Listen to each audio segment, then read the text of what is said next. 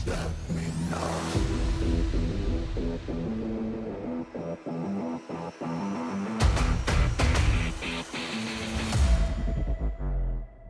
No one can stop me now.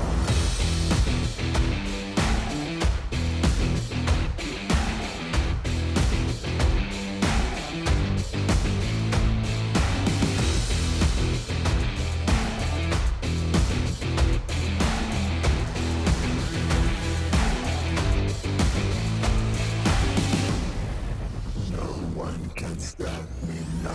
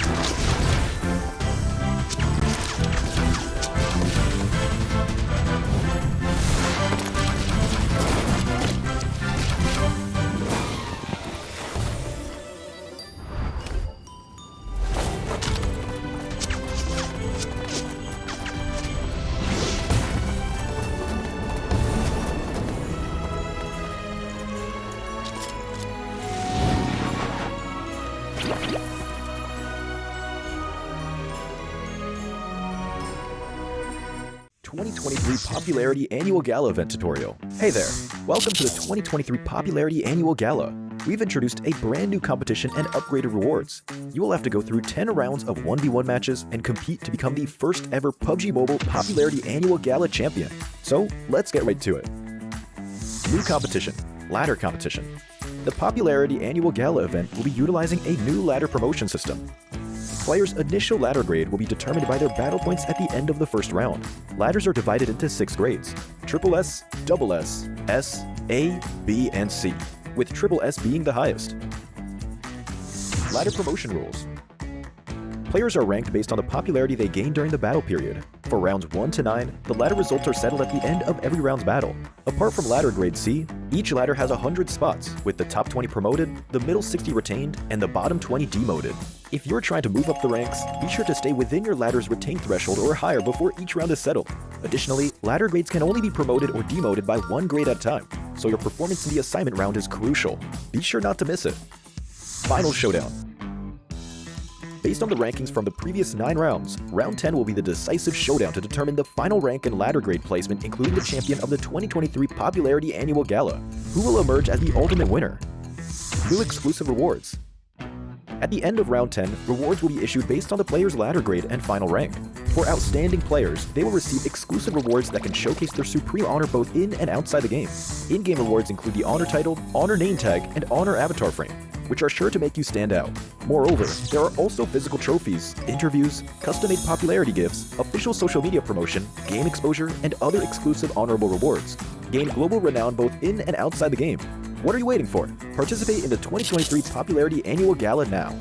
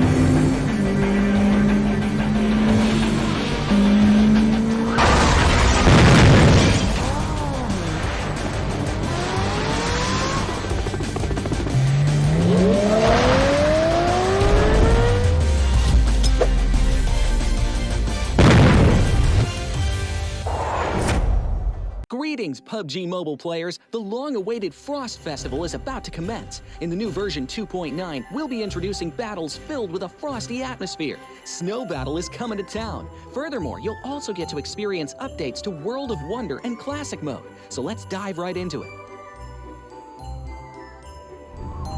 In the Frost Festival, we'll be bringing you a series of snow-themed content, including a new Snowy Village-themed area, fun interactions with snow pals, and snow-themed items for more gaming fun and excitement. When miraculous December comes, the frosty world will undergo some magical changes. Stay tuned for updates. Don't miss out. First, let's take a look at the new themed area, Snowy Village. The village covers a wide area of 280 by 150 and has loads of supplies. It's located near Stalber in Erengel, Iceborg in Livik, and Goroka in Vikendi. In addition to the buildings on the ground, the underground area of the Lucky Ice Tower is also worth exploring.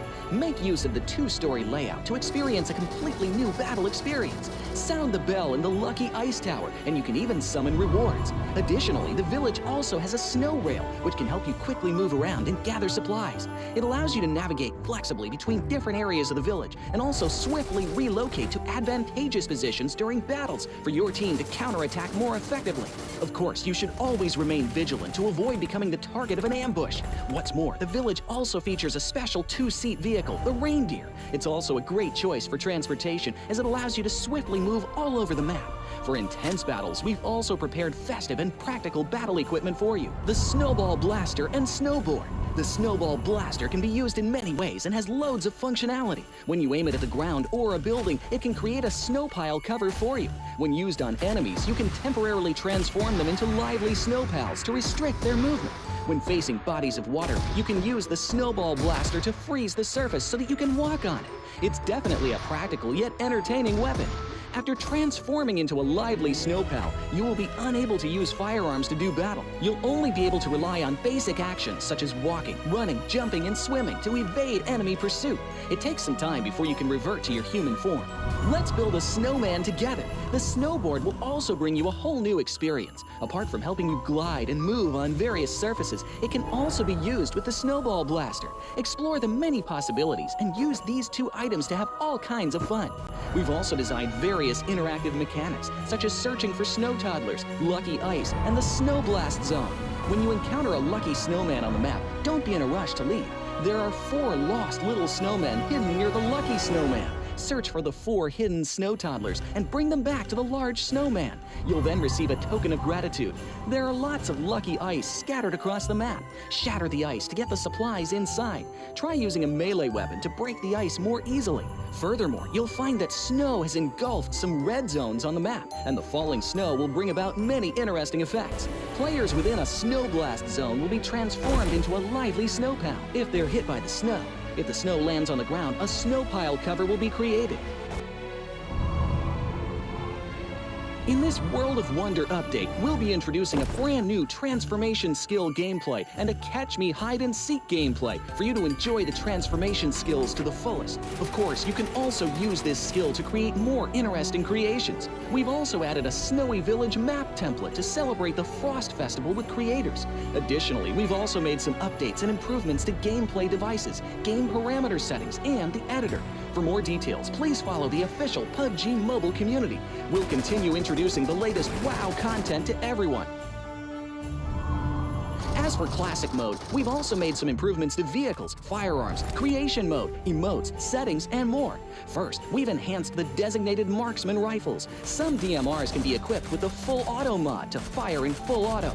We've also improved the attributes and handling of some vehicles to enhance your driving experience. We've also added a new garage mechanic. From now on, you can choose your dream ride during matches. Meanwhile, we've also added a custom SFX adjustment feature. You can adjust the volume of some sound effects to whatever best suits you. As for creation mode, we'll be introducing some quick view features for watching the victory dance and fireworks displays and the new Frozen Kingdom themed performance in order to provide players with more possibilities for creative content. Furthermore, we've expanded the emote backpack. Now you can equip more emotes before entering the battleground. That's a wrap for the main content in this new version. In addition, new content will be added to the popularity battle event, Metro Royale, and season rewards. For more details, follow our official PUBG Mobile community. Snow Battle is coming to town. Winner, winner, chicken dinner.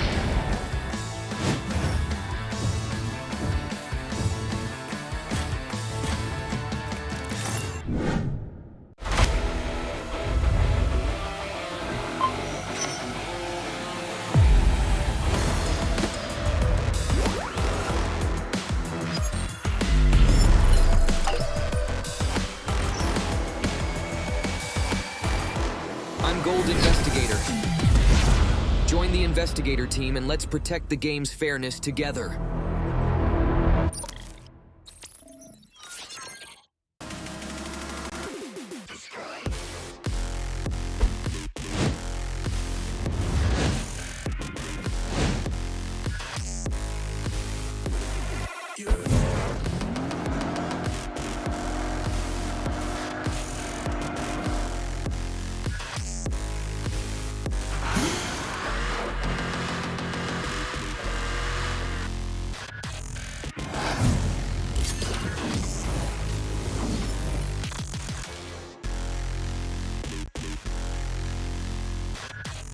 You are now the proud owner of a Pagani.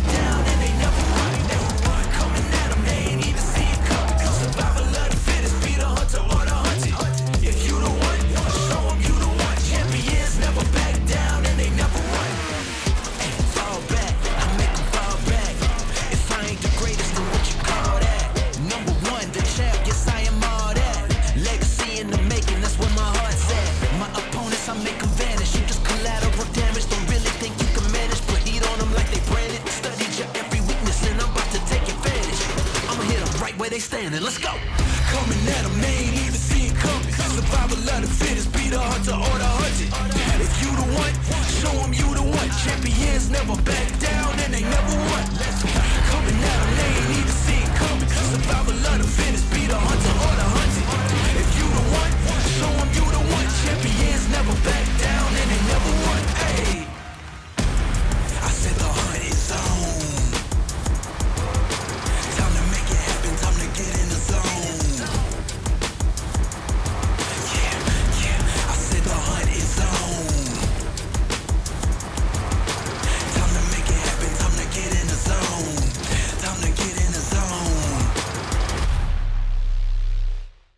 The all-new PMGC Road to Glory event is available now. Come and support your favorite team and stand a chance to win the rare esports supporter title, Champion Lobby theme, exclusive commemorative team cards, and more.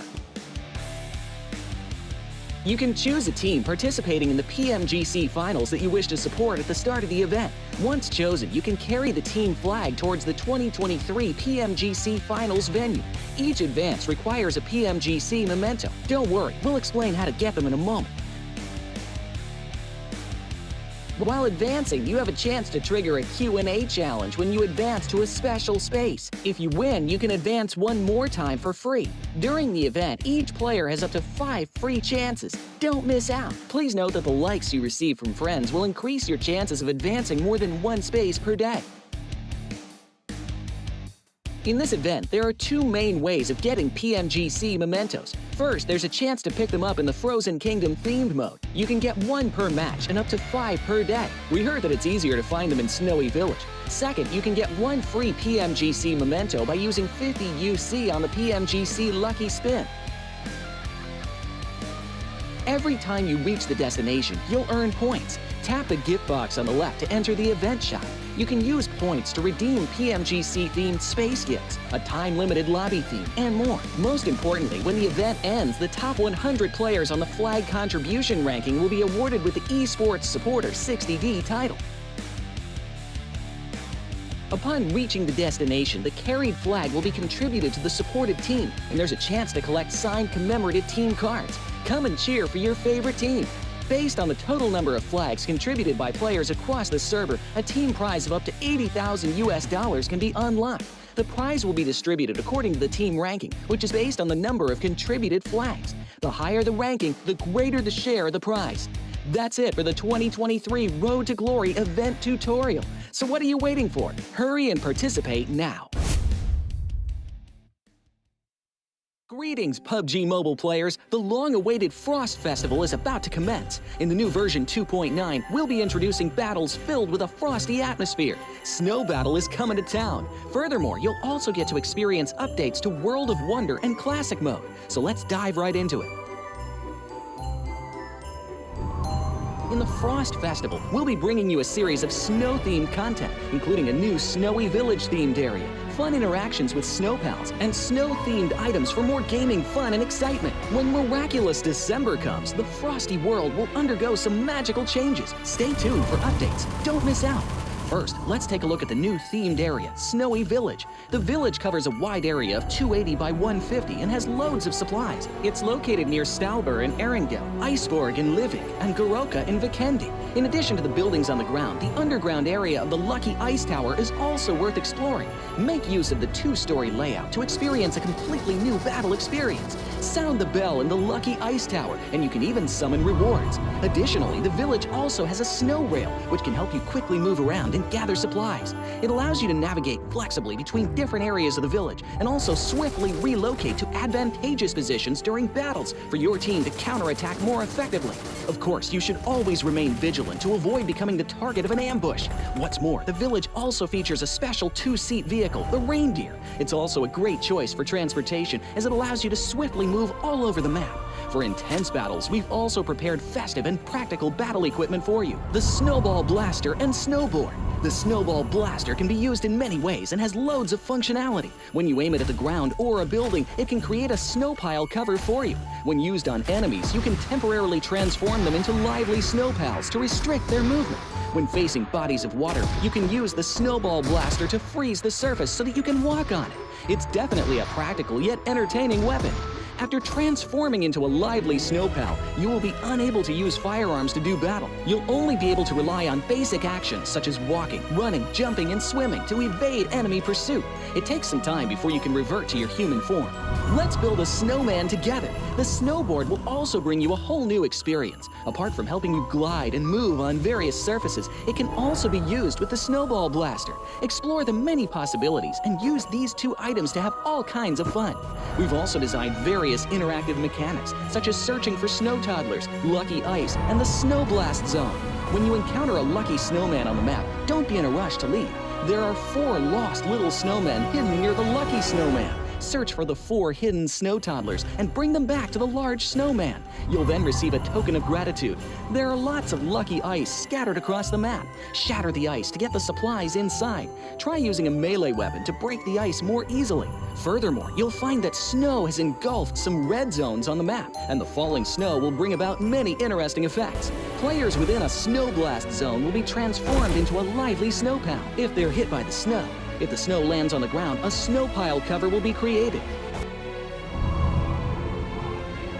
In this World of Wonder update, we'll be introducing a brand new transformation skill gameplay and a catch me hide and seek gameplay for you to enjoy the transformation skills to the fullest. Of course, you can also use this skill to create more interesting creations. We've also added a snowy village map template to celebrate the Frost Festival with creators. Additionally, we've also made some updates and improvements to gameplay devices, game parameter settings, and the editor. For more details, please follow the official PUBG Mobile community. We'll continue introducing the latest WoW content to everyone. As for Classic Mode, we've also made some improvements to vehicles, firearms, creation mode, emotes, settings, and more. First, we've enhanced the designated marksman rifles. Some DMRs can be equipped with the full auto mod to fire in full auto.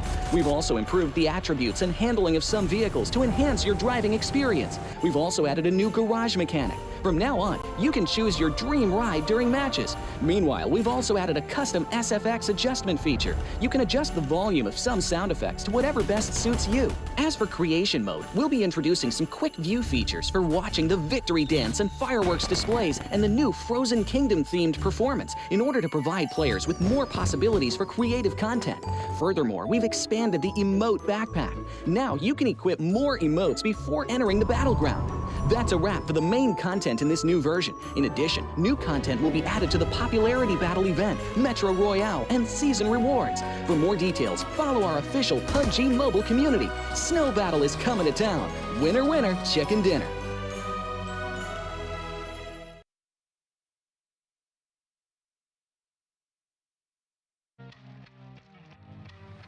Tell me if you ready, tell me if you hear 'em coming. Survival of the fittest, be the hunter or the hunted. Better pay attention, they might come around the corner. Keep your eyes open, any second you can be a goner. It's a countdown. Hey, I got to remind you, if you wanna survive, better not let them find you. High beams on, all the lights they can blind you. Keep your head on a swivel, I'm airdropping behind you. Bow down to the boss, never taking a loss. If you ready, let's get involved. Make it happen like any day. Your crew cannot be saved. In the zone, I'm not afraid. Set the whole town in a blaze. Hey, I ain't scared of nothing, I'm going all in. It's my time, I know that it's my calling. Coming at 'em, they ain't even see it coming. Survival of the fittest, be the hunter or the hunted. 2023 Popularity Annual Gala event tutorial. Hey there, welcome to the 2023 Popularity Annual Gala. We've introduced a brand new competition and upgraded rewards. You will have to go through 10 rounds of 1v1 matches and compete to become the first ever PUBG Mobile Popularity Annual Gala champion. So let's get right to it. New competition, ladder competition.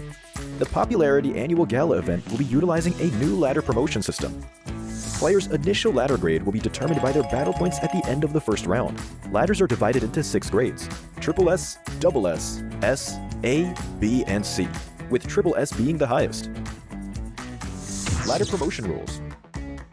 Players are ranked based on the popularity they gain during the battle period. For rounds 1 to 9, the ladder results are settled at the end of every round's battle. Apart from ladder grade C, each ladder has 100 spots, with the top 20 promoted, the middle 60 retained, and the bottom 20 demoted. If you're trying to move up the ranks, be sure to stay within your ladder's retained threshold or higher before each round is settled. Additionally, ladder grades can only be promoted or demoted by 1 grade at a time, so your performance in the assignment round is crucial. Be sure not to miss it. Final showdown. Based on the rankings from the previous 9 rounds, round 10 will be the decisive showdown to determine the final rank and ladder grade placement, including the champion of the 2023 Popularity Annual Gala. Who will emerge as the ultimate winner? New exclusive rewards. At the end of round 10, rewards will be issued based on the player's ladder grade and final rank. For outstanding players, they will receive exclusive rewards that can showcase their supreme honor both in and outside the game. In-game rewards include the honor title, honor name tag, and honor avatar frame, which are sure to make you stand out. Moreover, there are also physical trophies, interviews, custom-made popularity gifts, official social media promotion, game exposure, and other exclusive honorable rewards. Gain global renown both in and outside the game. What are you waiting for? Participate in the 2023 Popularity Annual Gala now.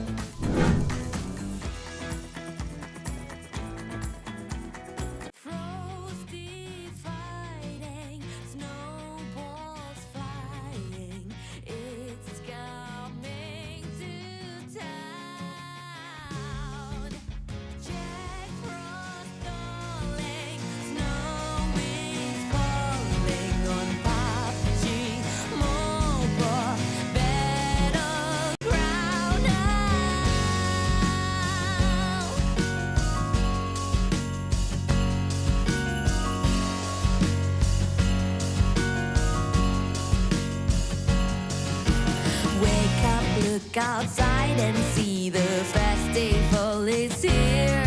There's signs all over every tree, the best time of the year. Stock up on some extra snowballs, yeah, I'm sure you'll need them. Duck and weave and then you'll see PUBG Mobile frosty season. Gather your crew and build your defense. Plan out your moves for the main event. It's a cold, snowy land, hope it never ends. So me and my friends,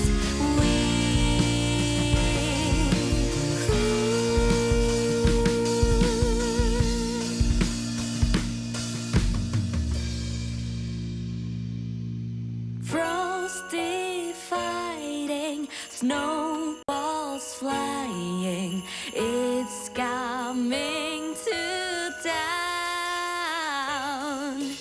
Jack Frost calling, snow is falling on PUBG Mobile battleground. Frosty fighting, snowballs flying, it's coming to town. Jack Frost calling, snow is falling on PUBG Mobile battleground.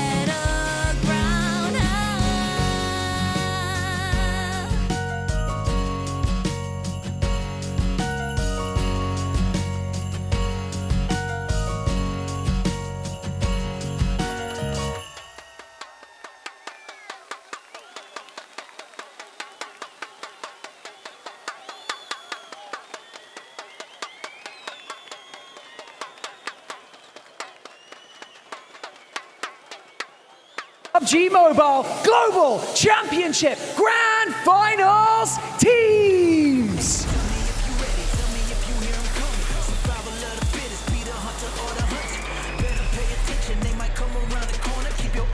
PUBG Mobile 2023 Dünya Şampiyonası'na hepiniz hoş geldiniz.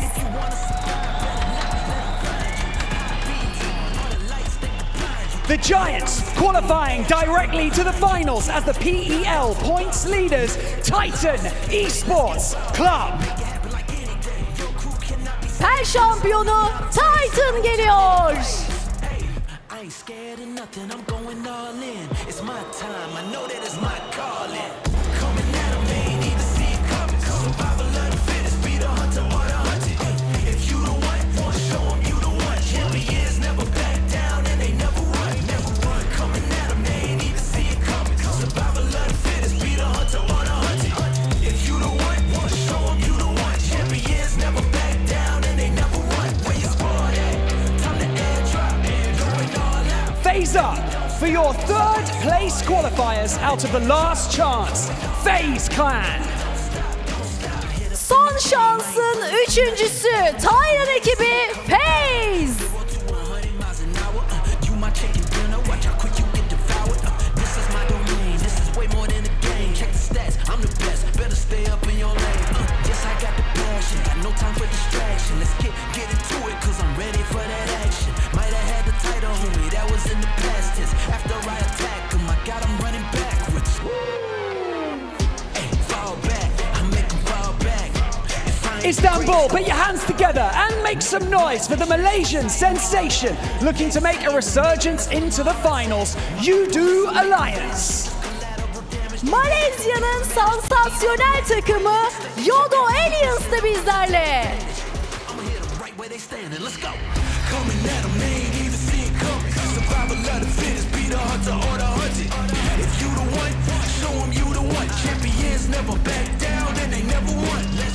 Coming at 'em, they ain't even see it coming. Survival of the fittest, be the hunter or the hunted. If you the one, show 'em you the one. Champions never back down and they never won. Hey, coming at 'em, they ain't even see it coming. Survival of the fittest, be the Qualifying as your third place finishers out of Group Red, Morph GPX. Kırmızı grubu 3. bitirerek İstanbul'a gelen bir diğer Endonezya takımı daha. Morph GPX.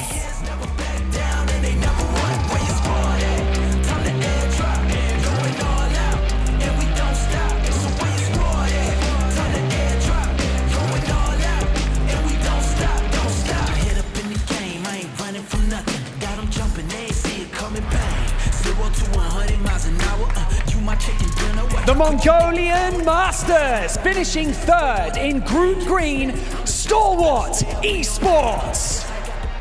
Yeşil grubu 3. bitiren Moğolistan temsilcisi Stalwart Esports.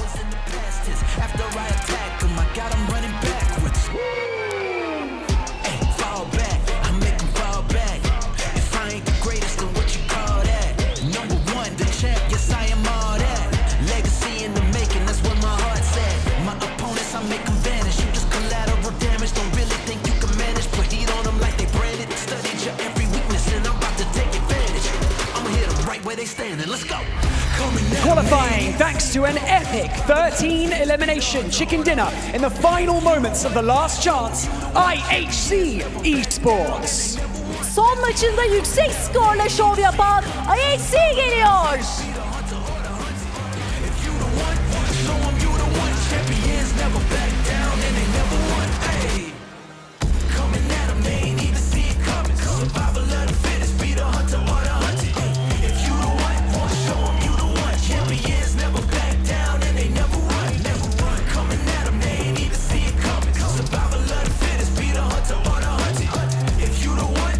Making their return to the PMGC Grand Finals, Istanbul. Make some noise for 6-8.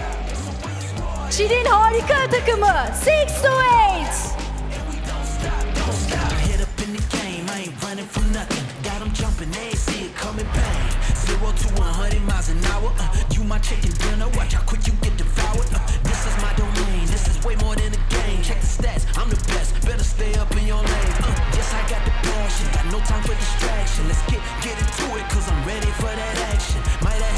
Taking the top spot in a tight Group Yellow lobby and making their PMGC Grand Finals debut, Major Pride.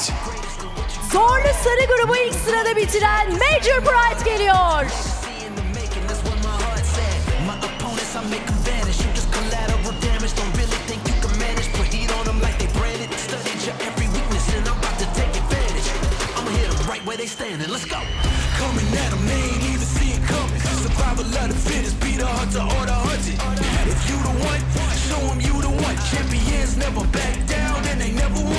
Next up, your third place finishers after claiming 3 chicken dinners in Group Yellow, WBG.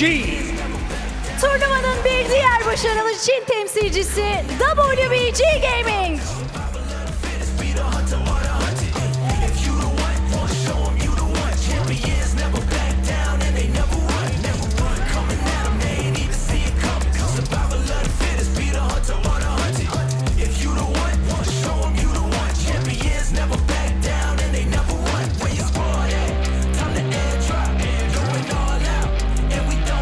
Coming in as the second place qualifier from the last chance, it's Persija Evos.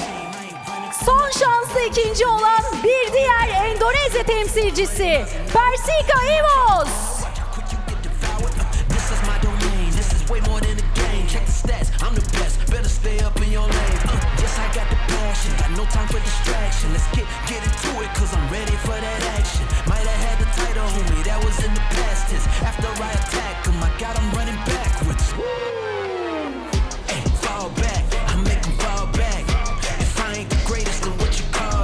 Qualifying with a dominant performance out of the last chance and making their return to the PMGC Grand Finals, Xavier. Son şanstaki dominant performansıyla dikkat çeken Vietnam ekibi DX.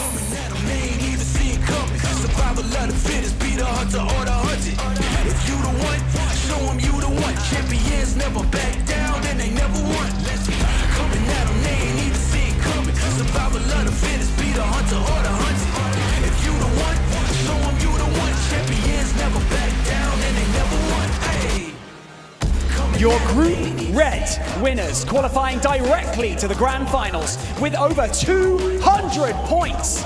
Nongshim Red Force. Güney Kore'nin güçlü takımı Nongshim Red Force.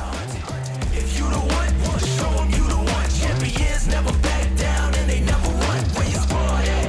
Time to airdrop, going all out, and we don't stop. So where you squad at? Time to airdrop, going all out, and we don't stop, don't stop. Hit up in the game, I ain't running from nothing. Got 'em jumping, they ain't see it coming, bang. 0 to 100 miles an hour. You my chicken dinner, watch how quick you The second place finishers out of Group Green, qualifying for their third straight PMGC Grand Finals, Alpha 7 Esports. Dünya Şampiyonası'na üst üste 3. kez katılıyorlar. Brezilya'nın en sevilen ekiplerinden Alpha 7. If I ain't the greatest, then what you call that? Number one, the champ, yes I am all that. Legacy in the making, that's where my heart's at. My opponents, I make them vanish. You just collateral damage, don't really think you can manage. Put heat on them like they branded. Studied your every weakness and I'm about to take advantage. I'ma hit them right where they standing, let's go. Coming at 'em. The leader of Group Green, racking up 220 points to earn their grand final spot, Loops. Ve Loops geliyor, bir diğer Brezilya ekibi.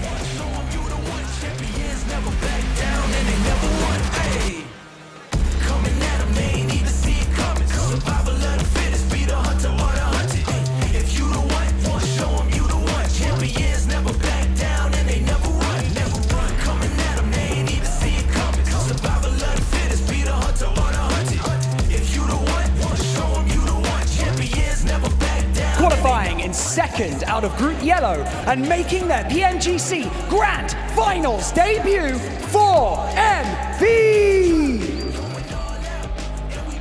İlk kez Dünya Şampiyonası'na gelen bir diğer Moğolistan temsilcisi For Miracle Vibes.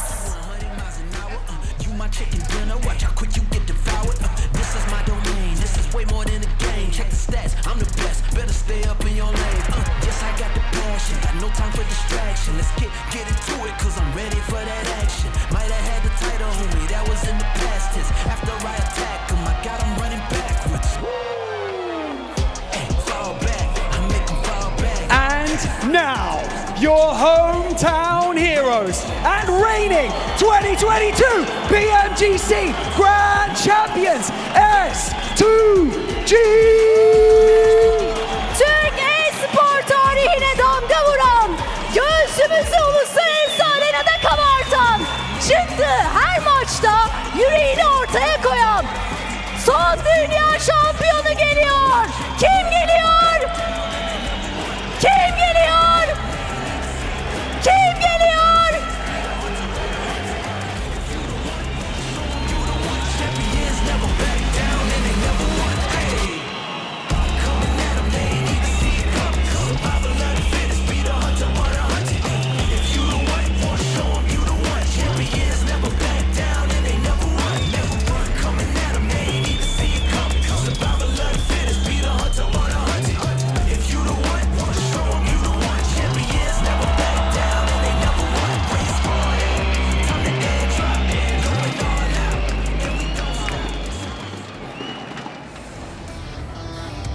Fans, both at home and live right here in Istanbul.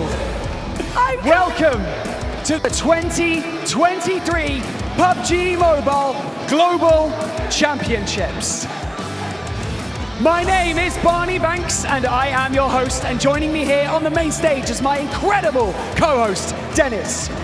Thank you so much, sevgili Barney, dear Barney. Did you learn Turkish words? Because I noticed you've been practicing I have. Turkish. Merhaba, nasılsın Türkiye? Woo! Çok istedik, çok bekledik. Farkındaysanız biraz nazarla çıktım. Biz buna nazar diyoruz. Efendim, 2023 Dünya Şampiyonası'na hepiniz hoş geldiniz. PUBG Mobile Dünya Şampiyonası başlıyor. 48 teams began this journey, and we are now down to just 16. And with $3 million on the line and thousands of screaming fans cheering on their favorite teams, anything can happen. 48 takımla başladığımız bu süreç zorlu yollardan, zorlu süreçlerden geçerek bugünlere geldi. Bu 3 gün boyunca 16 takım $3 milyon ödül için kıyasıya bir mücadele verecek. Our competitors have battled their way through the group stage, the survival stage, and the last chance to be here today. But who will be the one? Sloganımız Be the One. Yani bu turnuvada birinci kim olacak? Zaferi kim kazanacak? Hepimiz bu 3 gün boyunca merakla bekleyeceğiz. And so, before we jump into our first map of the grand final, as is tradition, we have a very special announcement for all of you. From the director of PUBG Mobile Esports Istanbul, make some noise for James Yang. Büyük finallerimizin ilk haritasına geçmeden önce sahneye Tencent Games'in PUBG Mobile direktörü James Yang'ı davet ediyoruz.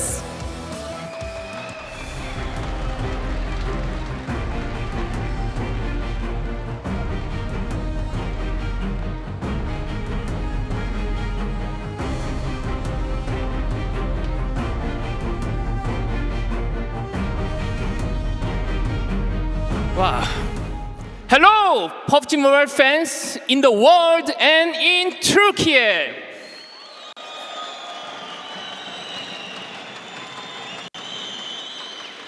I'm James Yang, Senior Director of PUBG Mobile Global Esports. I'm here today to share some exciting news as well as eye-opening 2024 plans.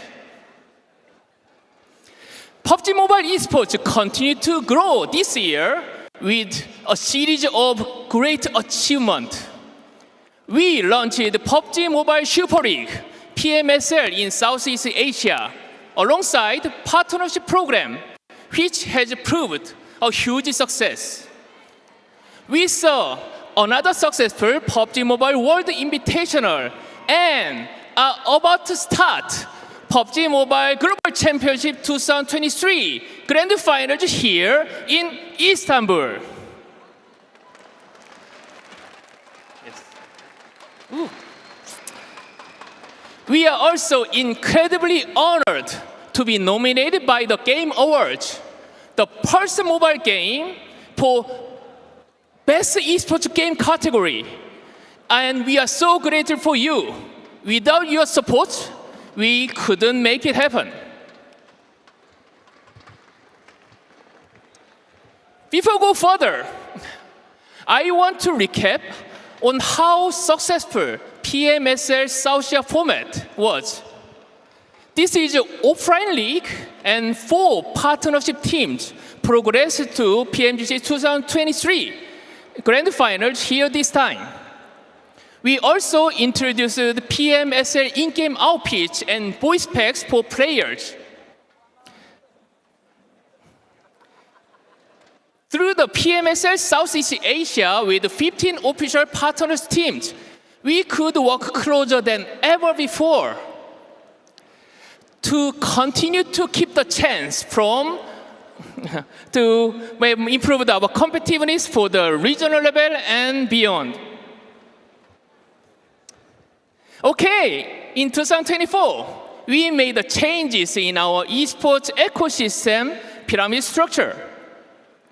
On top tier, we have the major global tournament like PMGC, mid-season tournament, and a new exciting global event I will reveal soon. The level below, we have the PMSL, which will all feature the offline tournament. In Tier 3, we have the PUBG Mobile National Championship and PMSL qualifiers, allowing amateur and semi-pro players access to the PMSL. While in Tier 4, we have a smaller regional tournament such as PUBG Mobile Club Open. Along with the growth of top-tier tournaments, we are committed to supporting amateur and grassroots tournaments to keep the chance from no one to hero. So let's talk more about the PMSL. In 2024, we are expanding the PMSL to 4 regions: Southeast Asia, Europe, Middle East, Africa as EMEA, Central and South Asia, and the Americas. All PMPLs, all pro leagues will be merged into one of PMSL. Our partnership program will be expanded as well. Partnership team will have more opportunity to develop the players, grow the exposure to fans and community with the secured PMSL slots for years. After the success of PMSL South Asia 2023, next year, Southeast Asia League will have 3 seasons instead of 2. And all other PMPS will run for 2 seasons, spring and fall.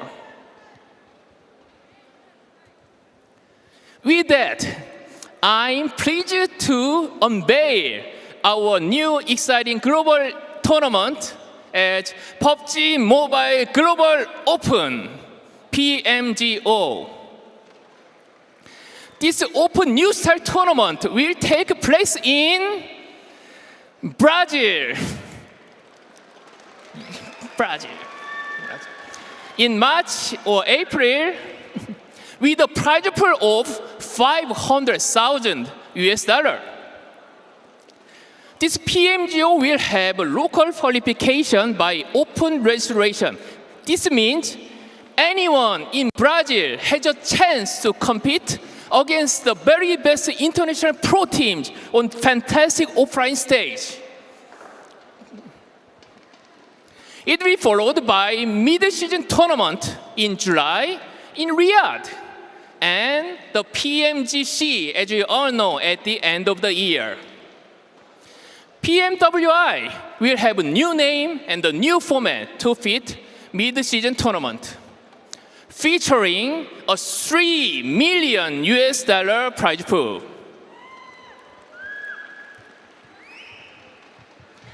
Yeah, the final news today. I'm so excited to announce that the location of PUBG Mobile Global Championship 2024 next year, grand final is the United Kingdom.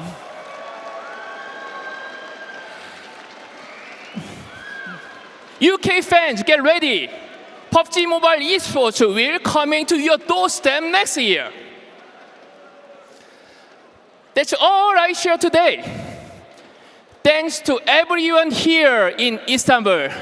And let's begin PMGC 2023 Grand Final for winner. Woo!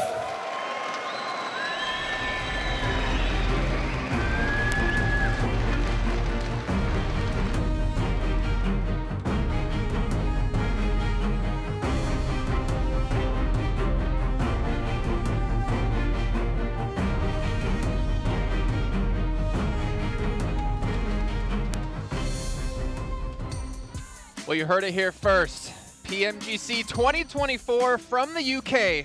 All these teams obviously loving the opportunity to play there, but they need to get through this event coming their way right now. 16 teams, their most important esports event till this day, and they have to show up, especially teams like right behind us, S2G in front of their home crowd. I'm just Cap, I'm your host, joined by Maxman Several's Gaming, and Max, it is heating up in here, and the pressure, you can see it mounting for some of these teams. We had a riveting league stage, and we had so many teams that could not qualify, such as Vampire. They didn't qualify, which means the level of competition in this lobby of 16 teams is going to be so high here, 7. And we called it many times in the league stage. This is the best lobby in the world right now, so it's going to be tough to be the new world champion. It is, and if I'm STG right now, I'm like, oh, the pressure's going to be so on me. With all these fans looking at you too, you don't want them to turn on you, especially if they start off really slow. Well, you guys at home, make sure you're checking out TikTok, PMGC 2023, to see everything happening behind the scenes, everything happening here at the event as well.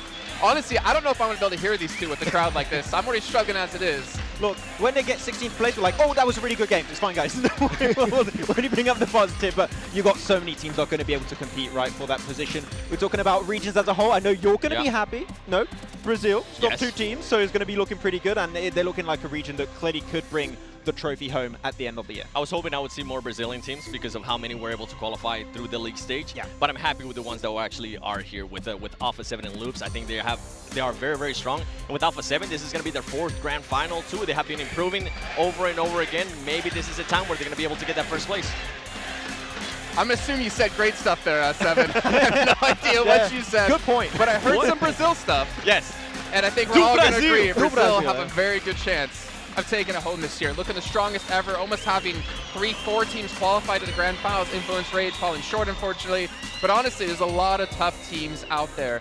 I don't know who you want to start with in particular, Max, because honestly, we could probably spend a good hour discussing all we this. could have an hour pre-show here, Jason, but I don't think we're going to have that much time. But could happen. I'm looking at one team in particular here. I could talk about Star Wars. I'm not going to do that. I'm going to talk about Well, you shook FaZe. their hands right before we started.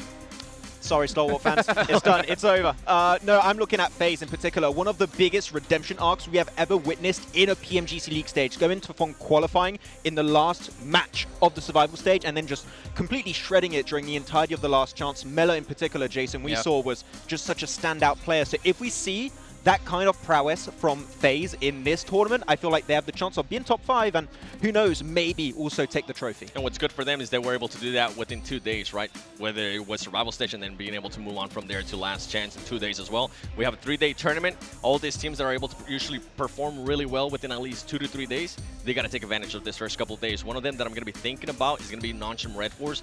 I was super surprised of how this team was able to do in Group Red, and I feel like they might end up surprising a lot of people. I don't know if they have what it takes to get that first place, but I think they are definitely going to be in contention there for the top 3. If you're very silent, you can hear Kalash like, go Noncham Red Force. Yes. Yeah, he's still supporting them. I mean, let's be honest. Out of all the teams participating from South Korea in PMGC this year, we didn't think this would be the team to represent South Korea. I mean, D+, the amount of times they've been here to the finals, the amount of experience they have. Ducksan obviously having be an extremely strong team, but not able to be strong enough to get through our last chance. We can take a look here. What's coming up the next few days of play? Obviously, 6 matches a day across 3 different days. And of course, the map pool will be exactly the same what we had before. But that point system, honestly, I mean, we've had it for like 2-3 years now.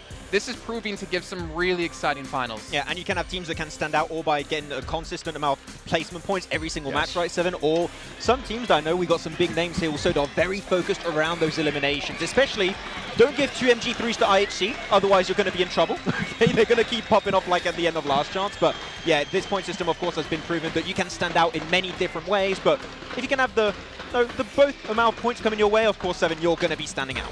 Yeah, and for some of those teams, right, we're going to be looking at the ones that are actually able to put up a lot of elements and being able to back it up with the chicken dinner, because that's always the main thing. Yes. If a team can start off really hot on day 1, we have seen those teams being able to kind of carry that and at least give them a chance. If for some reason the performance kind of drops off a little bit too, I'm just going to be looking at consistency. I'm not going to be looking for teams that maybe go after for those chicken dinners, but I'm going to be looking for teams that are going to be consistent within the top 5 and getting those eliminations as well to back it up.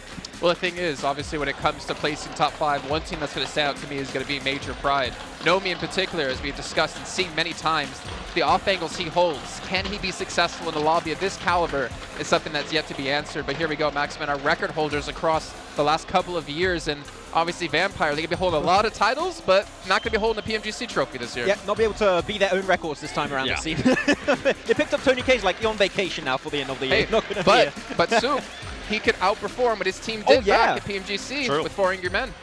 I would love that. And the thing is, he's got the red haircut now, so he's going to have the buff. Yeah, he's got the red hair buff right now. He was the MVP last time we saw him at the grand finals, and he seems in good spirits. It would be insane if he can actually get an MVP as well. And I think especially for the PL players, it is very important, 7, to have that international experience, to have played in PMGC before, because we've seen it many times. The meta is drastically different between what you see over in PL and what you see over here in PMGC, especially 7. The DBS is not played that heavily over in China, which means that that transition over to here in PMGC with that kind of weapon that is so relevant in these fights might make it a bit tough. And that's what it's going to come down. How quick can they adjust, right? How quick can they adjust to how the global teams usually play? Yeah, and that's why our eyes are going to be on Titan Esports Club, because they have not had this international experience here to the level that WVG's been able to have. But we're going to find out if they can obviously rise up to the ranks here. But as you saw there, the order, big fan, Sandhawk, Triple Erangel, double Miramar. I'm loving the back-to-back-to-back battlegrounds instead of switching every single time. It's been proven again to have some really crazy matches. I mean, we said this many times about the map rotation. If your first Erangel does not go well, you can instantly pivot, change your game plan if it's a drop, if it's your rotation, or your overall like kind of mentality going into those matches. So yeah, I think this is the best map rotation. I hope we have in PMSL next year because I think it's just been so successful for teams to truly put on full display what they can do in these matches. And I think that's why kind of I was mentioning Noncham Red Force, because this is the team that's able to adjust so quickly to what the other teams are doing within whether it's within that one match or maybe in the next match. I think there'll be a big surprise. But going into the first match, Sandhawk, I know you don't want to talk about them, but Star Wars Esports, they were really, really good in Sandhawk, and I feel like if they can start off hot here, they can carry on that momentum. The big question mark for me, and I know we were kind of talking about this a little bit earlier, the big question mark for me is going to be top, but you were telling me that it's different now from PMWI. Nazed has been such a standout player. I think a lot of people at home had doubts about the pickup of IC and Nazed and how that's going to be kind of filling out the vacuum of Pika and Scry leaving the team, right? And I think that those kind of doubts have been answered very significantly in recent regional tournaments or PMWI, that Nazed is a standout player. He can frag out alongside the side of Top and Action both together. So I feel like Star Wars are going to be looking at like favorites. And with their drop, Reject are not in this tournament, which means Trifecta is open. So that is going to be a great opportunity to, from the get-go, if you can play Trifecta, you're going to have very easy Phase 1 into Phase 2 transitions. Well, we're obviously skipping probably one of the biggest teams that we need to discuss when it comes to PMGC Live from Istanbul. Right behind us, S2G. I mean, the amount of pressure that must be on them to perform here and go into that first match, for me, I think if they have a strong start, they're almost going to be unstoppable. Having the fans here as their like 5th player in the background, helping cheer them on, is going to make them such a strong team. But you don't want to go out first match, 16 plays, 0 eliminations. Yeah, and what I remember especially from last year's PMGC, right, Seven, is that they understand the position in the leaderboards and they are willing to take down threats that are above them. They are not scared to take fights. So they took down LGD last year to qualify into PMGC. They fought against some of the top teams in the last matches to make sure they were going to secure the trophy in the last game. So right now I feel like that kind of adaptability for this tournament, and they might have here, Seven, have the land buff event with your fans right in front of them. They might be popping off, so I agree. If they get a good start, they might just be the threat for the entirety of this year. And I don't even expect them to be getting a good start. There's a lot of stuff that I want to say about STG, but I don't want to get stuff thrown at me from the STG fans just yet, all right? Well, we'll have to wait and see what's going to happen with this team, but there is a lot of question marks. Are they going to be able, because they did get special invite here. They didn't have to go through the league stage. They didn't have to go through that hassle. And if we look at their previous performances, they haven't really been able to perform that well. It's going to come down to the first 3 matches, I feel like, for this team. Even though last year, during the PMGC Grand Finals, they were quite a surprise of a team. I know when we were talking about them, we were like, okay, maybe not quite yet. And then on the last day, we're like, okay, SG actually has a chance at winning this if they continue to play like that. And they were able to continue to play like that. So it's going to come down to the first 3 matches for this. And if we obviously look at experience, right? Obviously, STG have the experience of winning a trophy. Probably one of the most experienced, well, some of the most experienced players coming in as the twins from Procedure, able to play here yet again. Obviously, beating out their old team BTR, not making it through, which we actually was honestly quite a surprise. I feel like this team has a lot of presence, has a lot of experience, but can they step up when we get into our matches, which we're going to do exactly right now. It's time to head into our first match of the day. It's going to be Sandhawk. It's going to be brought to you by none other than John Allen and Blake. The grand finals starts now, Blank. We are getting into our first Sandhawk of the tournament. It is incredible to be here in Istanbul. We've had a hell of a time getting ready for it. Hopefully you're ready for it as well. We're going to start off with Sandhawk. Dude, I'm very ready for it. Look, this is going to be the best PMGC we've ever had. I say this every time. It's correct every time. I never lie at the end of the day. But yeah, getting straight into this one, we've got 16 teams from around the world who are all absolutely flabbergastingly good. S2G, obviously, they have the crowd buff, right? The crowd buff is here for S2G. The question is that going to be a debuff or a buff? Is it going to put too much pressure on them? Are they going to falter under that? Because this year hasn't been too amazing for them, let's be honest. Coming off of the high heights of PMGC last year to this, it's not ideal, but on the other hand of things, everyone cheering for you in your country, that can take you a very, very long way. But again, a lot of teams here, John, that we're all expecting to do very, very well. Yeah, we're looking kind of at a similar set of teams. I think a lot of us have predicted the top spot coming out sort of somewhat similarly. I think Stalwart's obviously on everyone's minds. I put Alpha 7 on the top, because I feel like a Brazilian team, you know, it's just about time for this incredible development from the region to be shown right at the top, lifting the trophy. And I think this is maybe the season to do it. Yeah, maybe. I think for Brazil, there's been some massive standouts. You know, even Influence Rage didn't actually make it all the way here to PMGC. They were fantastically good over in their survival stage. You've also got players like teams like obviously Loops as well as Alpha 7, two really strong teams themselves. Loops really proved themselves to be a fantastic and phenomenal team, actually beating out versus Alpha 7 at the end of the day, which was insane to see. But Alpha 7 had a very long run to make in their group stage to get where they wanted to be versus Reject, and they overtook them in the end, as well as Stalwart as well. So this is kind of a big deal looking at both those teams, both Brazilian teams making it in together. Nice little bit of camaraderie there as well, you know, making room for each other at the top. But there's going to be no room for each other at the top here. You're going to be wanting to take home that first place prize and the pride of having that PMGC trophy under your belt. So I'm very curious to see exactly how this is going to pan out. Obviously, we're just waiting to get into game right now, guys. I'm sure we will be in shortly. You know, I want to watch the matches. I want to see Sandhawk. Obviously, my favorite map. Yeah, of course. It is well known that that is your favorite map. We've covered this many times, but it is, as you say, going to be a really, really hard-fought battle. No quarter to be given, and I'm looking at Major Pride to try and keep up the pace that they were able to achieve in the group stages as well, because they kind of had a little bit of a dip over in the European Championships, I think it's fair to say, and back in EU as well. They have shown some stumbles here and there, but they have made it. They're a top group qualifier. They are right in the mix of it. I think for Major Pride, there's like a lot on the line from here at PMGC. I think they're one of the few new European teams to get back into PMGC again, even after their little reshuffle of the roster, with Dino coming in as well, who has proven himself this year to be a phenomenal addition to the team. Nomi, though, on the other hand, incredible player. Overall is Nomi, so well performing in his group stages over in PMPL 2. The unfortunate thing for Major Pride, and this is what I can see things going two ways, is that they'll either crash and burn quite quickly, or they'll give themselves a chance. I don't know if it's going to be enough chance to get into that first place position, but there's certainly a world here where that can happen. For instance, there's teams like IHC who had a blaster of a run towards the end of their last chance qualifier, which was incredible to watch, John. You know, Alex has really stepped up his game on that team. And again, the Mongolian teams over at this tournament are very, very strong. You've got Stalwart, you've got 4V, you've also got your boys on IHC. It is really, really awesome to see Mongolian teams rise up this way. And a lot of them are quite streaky. I think as you highlighted, IHC certainly getting that push in from the last chance. You've also seen that back in their group stage as well, to make sure that they have that spot. It was the final day, and that sprint capability in a 3-day format, Blank, is really, really important. They've shown it. Can they bring it to the stage here in Turkey? Yeah, it's even worse when you get to the last chance. You've got 2 days to make it happen, right? IHC make it happen there. Very, very difficult. Stalwart, on the other hand, another team that everyone's talking about. Max wanted to talk about them. He decided he won. He's already ranted about this team.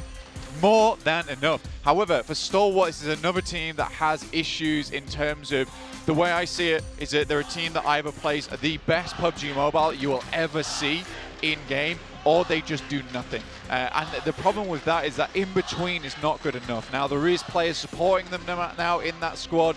You know, obviously, Icy has become this amazing off-angler for the squad who's able to hold down the fort, so it gives, obviously, Action and Top a little bit more room to breathe. They don't have to carry every single match, and they can actually play that duo a little bit more nicely. But yeah, I do have worries for Stalwart because, again, we say every year this team is going to do well. It comes to PMGC, and it doesn't happen. I would love to be proven wrong in that aspect, though, because I think all we've done is root for this team for the past 3 years, because they keep showing us that they've got the stuff. If they go on much longer, they'll go the way of Gladiators, Blank. You know, we love to talk about them. We have to bring them up at least once. It's contractual at this stage, but we are. But yeah, absolutely. Stalwart, always the bridesmaid, never the bride. Not quite able to go the full distance. Hopefully they'll have their Hercules story here in Istanbul as we get locked and loaded for Sandhawk. Yeah, just waiting to get into that playing path now. The final thing to be done is to get into that playing path, get into our first match of the day here for PMGC here in Istanbul. Live brought to you. Happy to see it. Love to be here. Ready to rear in to watch some of these players bring the thunder in the matches. S2G brought the trophy. Will they take it back with them? Only 58 seconds will tell. Sila's able to carry that trophy in. I've lifted that thing before last year. It is heavy. The guy's got the trophy to carry. Hopefully he can carry through the rest of his team as well as the hometown heroes, as Barney rightly said in his intro for this roster. We've got some Brazilians on the screen as well, and they'll be looking to bring it to battle, I'm sure, in the first match. Sandhawk, typically very, very fast, a little bit more confrontational of a style of map. Some difficult crossings, and really the main feature is that trifecta in terms of dictating a lot of the pace of the early game and where those early circles fall. Yeah, I think a lot of times you either get the worst circles on Sandhawk ever, or you're given some decent ones that you can actually play around with. We have seen quite a few of those trifecta circles. In fact, in the PMGC group stage as well, going into the survival stage and last chance, we didn't see a lot of it. We saw more like on the south side and the northern side, and even a lot of northwest island finishes, which was honestly very cool to see. Though, maybe that luck's run out for these players now as we head into Sandhawk. Maybe we're getting that trifecta split every single time, but here we are in the plane. That plane looks good in the Turkish colors. Look at that. We are going on over the island from the northwest side down towards Kampong Blanc.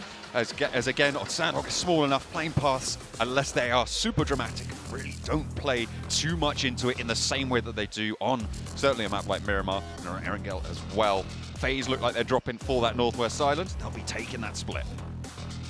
Already getting straight into it. Like you said, FaZe on the northwest side. Not really anyone around this location that's really bothering them on this one. You've got Procedure Evos heading down for trifecta split itself. Seems like this position of the side of the map is fairly comfortable for a lot of these squads right now, John. Alpha 7 down towards that southeast side, taking a double split. Nice little bit of greed happening early on, but we do have S2G in themselves. A hot drop.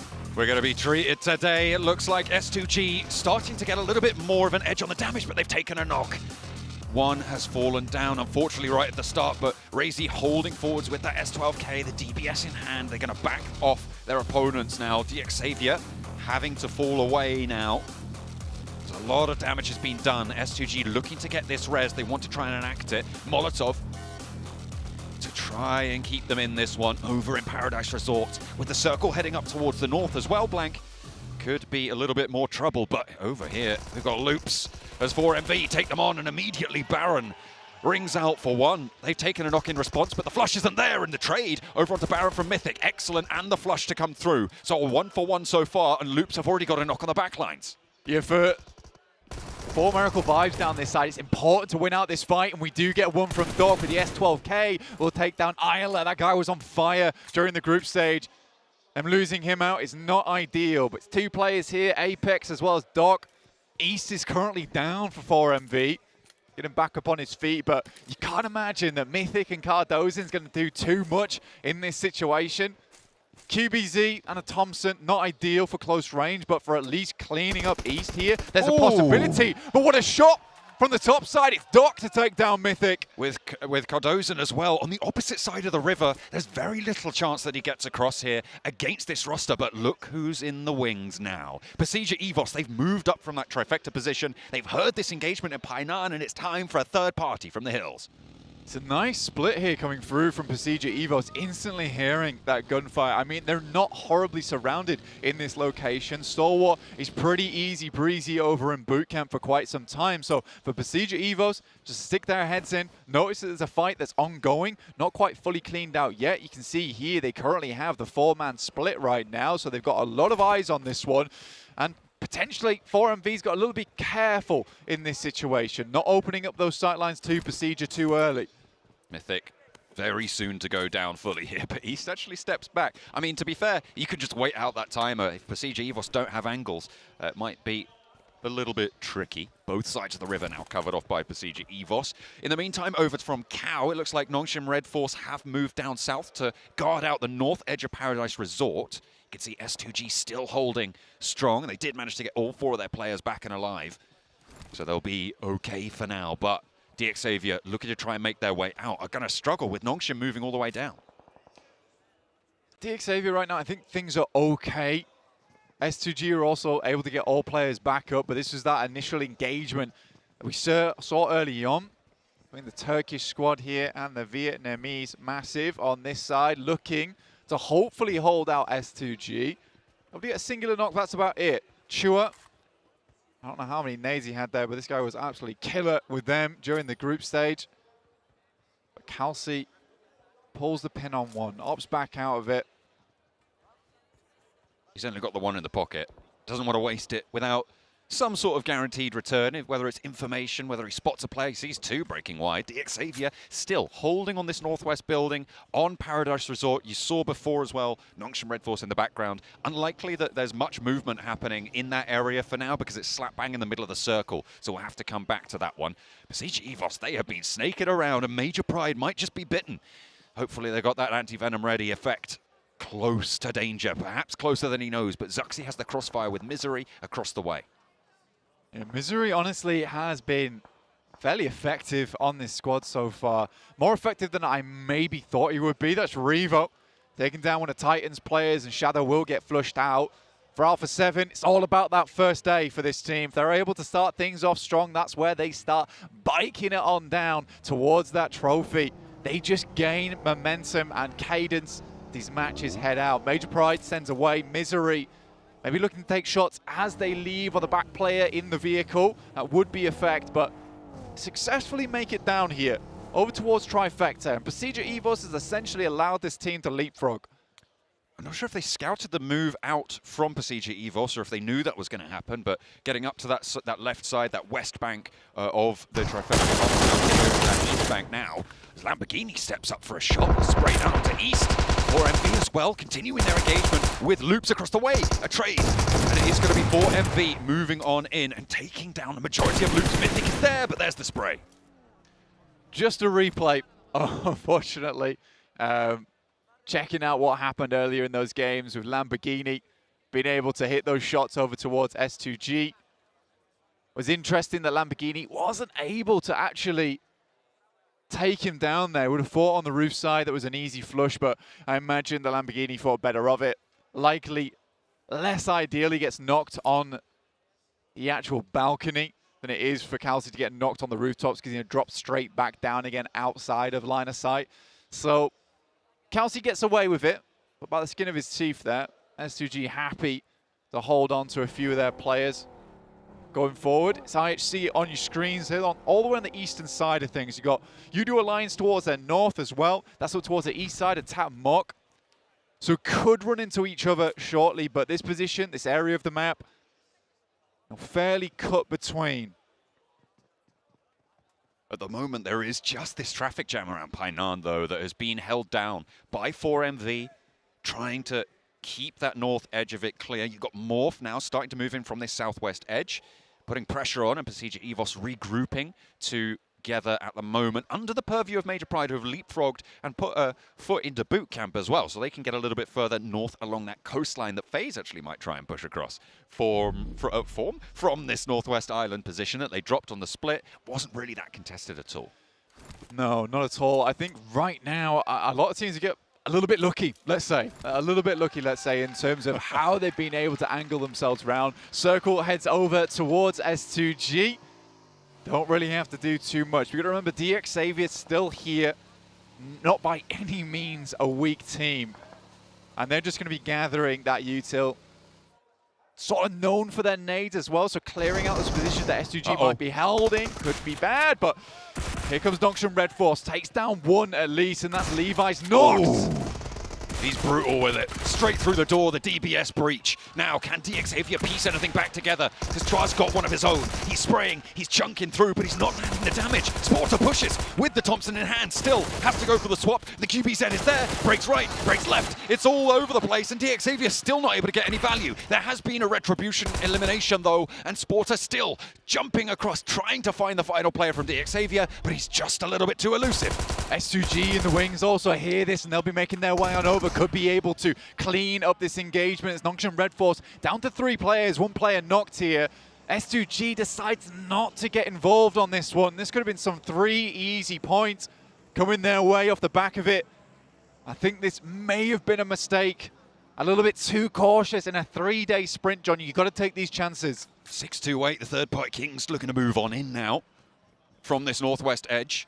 moving from that bridge position over towards the west side currently. They have managed to push in a little bit closer, potential for them to try and crash on the compound, but they have turned around and thought a little bit better of it perhaps. S2G crawling ever closer though. And Nongshim Red Force, the Korean team, might struggle somewhat.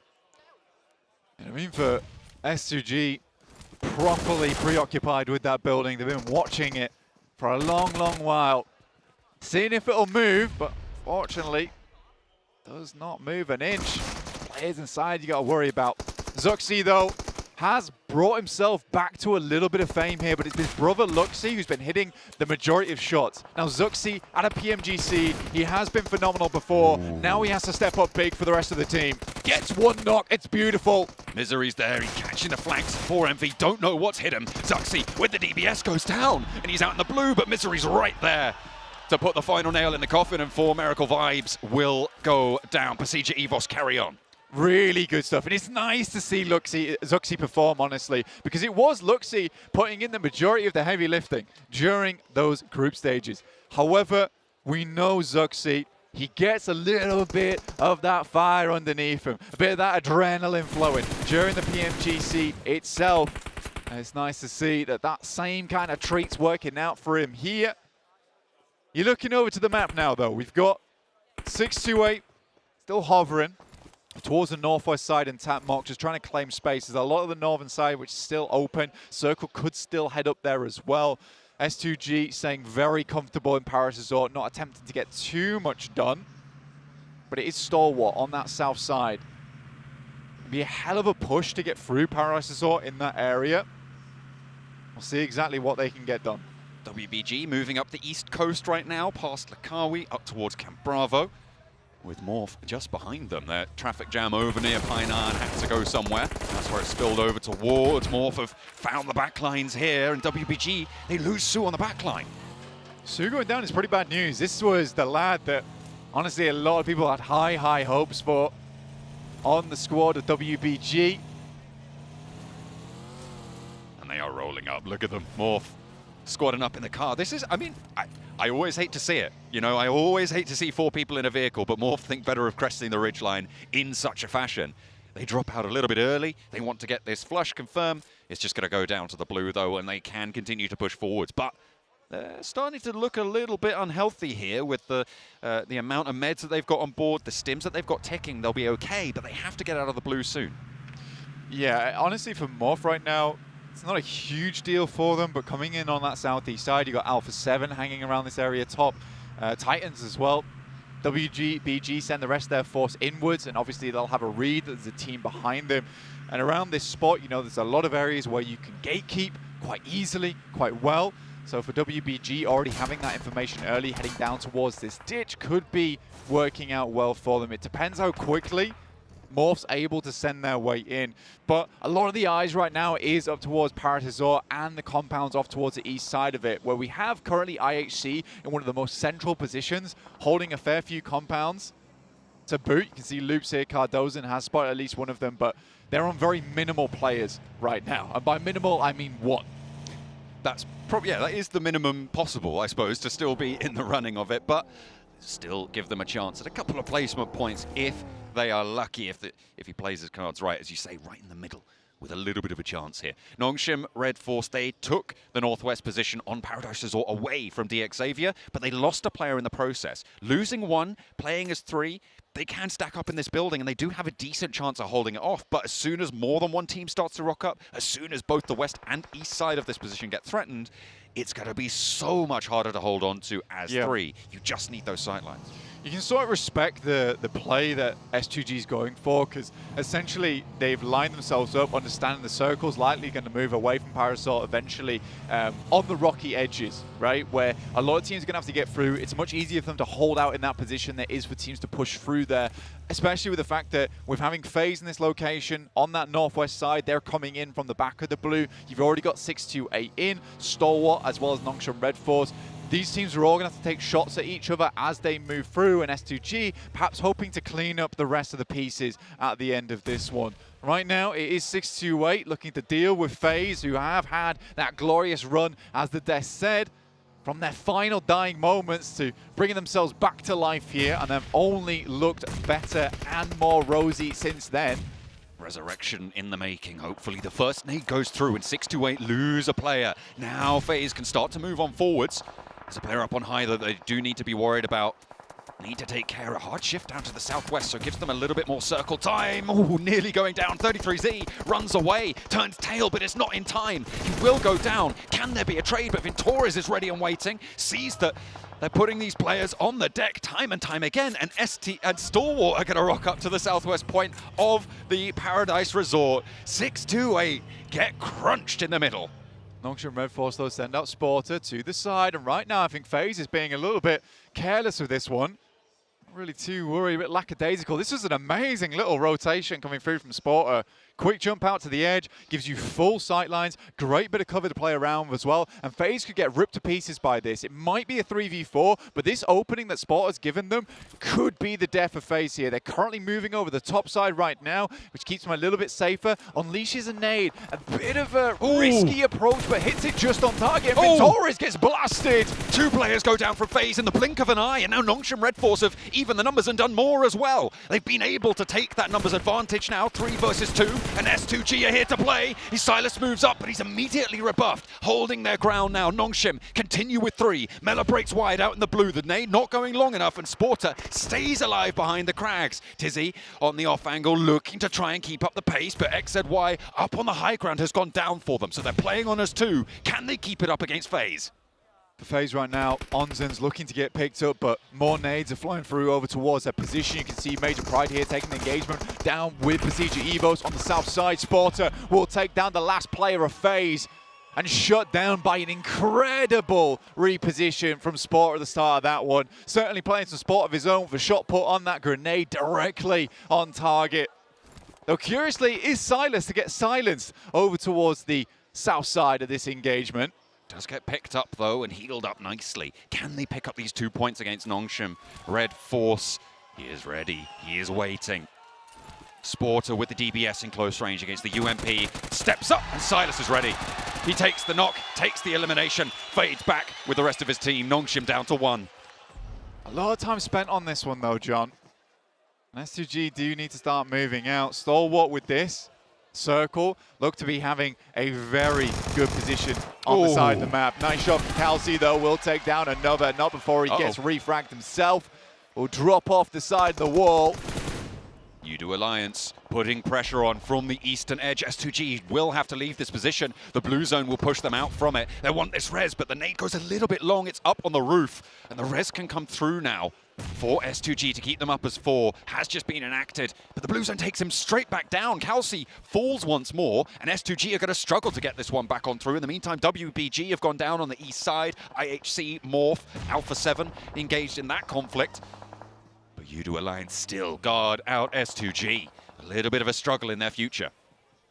A lot of engagements happening around the map at the moment. IHCU had a strong position for a long time. Need to move over towards that western side. Alpha 7 is just calmly breaching over towards the east. Only really Loops in a strong position right now, but they've only got 1 player. Cardozin sets himself up for success, but he got no teammates to make it happen. S2G here versus Stalwart. A big old fight here between these 2 teams. Currently, Stalwart sort of has the better positioning on this one, but S2G, 4 players, can they make it happen? That's the question here. Ooh, first through the breach, and Hamzy on the high ground backs him off the corner. Unfortunately, takes a little bit too much damage to continue that position against Icy. Nerzed as well, waiting for this push to come through from S2G. The stim's just ticking them back up, and top goes down. Silas has found the first shot and drawn first blood in the engagement.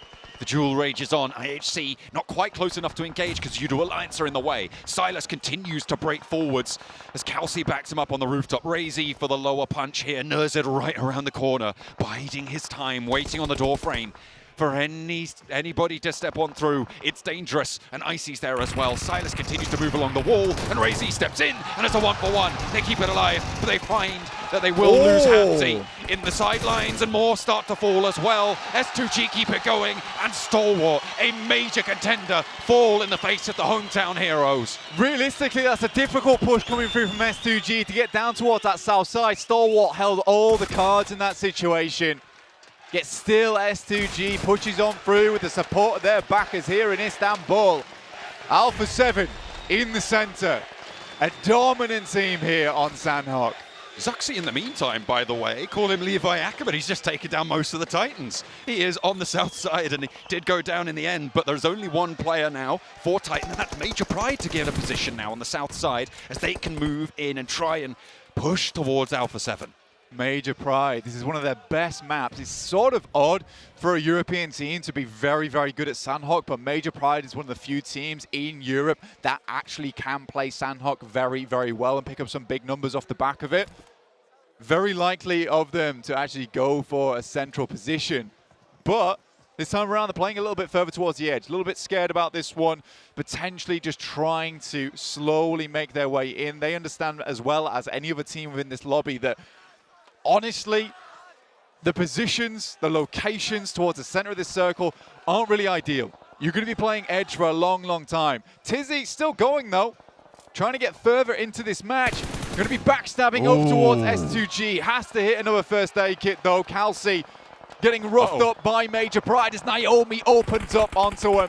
Major Pride's attention drawn in that direction by the shots from Tizzy. They spot S2G, and two of their players fall almost immediately. Alpha 7 looking to stop the final player from Titan to go on through, and Tizzy is still there. Razy go down.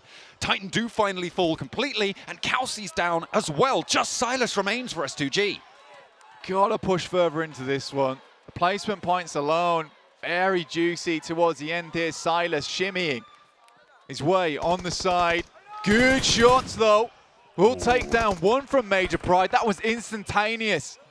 Naomi, first of all, Alpha 7 have spotted Major Pride on the hilltop as well, and Effect goes down. Silas is still going for S2G, and he is a force to be reckoned with, carrying that trophy forwards, and it is Effect to get flushed away. Mafioso trying to hold out IHC. In the meantime, two players remaining for IHC as they push in from the east, but they're not in the next zone. Cut across with the crossfire from Udo Alliance in the meantime, and Ziol tries to keep going for IHC. Effect to Nomi down, and Silas is still there. He just doesn't die. Silas currently on a 1v3 angle right now, looking for the fourth at the moment. Revo desperately trying to remove the thorn in their side in IHC, but it's all eyes on Silas at the moment. Major Pride's run devastated by him on the south side as well, looking up the hill. Effect goes down to the play zone, and Silas still here. Revo is here as well, and Dino will go down. Alpha 7 sweep on through. They took a knock towards Major Pride's position, and Silas was there to pick up the pieces, but now Alpha 7, a dominant force. The Brazilian team, well, one of the two Brazilian teams, but this is the time that they will stand up for the performance, and Revo gives another challenge to Silas,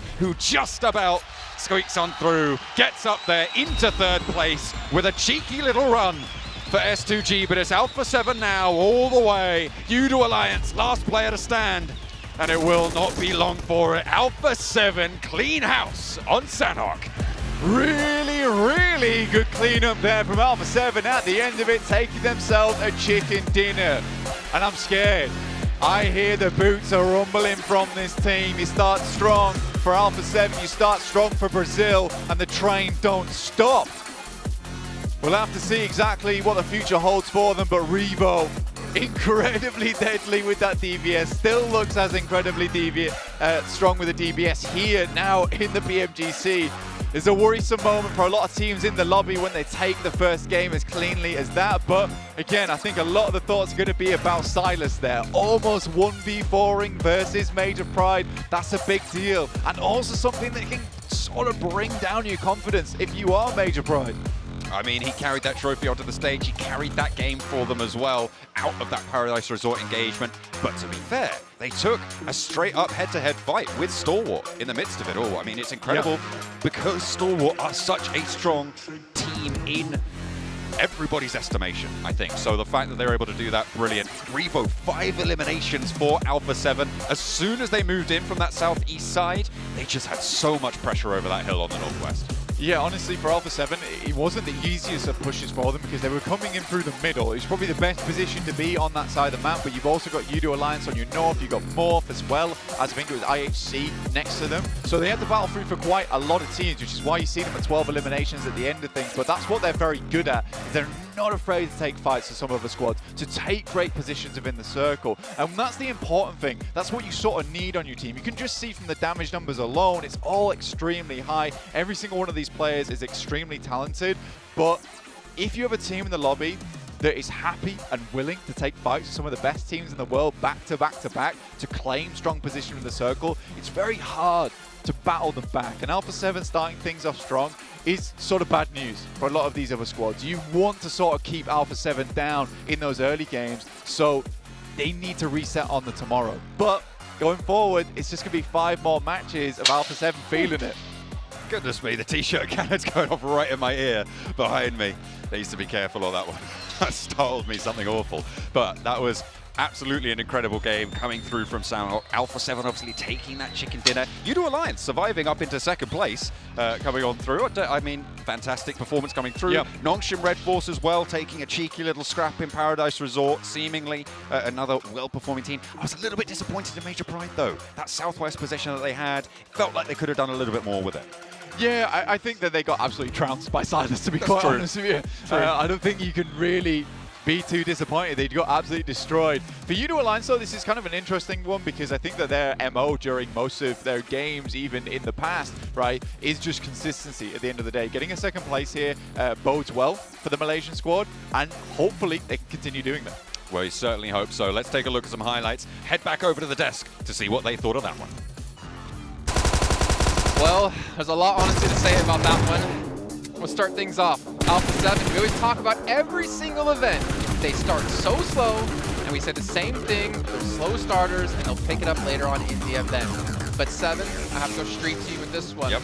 The amount of times we said, if Carrillo can play, and play well, then Alpha 7 can't be unstoppable. They can be this formidable force that really no team can take down, and we saw that happen finally in his very first match. Yeah, before I even go into Carrillo, and before we talk about what happened there at the end of the match, I feel like I have to give him some props too towards the beginning of the match because of how quick they were able to rotate into the circle. Yes, they were close to that circle, but it's how quickly they were able to do it. Usually this is a team that likes to play edge and likes to be very, very slow in their rotations. To see that quickness out of them, I'm really surprised. And now going back to what you were saying in regards to Carrillo, for him to be able to put up 4 eliminations with 521 damage, that's good to see too. And the other one too is Rebel. Rebel was able to put up 5 elims. So it might be a little bit too early, but I feel like I have to say it. Do Brazil! Getting their first win. It's not fair. You weren't ready with your Alpha 7 jersey under your shirt today. It's coming. No cosplay this time. Nah. I mean, you were talking about the early game stage and Revo, Yes. how impactful he was. I loved especially how they played the southern side of Paradise Resort. They just waited for the fight to happen between WBG and also IT. During that fight, not that much attention is going to be thrown their direction. That's when they push downhill, that's when they cross the road, and that's when they take full control of that finishing circle. The timing from the early until the late stage was on point for Alpha 7, and the second place is not going to cut it this time. And talking about timing, one of the fights that I actually thought that we're going to be engaging a little bit sooner between S2G and D-Savior, whenever they were just waiting it out in Paradise Resort, I feel like D-Savior ended up hurting themselves there because they were not aware. Something that S2G was able to do in contrary is that they were able to be very aware of who was pushing up to them, and one push that you were actually excited about on a team that was pulling up to Paradise Resort was Stalwart. Yeah, Stalwart, I love the play that they were going for because the southern side of Paradise Resort is always going to be the better transition point. You got that hilltop, which is good to gatekeep teams leaving Paradise and also to take shots on the team not playing the really trashy terrain south of Paradise. But man, S2G, just looking at Silas in particular, what a push here onto Stalwart Esport. I was a bit like, I thought Stalwart were going to win that game, Jason, but I mean, if you were going to say it, I was going to say it. Yeah, I really thought that was going to be a Stalwart win through and through, but that push, that breach from S2G, it's so hard to pull off, and yet they just dominate because they played as a 4-man team. Like, you can't beat a push like that. Well, it was really well executed. The thing with S2G off the bat was we were literally saying before this match began that if they can start hot, this could be enough to carry them through. And we saw them fighting D-Xavier early. We got a little bit scared, like maybe you need to chill, maybe you need to relax a little bit. Now you want to come out the gates blasting. But surviving is the important part, and they survived, and they were allowed to take out Nongshim Red Force as well, which is a team we're going to have to touch on. But they put up so many limbs, and also Silas at the end. surviving for so long, for every little bit of points for placements, the eliminations. Max, I think you were calling out, he was just decimating Major Pride. Yeah, I'm looking at this tournament. For me, I have two teams that are very streaky, very momentum-based. It is going to be these two teams that we saw, Alpha 7 and also S2G. So the fact that they start first and second place respectively on this first Game 7 sets a scary precedent for the rest of the lobby, I'd say. It does, and I'm happy that one of the teams that I was talking about kind of showed up in a way, especially with Illims, and that's going to be non-Shim Red Force, the way they were able to find on these Savior. And not only that, the way that they were able to take on the fight with FaZe Clan as well. Yeah, they did end up losing one player to the SGG. I feel like they got a little bit surprised there, but it's just their awareness and being able to take down fights and close range fights too with the DBS and all that stuff. So good start here out of non-Shim Red Force. Yeah, and Tizzy actually surviving as a solo, able to get a little bit of a backstab onto S2G. If Tizzy's not there, maybe we would be looking at an S2G win, but unfortunately at Sanhok, you're always going to have like some solo snakes just lingering in the shadows and sometimes just rendering your chances of a win to zero pretty quickly. And for these Saviors, it's kind of a bit of a letdown too, because they were there for such a long time. They were just waiting patiently, and for them to allow non-Shim Red Force to pull up, I wasn't actually able to get a chance to see how that happened, but it happened so quick that non-Shim Red Force took care of them very, very fast. Yeah, I think it's just very prone to being naded and mollied because it's wooden floor, so they were just kind of locked in very small areas of that building, and you just can't escape because non-Shim Red Force, as you stated, covering their group, they're so aggressive and so proficient on those breaches that, I mean, a South Korean team is not going to give you any breathing space when they are breaching you. They weren't expecting it. Xavier couldn't do anything. Well, let's roll it back to another team that you were talking so heavily about when it came to survival stage and last chance, FaZe Clan. Now, you're obviously saying when we look at this match, they're rotating really slow. They're playing the edge. You cannot really rotate the way they currently play, or play on the edge the way they currently play in a lobby like this. But I have to give them credit. The way they took down 6-8 with the roll-up, what time did you roll up to the ridge of the hill, was really damn well done. And it probably could have been even more successful with S2G not peeking from the side. Okay, so I agree it was well executed, though I would go on a caveat here and say there was a better option. If we see with how the circle shifted, Northeast is typically very open. There was only UDO Alliance up there. I think if you like to rotate late, you need to be very efficient at finding the path of least resistance to enter the circle. In this case, if you are FaZe, I believe, just wide wrap next to the northern side, tap mock, and enter up Northeast. I think if you do that, maybe you fight UDO Alliance, but there's only one team that's a really major threat, and I think FaZe can then play a stronger position, maybe not win because Alpha 7 are just that good of a match, but I think they at least get close to a top 5. But especially in Sanhok, it's so hard for a team to be able to rotate very late. I mean, we saw what happened with Persija as well, right? Persija was trying to gatekeep for a very long time, and he ended up hurting them whenever they actually try to push into the circle. We saw Soxy scouting, which was really nice, and we saw them being able to clutch up some good fights. I want to see more out of them. I want to be able to see a little bit more faster rotating, and I think that's kind of why I was giving props to Alpha 7 on how quick they were able to rotate. Completely different than what I'm used to seeing out of them. Well, we're talking about the highs of Brazil. Oh, no. Oh, no. We got to talk about the lows of Brazil. Max, your favorite player from Brazil, Ayala, and team, got in a fight with 4Miracle. Didn't work out. I didn't shake his hand, so not my fault. Hot drops, don't do it. We're going to head on to Erangel. They can fix it, but Sanhok, you only got one a day. It's the map where you want to avoid doing that as much as possible, especially in Painan. Well, it is time to head over to our casters here, I believe I just heard. So we're going to throw it on over to Blink and John Allen to take us into our first match on Erangel. Hopefully we're getting in pretty soon. I think we've got 5.5 minutes on the clock. I don't know what's going on there, but yeah, we're over to us. We're going to have a good time, I guess. Over to Erangel. Yeah, so I am the desk now.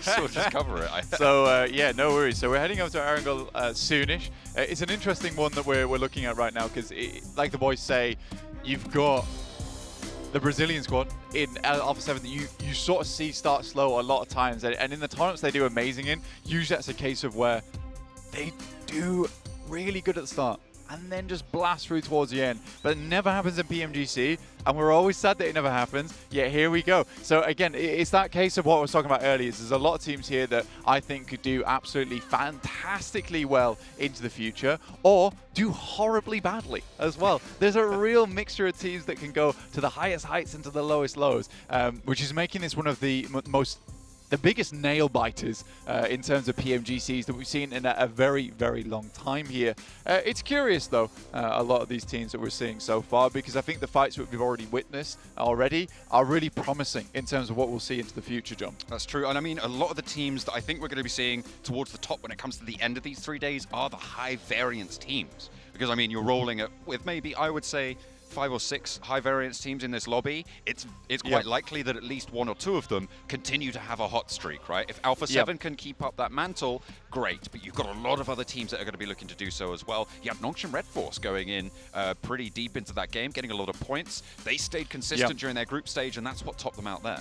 Yeah, I think for Nongshim Red Force, that was actually really fun to watch overall. I think for Nongshim Red Force, it's the type of thing that you wanted to see from the Korean team. You want to see them take it to the top with some of these really incredible squads that we have here behind us over on the stage itself. And I think personally, just looking at Nongshim Red Force, they did seem to fall off just a little bit a few times. Luckily, made it through to the end of the match, which is amazing for them, and hopefully that is something that they can continue doing as they qualified into PMGC. I'm just thinking that realistically, Stalwart kind of should have had that fight versus S2G at the end of the day.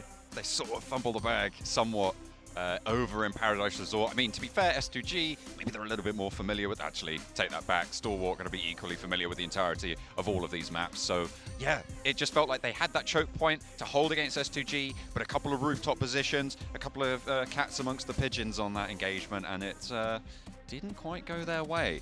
Erangel up next, though, so a little bit maybe slower than Sanhok. We'll have to wait and see if Alpha 7 can continue that pace, because that is what the Brazilian fans want to see. I mean, I had Alpha 7 as my winners, as my champions coming into this, is my prediction, and I'll keep saying that until they lose that first place spot, at which point we'll not talk about it at all. It's been one game. Come on. They're winning. Let's stop the tournament right now. It's good. I like that. You win. I win. Yeah, I think for S2G fans all over the world, and especially here in Istanbul, I think they've been very, very pleased with how that first initial match went, right? That is incredible news for a team like S2G, where there's been a lot of doubts about this squad, right? Whether they can actually bring things back or not. Yet here they are, really proving everyone wrong at the moment.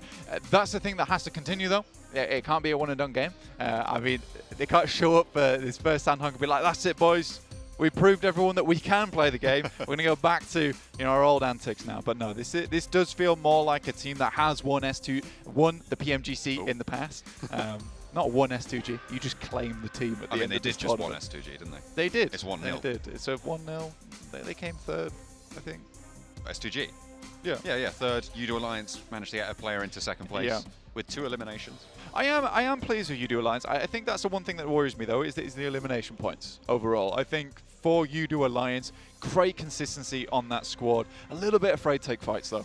I think in terms of rotations, they are very, very good at it. And it was kind of like a little bit of a red herring for us in the group stage when we actually looked at them, because some of their rotations were very much from their side of the map, very much from their side of the circle. So it was fairly easy for them to come downwards into that spot. However, going into the future, going into the games that actually qualified them into PMGC, and even here on Sandhawk we can identify it a little bit, their rotations are just very smart and very strong. Yes, they avoid fights, but they can avoid fights because they're masterfully working their way through a lot of these dead zones where not a lot of teams are playing, which is not easy to do. That requires you to have really good game knowledge, really good knowledge of what's going on around the map as well. Certainly need to keep your wits about you. Looks like they are getting locked and loaded, with only a minute left till the plane takes over the grassy pastures of Erangel. Of course, we'll be heading there once more for a triple bill of our favourite map. Well, my favourite map, I think it's safe to say. You're a Sandhawk man, but I'm going to stick with the grassy pastures. We've got Miramar, though, as a treat later on. A little bit of dessert for us. Yeah, double Miramar. Bit of a Miramar dusting, let's say. A desert dessert. Yeah, a desert dessert. That's why they paid me. Dessert. But yeah, heading into the game very shortly now, 30 seconds away from our second match of the day, where we will see if Alpha 7 can continue that trend, or are some other teams going to step up and let them know what's good, because there is every single squad here in the PMGC that I think could get a 10+ elimination game right off the back here. And not just Alpha 7, there's plenty of other talent within this tournament. I mean, we're on cam with FaZe there as well. They did some pretty decent moves over on that northwest side, of Paradise Resort. They took on 628, another very strong team coming from China. The 3 Chinese teams didn't have the greatest match there in that first Sandhawk, so maybe the region will be able to stand up tall here in our first Erangel of the PMGC Grand Finals. Match number 2 of 18. We're going from Severny down to Novo on the plane. Got ourselves a plane path, and we got ourselves some players in the plane as we head in from shooting range, like you said, down towards Novorepnoye on the south side of the map. Pretty disgusting plane path, to say the least. Makes things a little bit hard for the teams that want to drop over towards the western side of the island itself. But again, you do have to work with the downslopes as much as you work with those inclines. And right now, for some of these squads on the western side, a bit of a mountainous climb to get over towards that area of the map, specifically Primos, maybe Quarry. We'll wait for the circle to pop here, John. See where that first time around takes us. With the Alpha 7 squad out early. That's where they'll be playing for. S2G, I spotted them blank. They're right in the middle. We're going to be seeing where Silas and co land. You do Alliance out a little bit later, looking to take down on that southeast side with 4MV potentially stretching all the way out to Novo if they keep their drop going. But Stalwart are there as well. See if that Milter drop comes through from 4MV. A little bit of a hot drop, maybe some trouble here for Silas. I think that is for S2G, but he gets on the bike and he gets away. IHC will not be able to claim that one. Not just yet, but S2G are still split around this drop, and what a way to kick things off. The circle goes hard south. Most likely a Sosnovka finish as well. An exciting one to say the least, because this is looking like more of an eastern side Sosnovka finish coming over towards military base. Excited to see what could happen here. With Stalwart over towards Novorepnoye to start things off. For Meriku vibes over towards their western side, and I think those two Mongolian teams probably happily sat down this way. Ray-Z takes an absolute blazing from Vintorres on that top side, with the mid M16 could potentially have got that tag there, but a little bit too late on it. I mean, you stay exposed like that for too long, taking those shots, you know that S2G is going to turn someone around, come on a flank, and you're going to have a really tough time of it. So I think that was pretty heads up to fade away there, even if you can get for that one. Maybe a little bit too greedy. And they've certainly claimed their position anyway. They know that S2G doesn't want to stick around, so they'll allow them to get away with it this time. 4MV, Stalwart on the military island already. Stalwart over in Novo, we've just hopped on board with them. 4MV a little bit over towards the military base, a little bit more. You've got U2 Alliance making an early break over the East Bridge, and it looks like it will be relatively uncontested. Stalwart not grouped up enough right now to really go for a contest on that bridge. Not really able to consolidate, but they still got an outpost, and action is there. On the back of the buggy, the shots start to land, but he's exposed, he's isolated, and can't really do that much against U2 Alliance other than alert them to the presence of the team. Yeah, there's an attempt there made, but not really too much done. Icy, though, does drop out, attempts to get a couple of more shots off. There is a little bit sent back towards his direction, but for Stalwart, realistically, you were hoping for a decent little start there. And I think that U2 Alliance, again, this is what we're talking about. Their ability to rotate is very, very good. And the timing there is the important thing, John, right? The timing is so important in the sense that you can already see that Stalwart did not have the right weaponry. They did not have the right attachments on board either. So this is the case where they just don't have the weaponry to deal with an early rotation like that. I'm pretty sure U2 Alliance was rotating across there as quick as possible with little equipment and nothing, but they get themselves into a strong position. At this point in time, teams are starting to build up some of that caliber, right? Some of that weaponry in the back pocket, and be able to hold out these teams who are moving across towards the South Island. S2G's made a quick approach of it. Already have two players down towards that south side, just waiting for one more of their players to make it across, but sort of locked between here with Nongshim Red Force in the wings. Seeing Silas already across. I think, yeah, the rest of S2G just trying to divert Nongshim Red Force, getting across that western bridge, but Major Pride, Alpha 7, circling around now over on the western side. You can see that outpost on the minimap for S2G. Ray-Z, taken very low, obviously, by that spray from Vintorres of FaZe earlier on. Hasn't actually been able to find the meds until now to be able to get back nice and healthy, but Major Pride, they've left a player in the same compound as him. He'll be aware that there's an opponent in the area, but will Naomi know? Did they drop him off there? Did they drop Ray-Z off and take the vehicles over the bridge? We'll have to wait and see. Yeah, I think for Ray-Z, sort of left behind with a vehicle of his own. Or you'd hope. If he's able to pop Naomi out, though, it's a big deal. Able to take the US, regroup potentially. I think Naomi has no idea here. He's going up to the upper floor. He's not got a weapon out. He's not checking his angles at all. He's just scouring through for a little bit of loot. There is that buggy at the front, though, and that's what's going to give the game away. If he steps out and sees it through the window. I don't think he did. Yeah, you're Ray-Z pulling out the Val. find too much success off the back of it. I think that fight was a difficult one for Razy to take anyway, only half HP. You got DXavier as well, rotating close in between. Not a bad moment to go for the push here for Major Pride alongside with DXavier, but they're going to go straight up towards the Lighthouse. Major Pride's going to rotate back across, interestingly enough. And I mean, this is not the ideal position to be staking a hold over towards this western side. The circle's likely going to head over towards the east. It could even head over towards Shelterway if players are unlucky here. So it's a curious arrangement that we've got set up here between DXavier as well as Major Pride. It's a case where you're potentially just looking for some results in terms of eliminations, but we will see. Taking that top spot. I mean, you are at the back of the traffic jam, so maybe try and get a pick on the team sat across the bridge with the angle that Lamborghini has. You can see he has full broadside on the walkways across that bridge as well. So just controlling the ground for now. They are in the next zone, but as you say, difficult maneuvers ahead, I am sure. In the meantime, Udo Alliance have made their way all the way to the south of the military island Blank. They are right on that coastline. No one really that close by to them. I'm looking at 628 making a crossing from Mill to Power in the boat as well. They've already put Sunan on dry land towards Novo, so they have got an outpost already making that crossing. Razy getting his swim on as well. The trunk's a little bit wet, but S2G going to be happy to get across nonetheless. You've got a curious position over towards that northwest side in Zaki, right? Interesting enough that they would be sat up there on that edge of the map.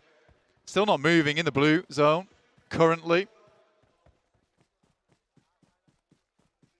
Just that north side waiting, biding their time.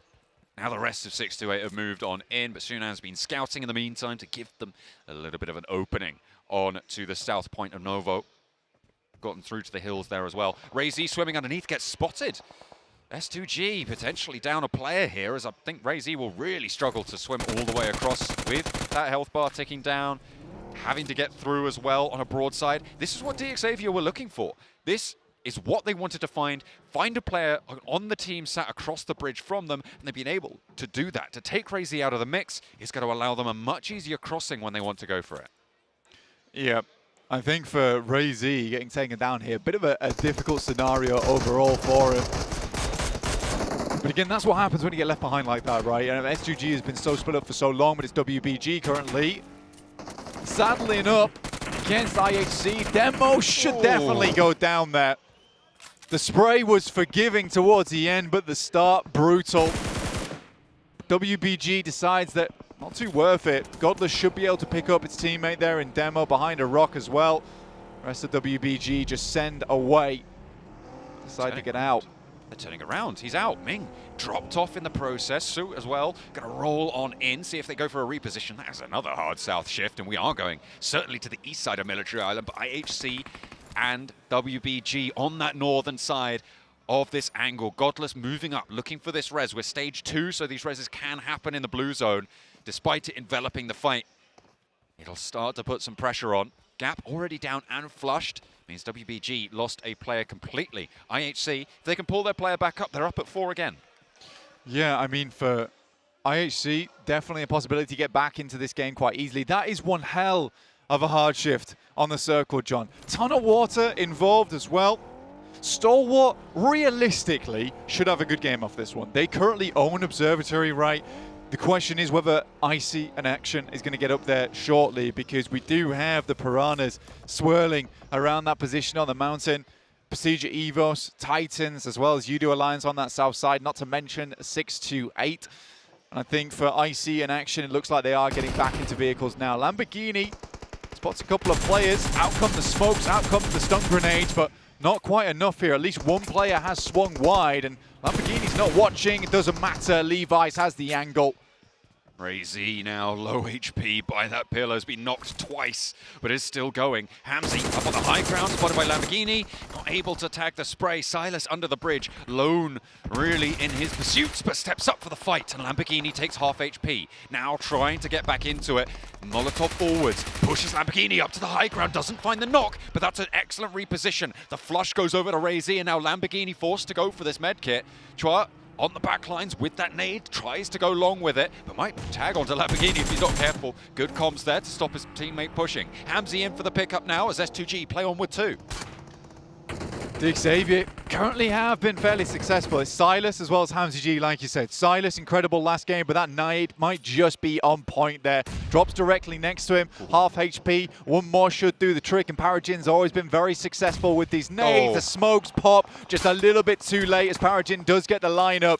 Desperately trying to get some meds on board. Has a first aid kit, opts to go for the bandages here. I think he understands he needs to get a little bit more HP, especially in stage 3 at this point. Before he hits it. Over the bridge, they're rolling on through. Could be disaster for DXavier as S2G might have been thrown a lifeline. Hamzy G gets away with it. DXavier trying to hold through. First player goes down for Major Pride, second as well, and they crumble on the crossing. Major Pride gonna have a real tough time, and DXavier, they bided their time in that lighthouse position. They gave S2G some ropes. This Vietnamese squad has been extremely impressive, and I think the reshuffle they've made on the players has brought them a lot of momentum overall. I mean, Parajin, Lamborghini, really, really strong players. I mean, Lamborghini's been with the squad for a very long time, but now is supported by the correct players, I would say. They do need to get gone at some point, though, right? Because they can't stay here forever. WBG currently fighting off versus IHC in the meantime. There's plenty of players looking for this bridge. DXavier playing the far side. IHC and Major Pride stand in the middle. WBG try and get across, but they all jump in the same vehicle, and Godless lights it up. Something awful. Zeol does go down in response, but that is the end of this match for WBG. Another bad performance for a Chinese team, unfortunately. It's going to be 6-8, looking to try and keep up the pace now. 4 players alive for them. They've also got Titan, but it's going to be tough for everyone involved. Effect. Attempting to salvage this game, but unlikely. No meds on board anymore. FaZe looking across. I think this is the 5th, 6th team trying to get across this west bridge blank, and it is not going well for anybody except for DXavier. They're long gone in the meantime. IHC trying to reverse it up, back it up, and the spray onto a vehicle. Demo for 1, 2, and 3. FaZe fall. The hell is going on with IHC at the moment? These triple vehicle pop-outs. This is unreal. Ayala from Loops right now taking down Morph. You got Titans, Bamboo, trying to bite at the steel beams here, but unable to get past them. It's Cleon. Looks to take down a little bit more here.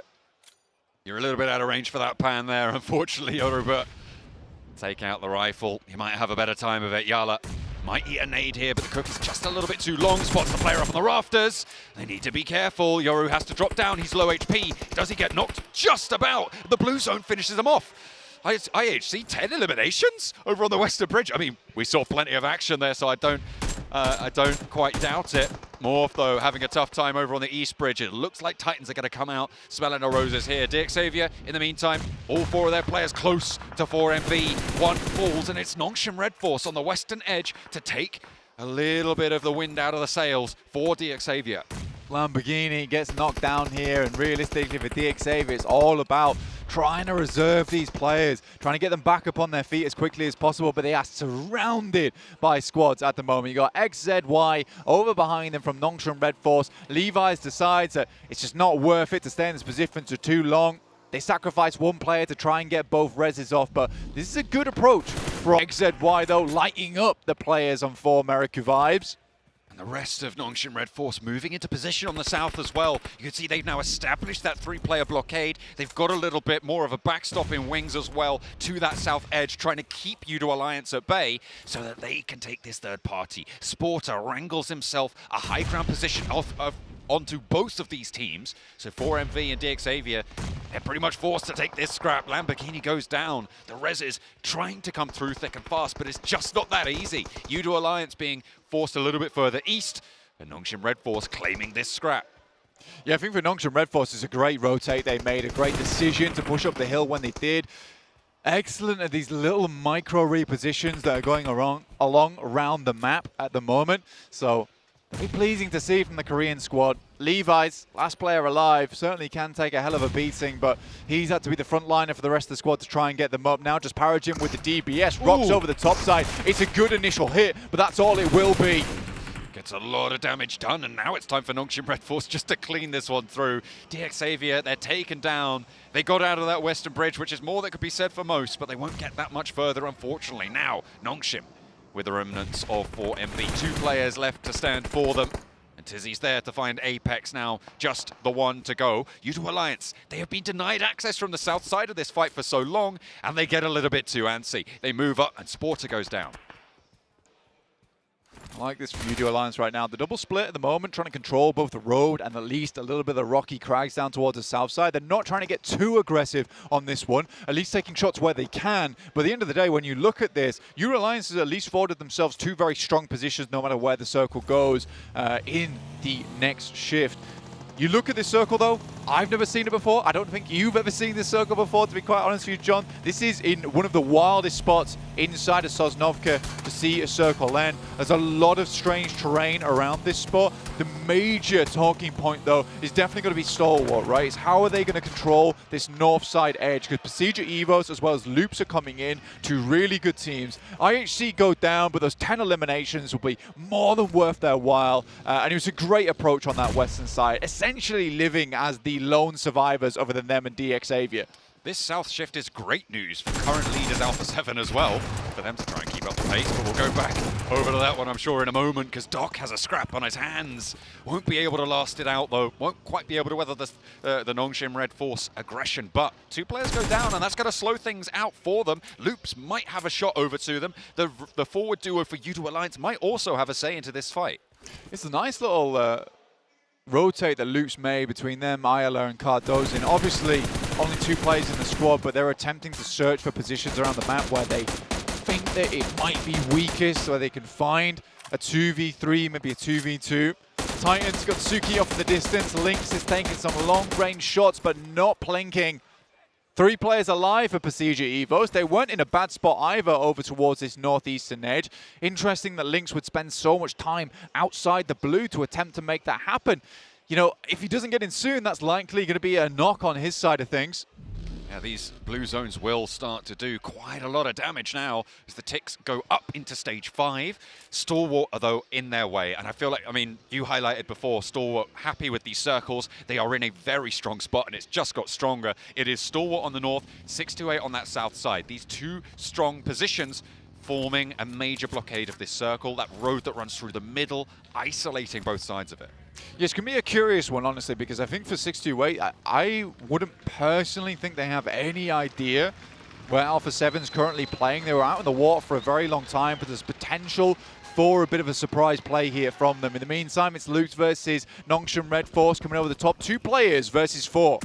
See if they can make it happen. 1 and 2 for Cardozin forwards, and XZY has to hit the deck. He's half HP. The first shot for the DBS, the second, and there's the third. Ayala was there for the backup, and 2 players. It's more than enough. Brazil's here to play.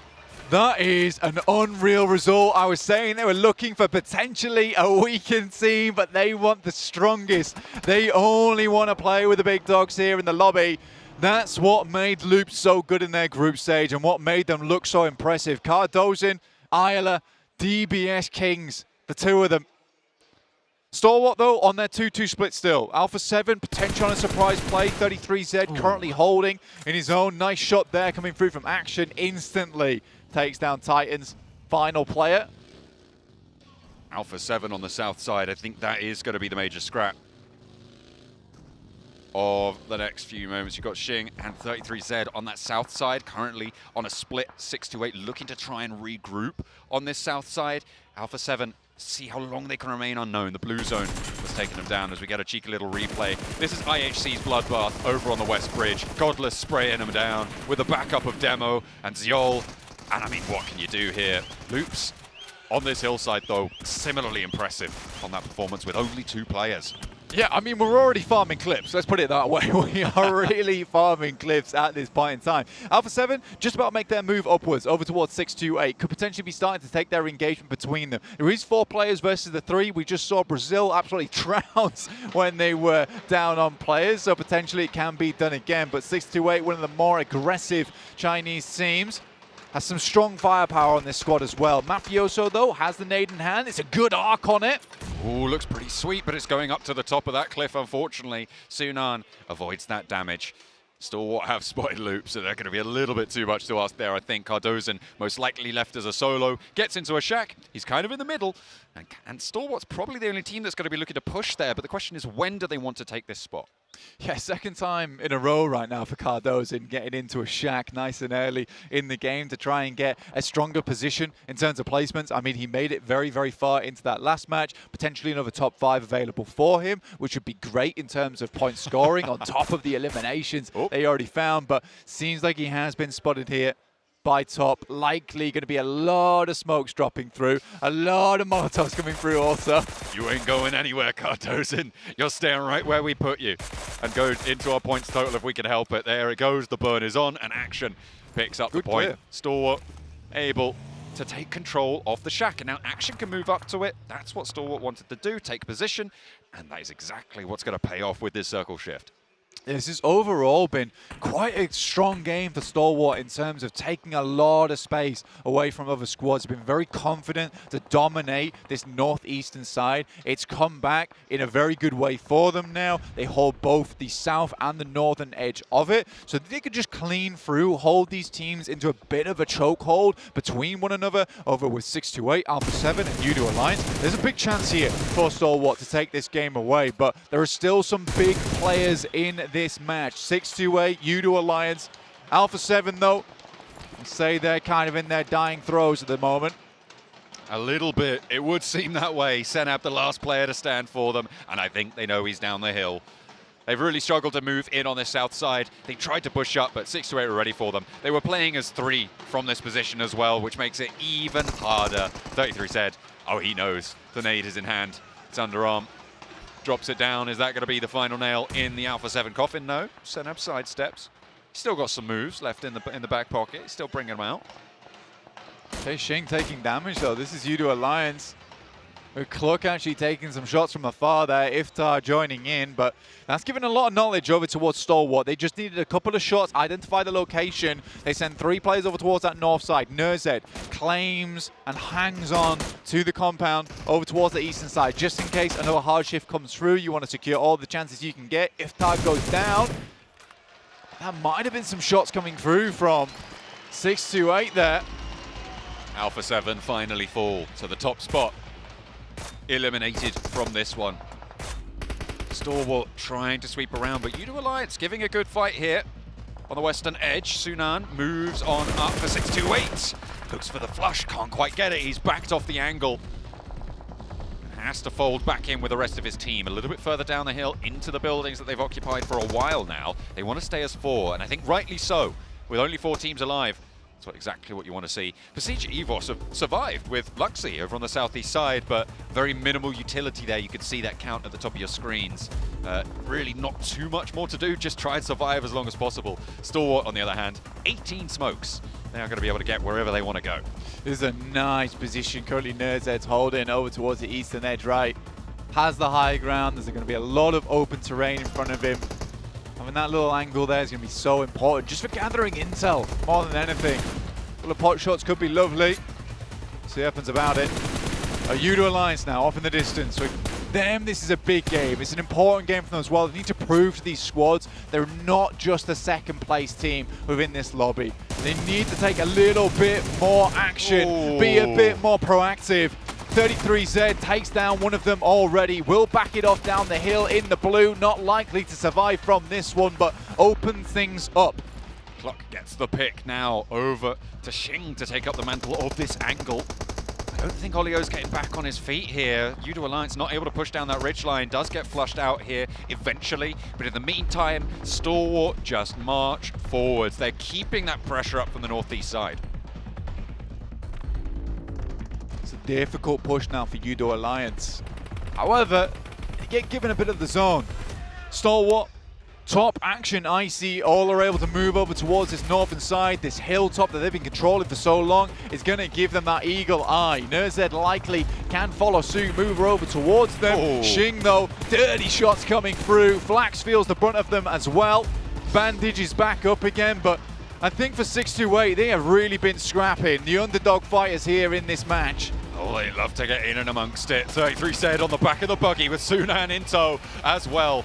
It is going to be top though to find the angle and actually take down Flax. Stalwart want a piece of the pie. 3 teams remain as Luxy survives on the southeast, but it's 6-2-8 versus Stalwart into the scrap for the final circles. Information provided now, given across. You got 6-2-8 underneath. Looking to push upwards over towards Stalwart's side of things. Luxy from Persija Evos. This is great news for Persija Evos either way for the Indonesian team. Just getting in towards these top spots, just getting in towards even a top 5 at the end of PMGC would be an achievement and a half. And almost a return to form and glory for Luxy and Zuxi, but not only them. You've also got Redface and Misery who've really made a big step onto the scene here. Makes it to the crate, has to break out wide, and you saw Stalwart were paying attention to this angle. Maybe not enough, but there he is on the swivel. Nurzed handles business. 2 teams now remain. A lot of damage done to Stalwart though, and can 6-8 capitalize? A high ground position for Stalwart still being enacted by Icy. Can the off angle come in and come through clutch for the roster? A first pick for 33Z. And it is going to be 6-8 to take first blood on this angle. Icy has back up on the high ground. Stalwart's had control for so long here, Joe. Doesn't make sense that they would let things slip a little bit. Finally, gets a nice tag over to 33Z. Nurzed, though, on the off angle, able to pick something up. Sunan spots him out. Icy immediately to the rescue, to the aid of things. But the shots are so clean right now from 6-8. 2 players down on either side. Icy repositions, trying to move through with the buggy. Sunan has to reload, and there's no answering volley. There will be a flush coming through, however, and now it's only Sunan for 6-8. Stalwart, in the meantime, have taken out his entire team. 2 players are there, 2 players are ready for Stalwart to play in the center of the circle. Icy and Action to try and keep it together. Pushing over towards the top side, they've got eyes on, they know the location. Nade goes down, but Icy's getting closer. 3 nades in hand, Molotovs abound. Information passed back across. Even more util used over towards this spot from the top side. Oh! Lovely nade! We'll take down Sunan, but Stalwart's had to fight for this one. 33Z is still in it, don't count him out. Icy with the challenge, and it's good. Stalwart take map number 2. Erangel goes the way of Mongolia. And a win that they needed. They need to bring things back, bring things up to speed, because honestly for Stalwart, PMGC has not been kind to them. Let's be honest. But finally, they're getting that confidence. They're getting where they need to be in these matches. They look much better, and I think with the position they held in that map, it was one that I talked about earlier, is that Stalwart should have a good game on this one. But the actual key factor in that sentence is should, right? And a lot of times I say this about Stalwart, they have a great position, this should be their game.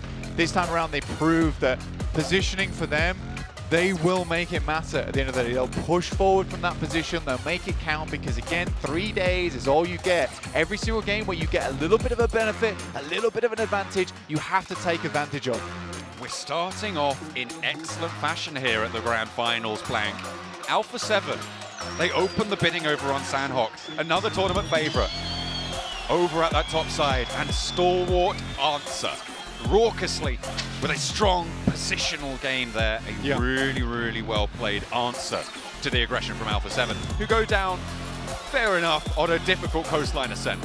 Yeah, I think for Alpha 7 in the position they were in, like getting down towards the water side, playing in the water for a long time, it was one of their few options. It's a good attempt at a breach up towards 628's compound, but 33Z certainly was an excellent scout during that game, John, making sure he knew exactly where he needed to be at all times to make sure that they weren't going to get backstabbed from the water. It's something that not a lot of teams would be doing, is they'd rather have their full force up in front, but I like that they sacrificed one of their best players in terms of aiming skill over towards the backside. You know, you want someone reliable that you can absolutely lean on to be able to hold out your weakest position on the map, which was that water entrance. So really good stuff. Does prevent Alpha 7 from getting too much further into that game, but I think they still got some good placement points off the back of that one, as did Persija Evos. I do want to see a bit of a stronger game in terms of the team fights from Persija Evos, but so far, it's not looked that bad at all for them. And a team that's just popped up on the screen, I was just going to shout them out, is IHC, that Western Bridge bloodbath. really, really helpful for their points totals. They managed to get, I think it was 10 eliminations at the end of that match in about phase 4. So really, really well done for them to be able to pick that one up. But that West Bridge engagement highlights the importance on military circles of getting across early. Yeah, I think for even U2 Alliance, they got so far in that game, right? Very, very far. Just didn't have things to back it up. They made it down there. They got themselves a strong, strong position jump. But in the meantime, we're going to send this one back over to the desk. Well, I know there's one really happy person here on the desk. He called it maybe one game too early. Maxman. I'll take it. Take it's the Stalwart win. Oh my! I mean, they get a close to Nova finish here, Jason. So of course they're going to be favored in terms of getting that chicken dinner. But the way they were playing the split 7, we have seen the early game stage. 2 players in observatory, 1 player in the middle, and Nazed playing the ridge line. And they just wait for the circle. It pops, regroup all together, and just play for that win so efficiently that they almost did throw it away by giving the high ground over to 628. I do have to agree with that, but they were able to recuperate it and just obliterate 33Z and Sunan at the end. I'm with you. The way they were able to control that north in Circle 5, they were able to push Persija pretty much into the water as well. Then the other thing that I kind of want to mention that you mentioned as well is how they pretty much almost threw that there at the end, and I think it was because of the U2 Alliance players that were over at the top. They kind of got a little bit worried about that. They decided to back off. And what was crazy too is for 628, it kind of worked out for them because we saw Top being able to finish the last player from U2 Alliance, which allowed 628 to take easier access to that north control and pretty much be able to overlook everything. Very, very close there. I thought it was going to be a little bit more convincing there from STE, but hey, a win's a win. See the fist bump, high five, boat. I don't know what to do. They got the win. That's why they're my favorite team. It's not going to be, it's their favorite team right there. It's not going to be the worst handshake ever in esports history, thinking back to certain bird.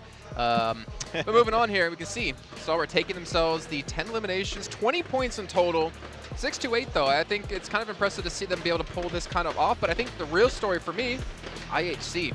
We talked about them in the group stage. They've been a team that is just very elimination heavy. They can have these pop-off games. 10 eliminations is huge, but that's not going to get you a Grand Finals trophy. Yeah, that's the thing about IHC, right? They're all about eliminations. Placement points, unless it's the last game of last chance, maybe they'll start popping off and going for the win. But at the end of the day, strong on eliminations here for IHC. Really good bridge play, but when you have the bridge, here's 7 that keeps moving away. Southern eastern side for the circle, you're going to get gate kept. It's not going to work out. Though, another team that was gatekeeping the southern side here, it was the entirety of 628 that against Alpha 7. I know it hurts, okay?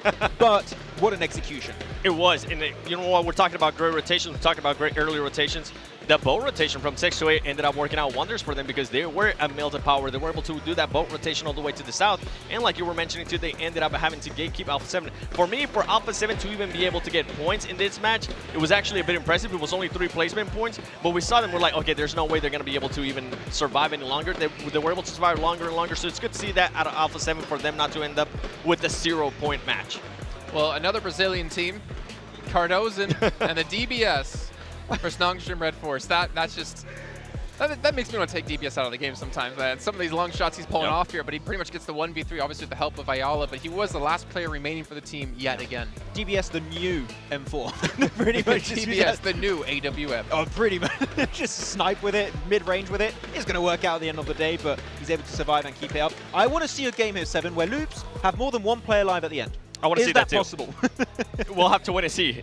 I mean, we're not going to have to worry about Sandhawk at least until tomorrow.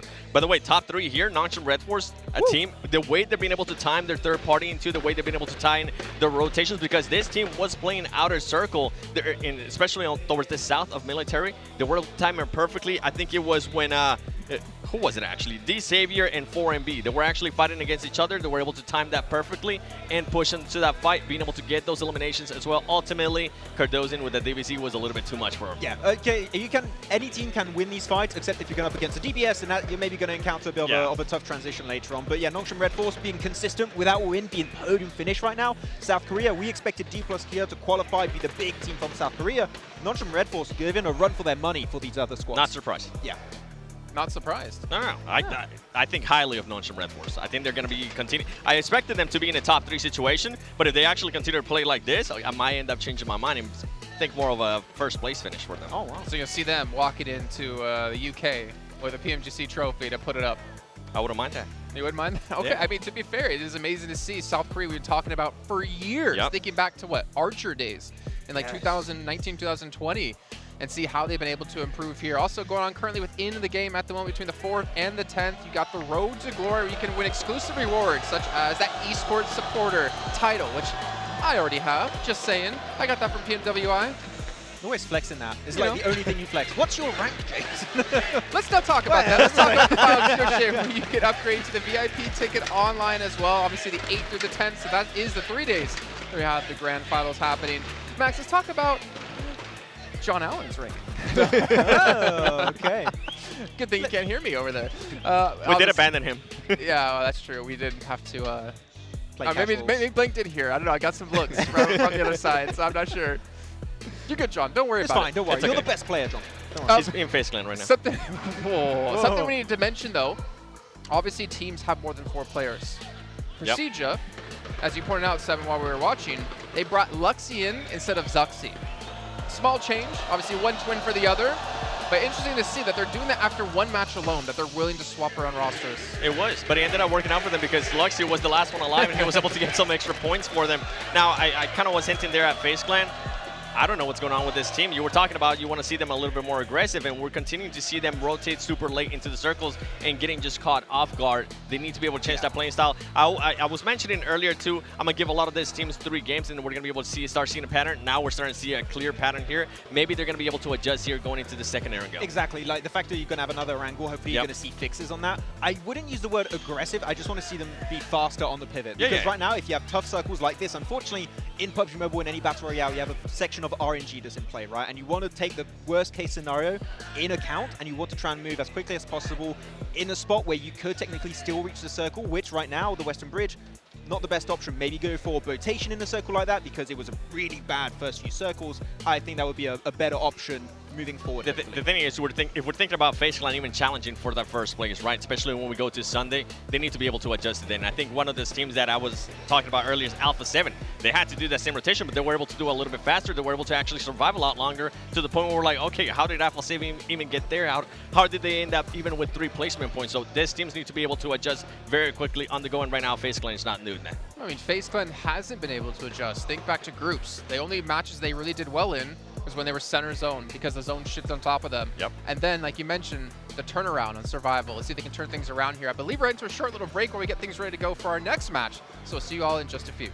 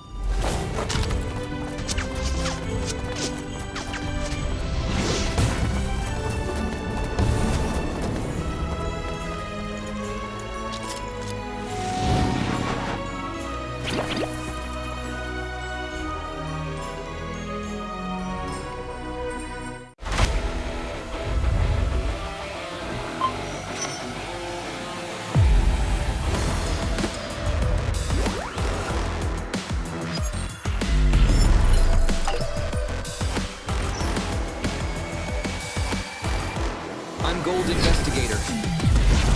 Join the Investigator team and let's protect the game's fairness together.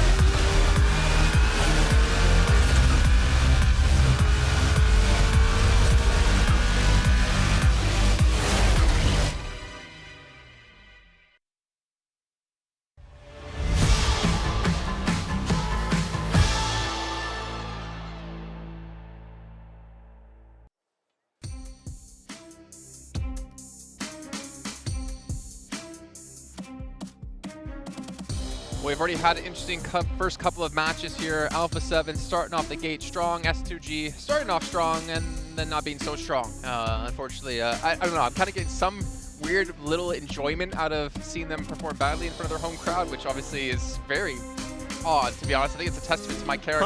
You're in throwing range right now. We are in throwing range. They can't hear us, so you're fine. We're not in-house. That's the upside. John's got stuff he can throw at us. But obviously, it's only been 2 matches, right? It's not the end of the day. It's not the end of the tournament for you if you've had 2 first bad games. Things can turn around. But the question comes into the next Erangel. You only have 3 days to play in total. What can you really adjust from here? And I think one thing we're talking about is these rotations. Yeah, I think drops and rotations, especially Xavier S2G, that's 2 different battlegrounds now that they keep fighting. You mentioned it during the game, right, Jason? And you want to avoid those fights as much as possible. Of course, that was great opening for IHC, for FaZe to like try and get a third-party opening, but you want to try and fix those as quickly as possible. If we see right here, 7 Xavier still fighting S2G in some way, shape or form on the start of this Erangel, it shows to me there's no intention to fix. I need to see a change on this second map of Erangel, and hopefully that's going to help them increase their let's be fair, right? It wasn't a hot drop. It was more of they fought on the western bridge because they're trying to rotate through. So that one I'll give a little bit of leeway to, for sure. I'm not. No, you're not. He's but not. I'm not either, because Xavier is taking a little bit too long with this fights, and they're allowing other teams to pull up on them, and they're not being really aware of what's going on with their surroundings. That's 2 matches in a row that we've seen that. And then I'm really, even though they're currently not in first place, I'm really surprised and happy to see non-Shim Red Force do that. I want to talk about them a little bit more because we're talking. Not yet, maybe. Where's the jersey? Open up the shirt. Maybe in United Kingdom. We'll have to wait and see. But a year from now, okay. Sure. Yeah. Just give me some time to think about it. But the thing is that we're talking about rotations. They're doing those rotations good. We're talking about quick decision making. They're being able to make those quick decisions. They're being able to get into those third parties. They're being able to put themselves into positions to be able to do that. And if we see those teams at the top, at least from these first 2 matches, right? I'm talking about the first 2 matches. If we see Alpha 7, Alpha 7, they got a chicken dinner, but they weren't able to really follow it up here in the last match. And if we see Star Wars Esports, they didn't do so well. They were able to be blessed here by the circle. They were able to take full advantage of it. But right now, in regards to consistency with what's been given to them, non-Shim Red Force has really impressed me. Yeah, I want to jump on the non-Shim Red Force hype train that you've built. No, stay off it. If you want to see them do well, stay off the train. Okay, who is this team? I don't know. Well, speaking of who is this team, Major Pride, man. We're talking about teams being slow in rotates and not performing well in terms of like their macro play. Major Pride for me was like one of those teams that they would get themselves dug in center if they could, and they'd be able to play Nomi into this off angle extremely well. Yeah. They've had 2 really subpar games so far, and I'm getting a little bit worried that maybe this lobby is a little bit too high caliber for the style they wanted to bring. So I kind of understand that off the back of these 2 circles we had. The first one, south of Paradise. You're not going to play center because it's one of the toughest and worst terrains to play. This Erangel goes on the complete opposite side of the map from them, pretty much. If we have a mainland finish here, Jason, I think that we could expect more from Major Pride, hopefully. I'm with you, though. I'm with you with what you're cooking there in regards to Major Pride not being able to adjust and maybe being able to do a little bit different than what we saw in the group stage. In group stage, especially for Group Yellow, we didn't really see some of the aggressive teams that we saw, whether it was Group Red or whether Group Green. I feel like they're going to have a little bit of a harder time adjusting here. But I'm with you. I want to see what's going to happen if they do end up getting a circle, if they do end up getting towards that circle. All right, well, we're going to find out here. We're going to head over to our commentators for our 3rd match of the day. It's Erangel once again with John Allen and Blake. And it is good to be back on Erangel, of course. We are going into that match number 3. S2G, a little bit hot, a little bit cold so far. We'll see what the decider is into the 3rd match. We're also looking out for some of those teams that wanting to start off nice and quick. We've had IHC starting to blast off really quite something special over in that last match on the West Bridge. We'll see if they can keep that up, keep pace with Stalwart from Mongolia. I mean, they technically are keeping pace in terms of those eliminations. Stalwart 10 eliminations, Mongolian, massive, both of them. At 10 eliminations each, with IHC following up with them very, very well, twinning on that pursuit. So really, really nice stuff there coming through from both of those Mongolian teams. But we are heading straight into our match number 3. It's been going quick. Ooh, it certainly has. We are going right on into this one. Playing path not too dissimilar from the last time around, Blank. So potentially another early scrap between FaZe and S2G. IHC dropped near some of those vehicles as well, so we'll see if there's any adjustment over on that north side. Not too much else happened early match in that last time around, so that's really where we're going to be keeping... Other than all the fighting on the bridges. Well, okay, by early I mean on the drop. That's what I mean by that. Yeah, let's go with that. I mean, honestly, that was such a wild time on that Western Bridge. It was a cruel circle, right? Honestly, and I'll be honest with this one, I've never seen that circle before, all the way down towards that southeast side. Maybe in some public matches, I've been there 1 or 2 times, right? But in an esports match, that is the first time I've ever seen players have to actually battle it out down that area. Realistically, Stalwart knew exactly what they need to do. They sort of have somewhat of an advantage because they rotate through this area a lot, playing from Novo Repnoya as one of their original positions. So they knew exactly what they need to do, which was hold that northern side and the compound down towards the south, which was certainly interesting. But we keep getting sent over towards the eastern side, and a little hot drop on our screens between FaZe and IHC. Immediately shotgun in hand, though. Oh, and that's a Bison, sorry, going pretty wild around the side of the crates. A lot of ammo and very valuable early game, but it's taken out of their hands, and FaZe lose the first player. IHC still going on with 4. Yol with the pump action, looking to reload those cartridges on in, grab some more loot, but Venturas might line them up with the close range engagement. Hits the drop shot, but it's 1 for 1. Alex on the high ground has their back. Onzin's waiting in the wings, not in a position to get the trade, and Demo looking to stay alive for IHC, but a second knock goes over towards Alex. It's Revo from Alpha 7. Some good shots all proned up right now. IHC, though, still have to deal with the final player. Pump action in hand, and the double barrel coming through. The Honey Badger. Submachine gun for Onzens. Ooh, up the stairs he goes, but he's cut down just as quick. And IHC take FaZe out of the running very, very early on. I was looking for those adjustments on the northwest side, and I was not disappointed. I mean, say less of an adjustment here, realistically. And IHC have done this during their last chance as well, where they would specifically target weaker teams. And for them, they were constantly dropping on squads that they thought that they could take out fairly easily. And they made it happen over in last chance and survival stage. And they're doing it here because they seem to have identified a weakness in FaZe, you know, not doing so hot, not being able to get out of a lot of these fights, and IHC happy to pick up some free points off the back of it. Currently 15 points total with not the eliminations added on top yet. So I think for IHC, this is an incredible thing to be doing, even into PMGC, which is just taking the fight to anyone, anywhere, anytime. It gives you more space to play around with. Not only that, IHC dropping in South George alongside with Alpha 7 in North George. That is a bold statement to make. Certainly a way to keep up with their countrymen, with the other one of the other 2 Mongolian squads in these finals. Highest regional representation alongside China. Stalwart, obviously, such a main contender, duking it out right now with Alpha 7. But these things can change very, very quickly this early into proceedings. Any team from bottom to top can take a massive, massive leap here. We've seen those games happen, right? If WBG, for instance, 17 elimination chicken dinner, they're right back in that running near the top spot. Yeah, really, really good stuff for them to take them back up towards that top side. But this is where we really start to create that foundation, is that day one, right? You know, you've got to get the biscuit crust on the bottom of your cheesecake first before you do anything else, right? So all that other games over towards the next 2 days, that's going to be just developing your cake. Let's be honest. You definitely need that buttery biscuit base to build biscuit it all up on base top of. at the bottom.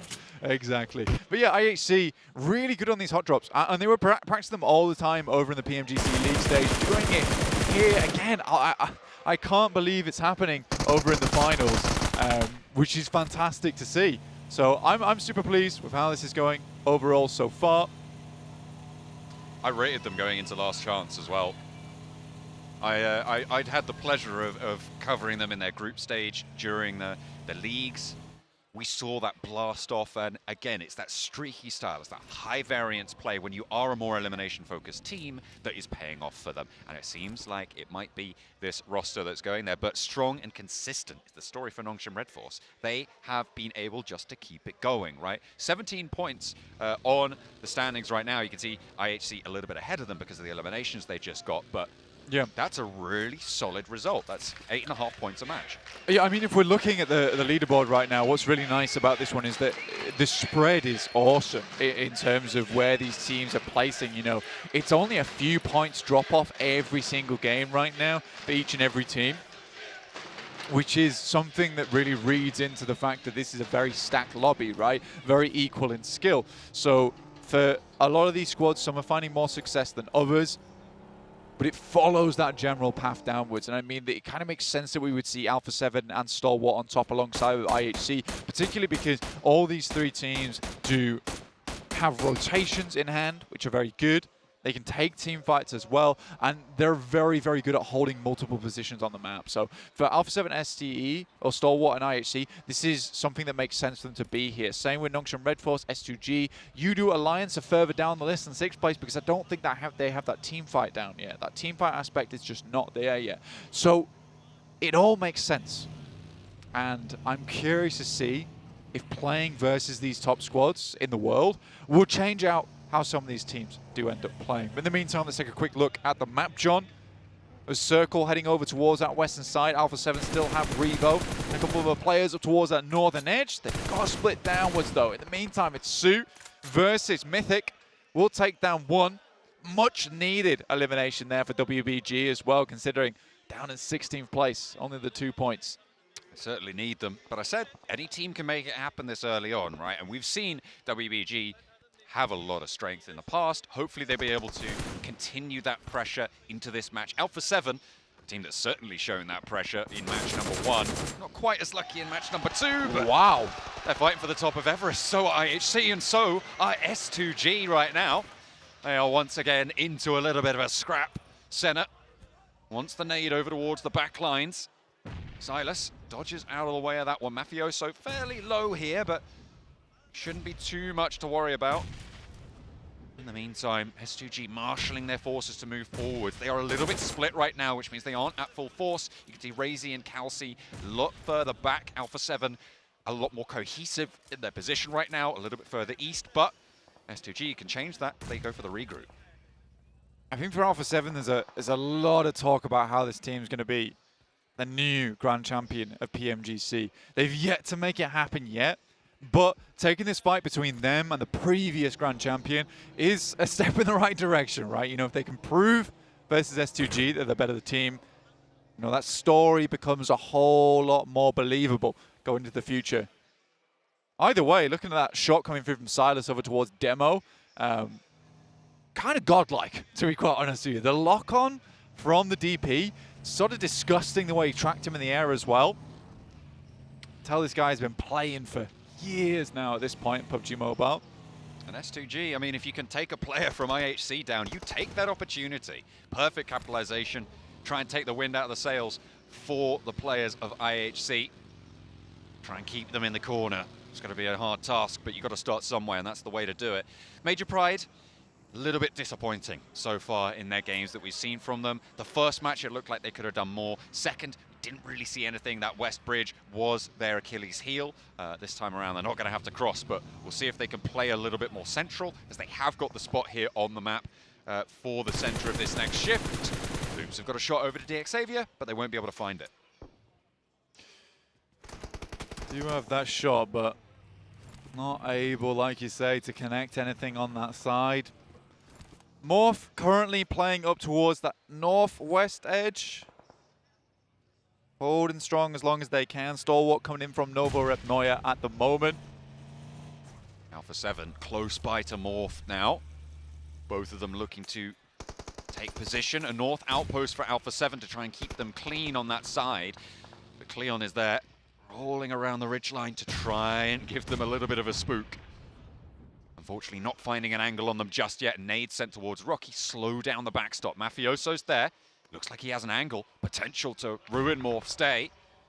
As he has that DP, a lot of ammo in the back pocket. Steps up for one and will find the first. An excellent knock, and there's the rest of his team moving on through with the DBS. A nade in hand now for Yoro on the back lines to maybe take care of him. It's straight towards him, but Mafioso ducks left, steps back behind the rock. Stays safe for the time being, has a nade of his own, and Yoro has more pressing matters to deal with.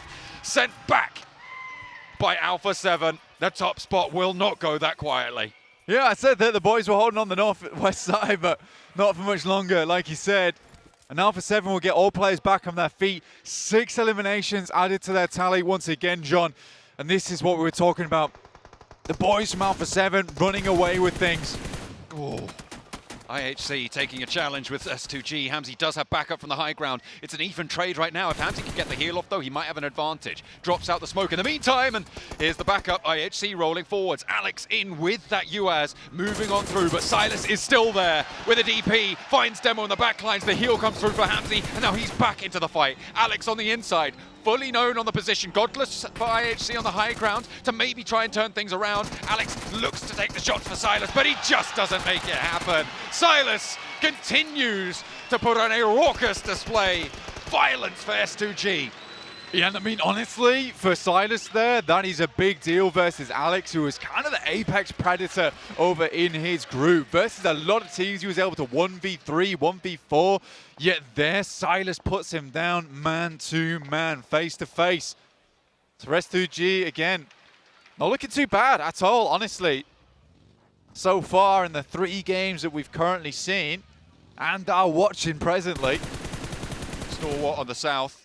Spotted. Action's gone down here, and the vehicle explosion takes him all the way out. Stalwart playing as 3. Split. A bit far away from each other. I see a Vanguard right now, trying to swing around to that western side, move in on the south edges of Gatka, past Titan, past 4MV, but it's a little bit easier said than done there. Yeah, honestly, for some of these squads, there is some difficult rotations to be made going forward now. For S2G, for instance, getting across this field to regroup, to link back up with Ray Z, that's going to be a difficulty for some of the boys on the northwest side because they do have to move now.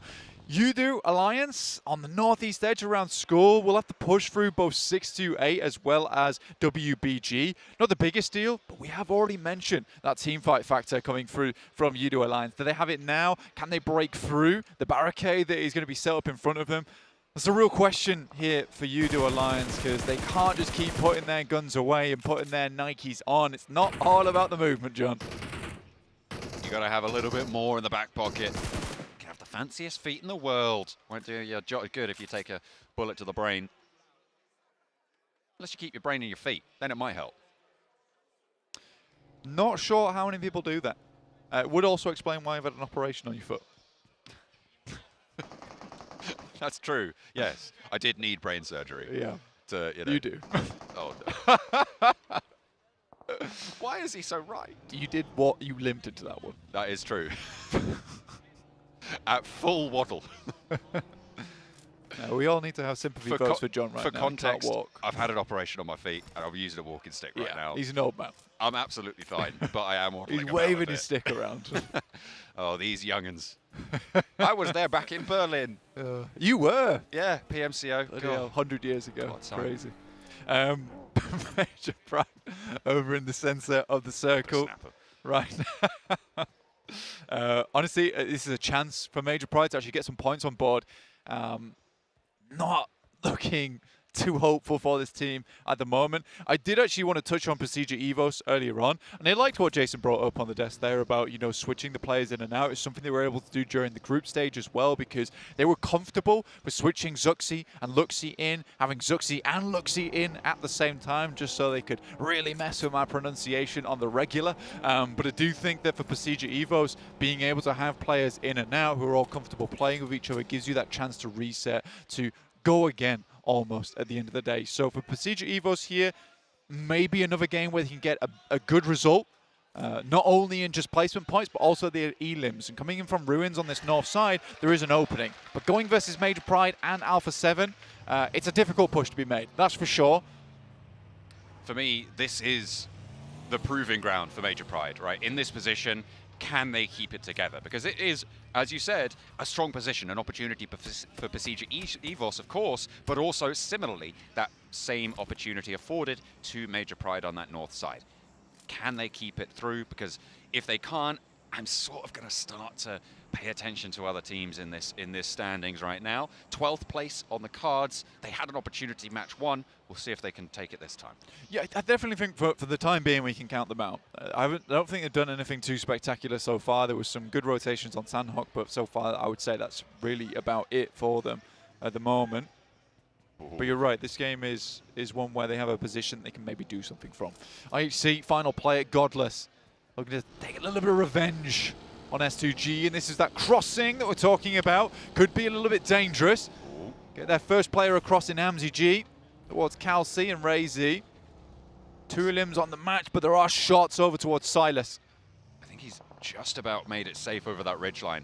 WBG in the meantime on the east side, very, very close to 628, to the south point of U2 Alliance's position. They're having to heal up before going for this one. Ming already low, but forwards in the buggy, trying to break through the lines of U2 Alliance. It goes well until it doesn't, as Ming falls first. WBG now down to 3 players, and I think another has been knocked. That's only the 2, and we can see them both on the screen, trapped in the blue, scurrying around to try and scrabble some points together, but it's just not going their way. Iftar, nice shots over towards WBG, will take down one with the help of Flax. There is 628 also chilling off in the mist there towards the northern side. Scary team to come across. U2 Alliance still hold up towards that northeast side though, John, so they have a lot of space to play around with right now. So many teams all forced to push in. You've still got these fields to the north of Gatka that jut into this next circle, Blank, and providing a big barrier to a lot of those teams on that southwest side to sweep through that north. That's Alpha 7's buffer right now. Their buffer zone on the south side of their position, and Alpha 7 are going to look to move further south to take more of the zone under their control. Yeah, specifically with this circle right now, Major Pride do have that compound that I imagine quite a few teams would like to pick apart for themselves. Dino went on a bit of a scouting mission down towards that south side. But it is Nongshim Red Force. Hold themselves. Beautiful position down towards the south. Good shots there coming through from 4 Miracle Vibes, but it's been given back by Titans. Bamboo does finally go down, and it looks like 4MV might be in with a chance of taking this one all the way down, and they do. 2 players to survive it though, and on the south side, behind Loops, behind DXavier, behind Nongshim Red Force, it's a tough time in their very near future. See if 4MV can get much further, because they've already lost another one. Nongshim Red Force do decide that that's enough from 4 Miracle Vibes. Really good shots from them down towards the southeast. This is where things are going to start to pop off. Already there's been a knockover towards Alpha 7. Not sure exactly where that one came from. And another central circle. That's difficult, man. That's difficult to play. With that road right in the middle, with Nongshim Red Force enclosed by that road turn. It's going to be very, very difficult to take that south side, but it's the north that we're looking at.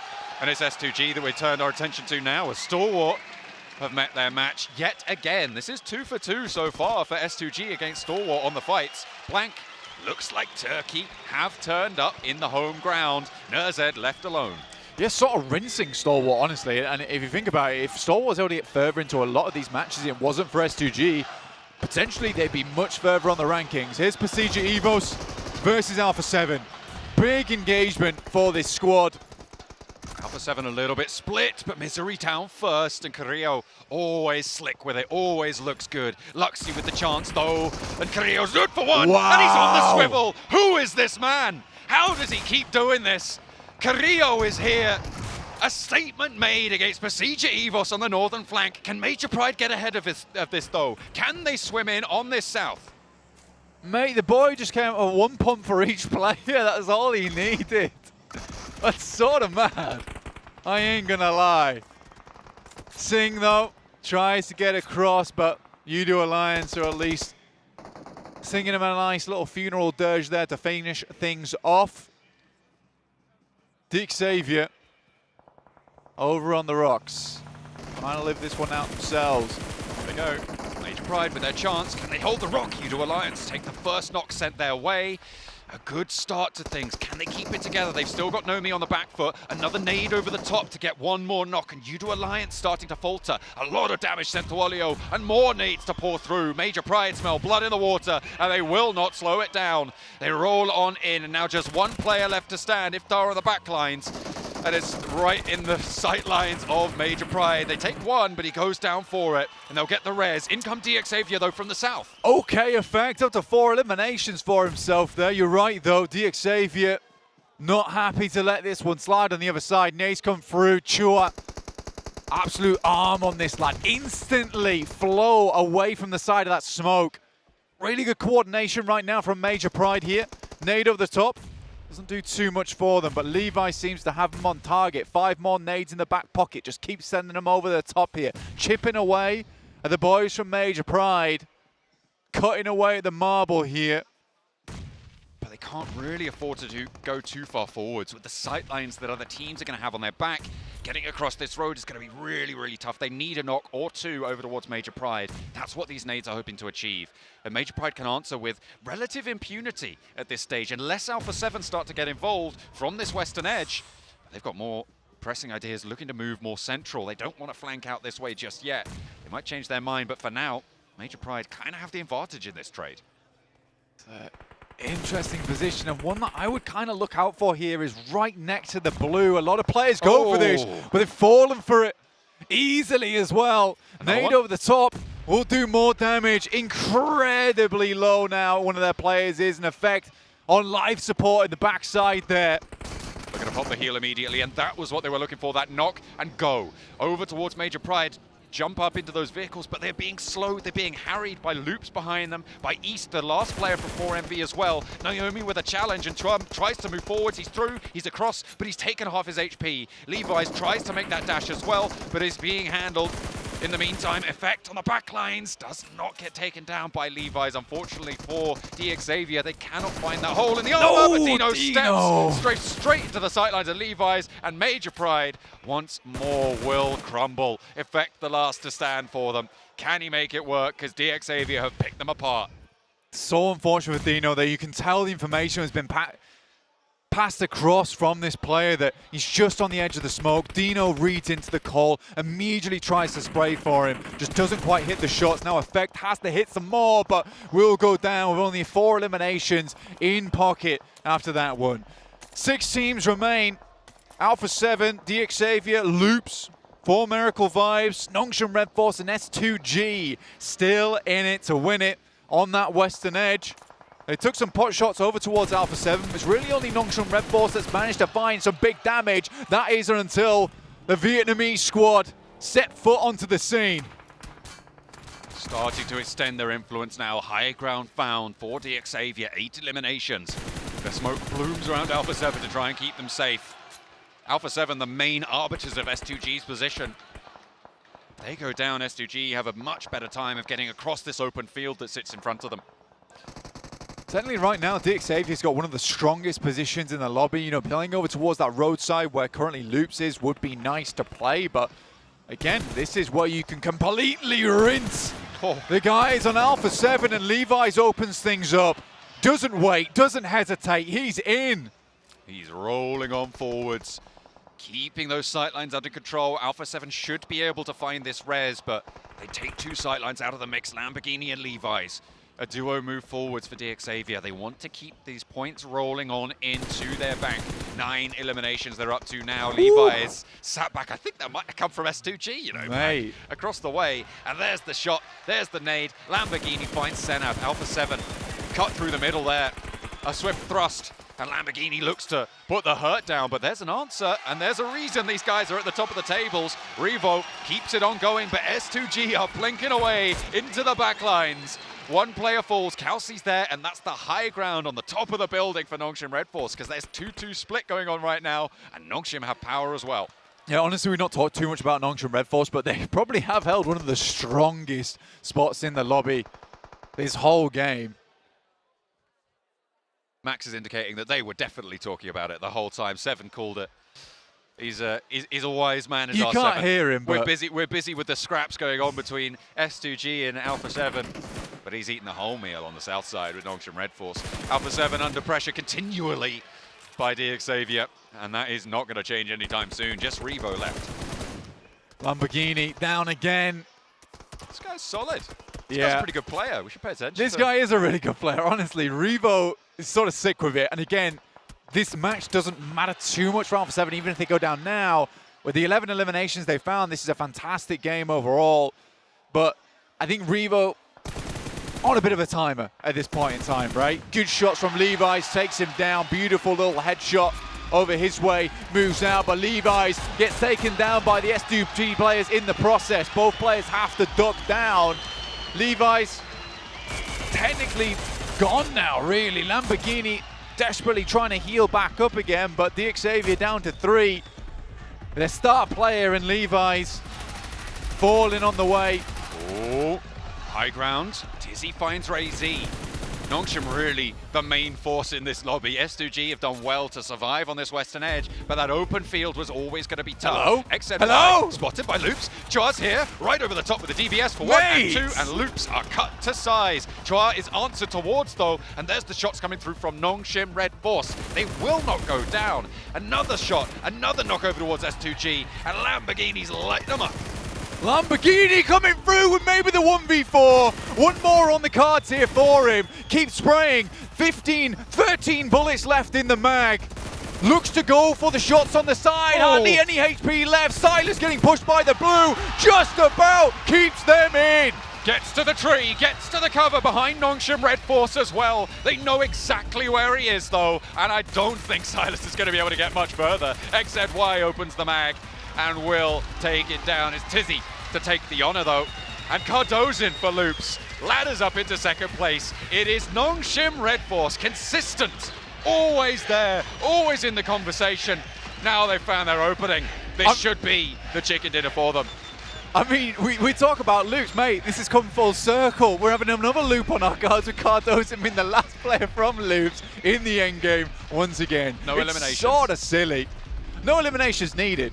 We'll take the second place. Oh, you might get a knock or two. No, unfortunately, the hop into the back there is good. And Nongshim Red Force, the South Korean team that surprised us being the entry into the finals for the region, have turned up yet again a really strong, consistent style. Not super flashy blank, but it didn't need to be. Yeah, very difficult to really talk about that team too much when there was so much going on around the map, which was sort of posturing, right? You know, teams puffing out their chests at one another, trying to show who's boss. S2G though, they're holding it together very nicely at the moment, I would say. You know, being able to hold their own versus some of these best squads in the lobby, which we know have extremely good firepower behind them. It's nice to see. Alpha 7 get pretty deep into that match as well there to maintain their top spot. I think Nongshim, it depends how many eliminations they got there actually, but they might be right next to them now after that chicken dinner because Alpha 7 didn't get too many placement points. Yeah, for Nongshim Red Force, like, honestly, some strong games coming through from them at the moment, and I mean, sort of flying under the radar. They're playing what I would call to be pretty classic PUBG Mobile from back in the day. Take some strong compounds, get a checkpoint further on. That's how they won their group. And then, you know, get that crossfire working. I think a lot what we're seeing these days is just some massively aggressive maneuvers from all these squads. But Nongshim Red Force keeping it real. MVP was only 2 eliminations going on through Tizzy on Nongshim Red Force, so it was a very controlling game for them, as we've kind of highlighted there. You can see across the board total. Okay, Tizzy, okay, he got 4 eliminations. Oh no, 4 knockouts, 2 eliminations. Across the board it was 5, so 15 points on the match. I think what you got to realize about Tizzy's position is that he had so many angles on so many players on that hillside. Realistically, all he had to do was cause casualties, and success comes from there, right? Everyone on that north side of the road really started to struggle when that circle came down south. S2G trying to cross that open ground. In the meantime, just denied, but and what a light up from Lamborghini as well. I mean, he was roaring on all of those cylinders, making so much noise for DXavier. Yeah, the engine in that lad is certainly purring. I mean, for Chua as well, over towards Loops. What was that play from him? I don't think Loops even expected Chua to just run down the hill like that, DBS in hand. Sort of silly when we saw it come through. Exactly, who does that? That's what Loops probably were asking themselves in that situation. But DXavier pull out some crazy moves time and time again. And that's what sort of makes them so strong, is that the unexpectedness of some of their plays are silly. However, they also can play a strong, normal game. Nothing illustrates the pressure that Nongshim Red Force had than the utility they used there. Basically nothing. Let's head over to the desk.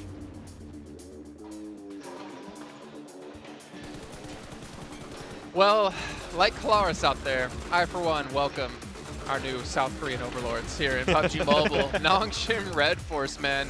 There hasn't really been a single bad match out of this team, as they have been putting up the work, especially when accounts are closing things out. And well, we got an STE win, Max. We got Nongshim Red Force win 7. Does that mean I get to choose who wins next? You might get a chance. But I mean, this is why I'm so hype on this team. We wanted to see what would happen if they actually got a circle and they didn't really have to rotate. They were able to showcase that perfectly. At one point, we were talking about what are they going to be able to do here? Are they going to try to push towards S2G? Are they going to be trying to gatekeep them? Yeah. And they ended up gatekeeping them as well as being able to push. The 2-2 split that they did there towards the end worked out wonders. And you said it, especially during that game, right, Seven? One of the biggest points as to why you like this team so much is they don't call the shots too early. They are very good when it comes to timing. They just wait, okay, STG on the western side, we're still in circle, we can go for this 2-2 split, play center while also playing edge, and just overwhelming the rest of the teams that are rotating late, because outside of their 2 positions, there was nothing to play with. They knew they had the game in the pocket, as long as you don't do any mistakes, which Nongshim Red Force in circles like this do not do. They're not over aggressive, which is nice to see as well. They have that switch. We saw it earlier in the earlier match whenever they third party to fight towards the South Military with the Xavier and another team. And then here we're being able to see the patience out of them with not being able to push it towards STG, waiting for the right moment. Well, they don't even end up with the most points, Wow. but as you're saying, not too aggressive sometimes. They still get the win nonetheless, but Xavier, 16 eliminations, 4 placement points for a total of 20. They put in the work, but so did Alpha 7, to be fair, with 11 elims. Wait, we didn't drop or rotate into S2G?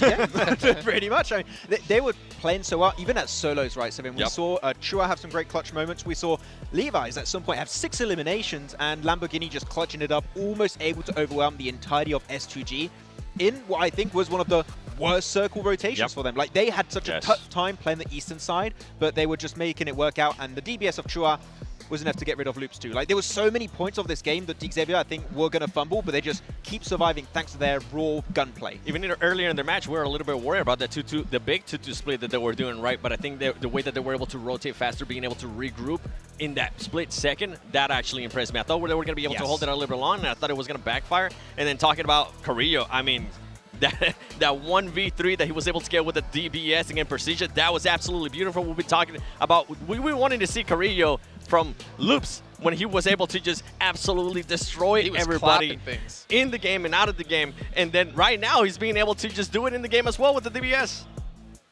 And that's the thing we've been saying for years now. If Carrillo can perform with Alpha 7, this is going to be an unstoppable team, and we see him able to put up the 5 eliminations. Like, this is a deadly squad, and I don't know what's happened from regionals till now, 7, but this Carrillo has just massively stepped up. Earlier in the match as well, when they were looting, they ended up third partying the fight between FaZe Clan and IC. No, they didn't decide to push that fight, but they were being able to just take some shots onto the teams. They were able to eliminate one player from FaZe Clan, and then towards the end, if I do have to nitpick a little bit what this team did, I feel like they got a little bit too passive there at the end. I felt like they should have continued on with their aggressiveness and try to push a little bit more towards the Xavier. They put themselves in such a position that a lot of teams were going to be looking at them. And once again, that's just me nitpicking right there of what they could have improved. I think that you have to play passive in a situation like that because you only have Rocks and Trees to work with. In a situation like that, you have S2G in the open fields over to the western side. You have Xavier just shredding out everyone apparently over to the eastern edge. I think you have to play passive, play around smokes. If you do have some early information, maybe go for an elimination here or there. But I think that's a situation where you can't be overly aggressive, only when you're 100% confident you're going to hit that shot, get the knock or the flush. So I'm looking at Loops here in 8th place. 8 placement points, 8 eliminations. I can almost guarantee you those 8 placement points came from Cardozo alone. Yeah. 100%. Yeah. 100%. He keeps surviving. Yeah. It's insane.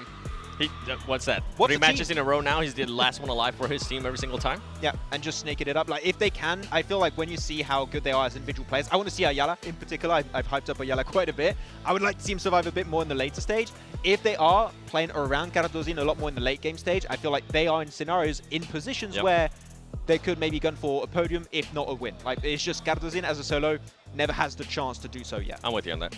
And obviously looking at well, Stalwart Esports, obviously at the back of a win previously, they met their demise once again by S2G. It seems to be their kryptonite here. I don't know what it is about this in particular, but something's not really working out too well for them. And that's what I was wondering too. We were talking about this in between matches. What I wanted to see out of Stalwart Esports is what would happen with this team whenever they didn't get a circle. Whenever they didn't be able to control what they were going to be doing. They had to push. They actually ended up pushing a little bit late for my liking. If we're kind of talking about teams being able to rotate a little bit faster, that team did not rotate fast enough, and he ended up hurting them in the long run. I would like to see an improvement on the information game for Stalwart in particular, because they went on to, who was it, 4MV, 4 Miracle Vibes, I think very close to them, lose a player, because there's a lack of scouting on that late rotation. I want them to try and gather more information, and if you do so, late rotations are going to be rewarded a bit more because you can know if an entry point is viable as an option, or if they scouted before onto 4MV, they could wide rotate to the west as a 4-man team, maybe crash onto the side of also Nongshim Red Force or maybe S2G, but it's just that trial and error that sometimes is going to lose you players. Something that you mentioned too is that this team is great whenever they are able to kind of set themselves. They don't really have to rotate as much. They need to be able to adjust that here. If not, they're not going to be a championship team, especially with what we're seeing out of Nongshim Red Force. Yeah. And speaking of rotations, you know, one thing that you really hammered on when we were prepping for the event, Max, is Titan Esports Club seem to have these like next level rotations. They're very smart about where they want to go. They're very aware of where all the teams are on the map, and obviously they're not doing too well so far in our bottom 8. Yeah, I think they saw in the elimination feed Carrillo get a 1v3 with a DBS. Like, DBS, we don't play that. That's a really scary weapon. We're trying to avoid that as much as possible because we talked about it, the DBS not being played as much in PL, that is a big like slap to reality when you're coming onto this international stage. If it's PMWI or PMGC, you are going to struggle, so it makes it a bit tougher. We talked to the Chinese casters, right, and they were saying the S12 is what they mostly use. Yeah. So But they do DBS. use shotguns, but not, I mean... They did say they were going to be able to adjust quickly. It's 3 matches now. Haven't seen it. How quickly are we talking about? Day 3, last game. That's how quick. Let him cook. Well, let him cook, yeah. Hey, I know you know how to say that in Chinese. Yan da shou. I'm glad you went with that phrase, not the other phrases you were taught today. But another team, again, we talked about rotations. FaZe Clan still not really existent. Mela, obviously one of the star players of the team that we saw in Survival Stage and Last Chance. They've been a little bit quiet. Obviously, the caliber of the lobby is a little bit different. But this, I don't know, did you, I'll be blunt. Did you truly expect them to be able to have the kind of performance they had in Survival and Last Chance here in PMGC Grand Finals? For me, I'd say no. I had no expectations. I wanted to see how the start of the tournament was going to go. From what we've seen right now, no big adaptations too. I have a lot of doubts when it comes to FaZe in particular. We've seen them do that adaptation in the last game, like when there was the most pressure on their shoulders, which means they could technically do it again. But as you said, the caliber of like skill in this lobby is so high that I don't think it's going to be even like enough at this point to be able to catch up to top 5, top 3 when you have teams that are so consistent like Nongshim Red Force and are just going to be overshadowing all of your performances. Yeah, I didn't think FaZe Clan was going to be performing pretty well here. I saw them being able to cover that group stage. They took too long to be able to adjust here. And right now with what we're seeing out of them, with the way that some of these teams are playing, they're not going to be able to adjust in time for them to even make a push there towards that first place. And that leads and it's crazy saying that we just only had 3 matches, right? Yeah. Yeah, but I think it's safe to judge, right? We've had, I'm not going to even try to do the math on this one. We've had half of our matches today. And we only have 2 days left after that. So I'm not even going to look at John. I mean, you're technically right. Yes. 3/18, which is 1/6. Math. 2023, his math is on point. 2024, he's going to be doing calculus live on air. He's going to be teaching John how to do statistics. That look of like, shut up, Jason, this ain't happening. It's like, no. But Procedure, I don't really know what to expect for them coming into this. Obviously, we've talked a lot about the old Bigatron. We talked a lot about the Twins. Misery has always been like a focal point of this team and the performance they've been able to put up. But also Redface has been kind of non-existent. For me, he was also one of the big players when it came to the group stages. Yeah, I want to see from the entirety of Procedure Evos. They've been sticking a bit closer, which is nice. It's just they allowed Alpha 7 in particular to get way too close on that position. When they breach, especially that 2 building compound, it's very nadeable around the walls. You need to set up that utility super early on, but they just allow the Fox in the hen house, and then you have pretty much just Carrillo with a DBS, and he's just going to obliterate the entirety of Procedure Evos. So right now, getting good positions, they can do that really efficiently. I just want to hold them, defend it down like a 4, and if they can do so, I'd say we could expect more from Procedure Evos, but it's been a bit of a slow start for sure. Yeah, slow start indeed. And I mean, we kind of see them, when we're talking about some of the other teams, the little things that they can fix, whether it's defending or whether it's being a little bit too aggressive. Right now, we have seen them being a little bit aggressive, and it has backfired. We have seen them being defensive here, and it kind of backfired against Alpha 7 as well. I mean, that makes me think about IHC, actually, because we're talking about, like, potential dark horses. I think, for me, they can be one of the dark horses, because I think they can easily be one of the strongest fragging teams out there in this lobby. But late stage is just something they can never seem to get to. They can never hold on long enough with all 4 players alive to get to that place. Demo in particular, we're talking about being one of the star players in this roster. But yeah, they can frag out. And technically, I love a team that can frag out versus a team who can't get placement points. But right now, something's got to change for them because what they're currently doing, again, it's not going to get them a trophy, and they need to obviously avoid these shot drops even with teams like FaZe. And we saw it happen during the entirety of the league stage, except towards the end when they understood, okay, placement points, kind of important. Kind of important. Maybe we need a few of those. But it's just, they sure get eliminations, they got squad wipes, which is great, love to see it. You lose players. You lose one player in a fight. You lose another player in a fight. Then you're down to a duo. You're not going to be able to breach anymore. You're going to go for trash locations in circle. Your chances of a podium are really low, and going for chicken dinner is just almost impossible at that point. So fights are good. Delay them as much as possible, though. Just like Nonchalant Red Force, you mentioned, take your fights when they make sense. Yep. Okay, well, gentlemen, it's time to head into our final Erangel here of our first day of play at the PUBG Mobile Global Championship. So let's send it back to our commentators of John, Allen, and Blank once again. Thank you very much, Jason, and the other guys as well. They're there. They're doing a lot of work. They're doing pretty good work Those as well, are bits, mind you. yeah. They are My definitely hair doing isn't. bits. Look at this. Have you had a nightmare? Look, it just won't stay still today. I don't know what's going on. But yeah, Do a hair and they are live on doing camera. some good bits over there, over on the desk. You know, hitting some strong points. You know, where they can, of course. For you sure. know. Oh yeah. You know. They're not us. They're very capable. I've been told. By who? You. Hoopst. Meast. Yoomst. What about East from 4 and B? Oh my goodness, like mate. that? Yeah. No, I didn't. Actually, Haha. I didn't. Let's take a look at the chicken dinner winners here right now. Alpha 7, Stalwart, Nonchalant Red Force. I feel like this is an excellent story. to Major start Pride telling. fan. Hey, look at There's that. no There's one. way. I've spotted him. There's no way He's there's a Major here. Pride fan here. He's That's here. crazy. He's on my side. I had them in my top Are you three. going to cheer for them now? Yeah. With all the turkey fans I'd given up front. on them a little bit, but that banner has given me some major pride. Has it? Yeah, I think so. I'm major proud of that guy. The whole I wonder if he's the manager. By the end of the day, probably going to be major cried though, because it's a pretty sad state of affairs. For Yeah, major. Ah, you guys. Gotcha. You've been paparazzi. You could try. They'll try to take selfies. Yeah. We gave big selfie. Yeah. Yeah. Big You selfie. still complain.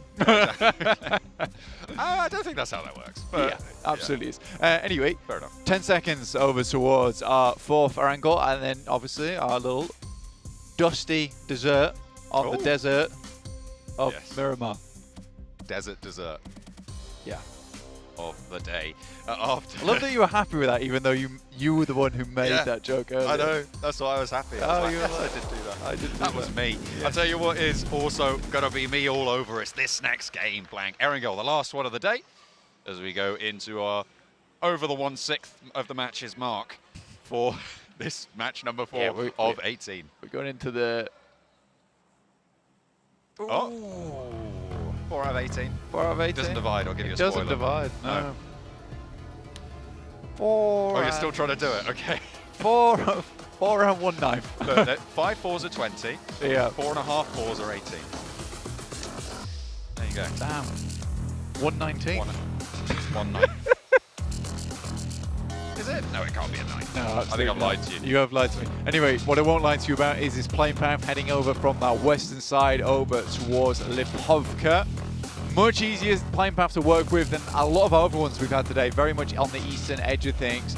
Alpha 7 on South George right now. FaZe over towards Zaki. An interesting spot, honestly, for FaZe. I would say up towards Zaki's side. We've seen them play it before, but I just think that it doesn't give you a lot of options. We saw that from the last game. We head all the way down towards the southern edge. Really difficult to play around there overall. But S2G, happily surprising me. Yeah, they're staying up there. They're staying in amongst it towards the title spots for the time being. Certainly good news for the home crowd. This northern circle might give them a little bit more of a run. They've had to go south twice now. See if they can make their way north this time around, because we're going up and over the river. Morph, very central, near Sedani. Very much a north little circle for us. Like you said, Morph in a strong spot towards Severny. We have seen a fair few times. That, you know, we usually do get the teams that start in Severny don't do all that great overall. Difficult. It's difficult. I wonder if that's a self-selecting sample. I wonder if it's teams that don't do well go to Severny, or if it's teams that go to Severny don't do well. There's two options there, and I feel like Morph are going to have to prove us wrong. Maybe. But I'm telling you, I've seen a lot of games. I've seen, so much. I've seen a ton of games, mate. And they all go down on Severny. You start up there. I would love to be proven wrong, and PMGC is a place to prove people wrong at the end of the day. So we will see exactly what happens. Realistically, only about, let's say, 4 teams currently in the circle, with Pasija Evos and Yasnaya. Strong rotates for them available. WBG down towards that south side, alongside with Rozok being claimed by Major Pride. It's been a while since Major Pride's been able to play Rozok comfortably. mainly because Mad Bulls have been taking up residence in that location. Very good as well are the Mad Bulls. Surprising we didn't see them here. We saw Major Pride instead. I think a lot of people expected it to be Mad Bulls coming in from EU to take up the mantle here in PMGC. But Major Pride will take this position in Rozhok if they can get it. WEG close enough to maybe worry them somewhat, but over in school and apartments on that split, it's quite far away from the initial engagement. But with the circle as it sits, it's most likely that they're going to be moving north fairly soon.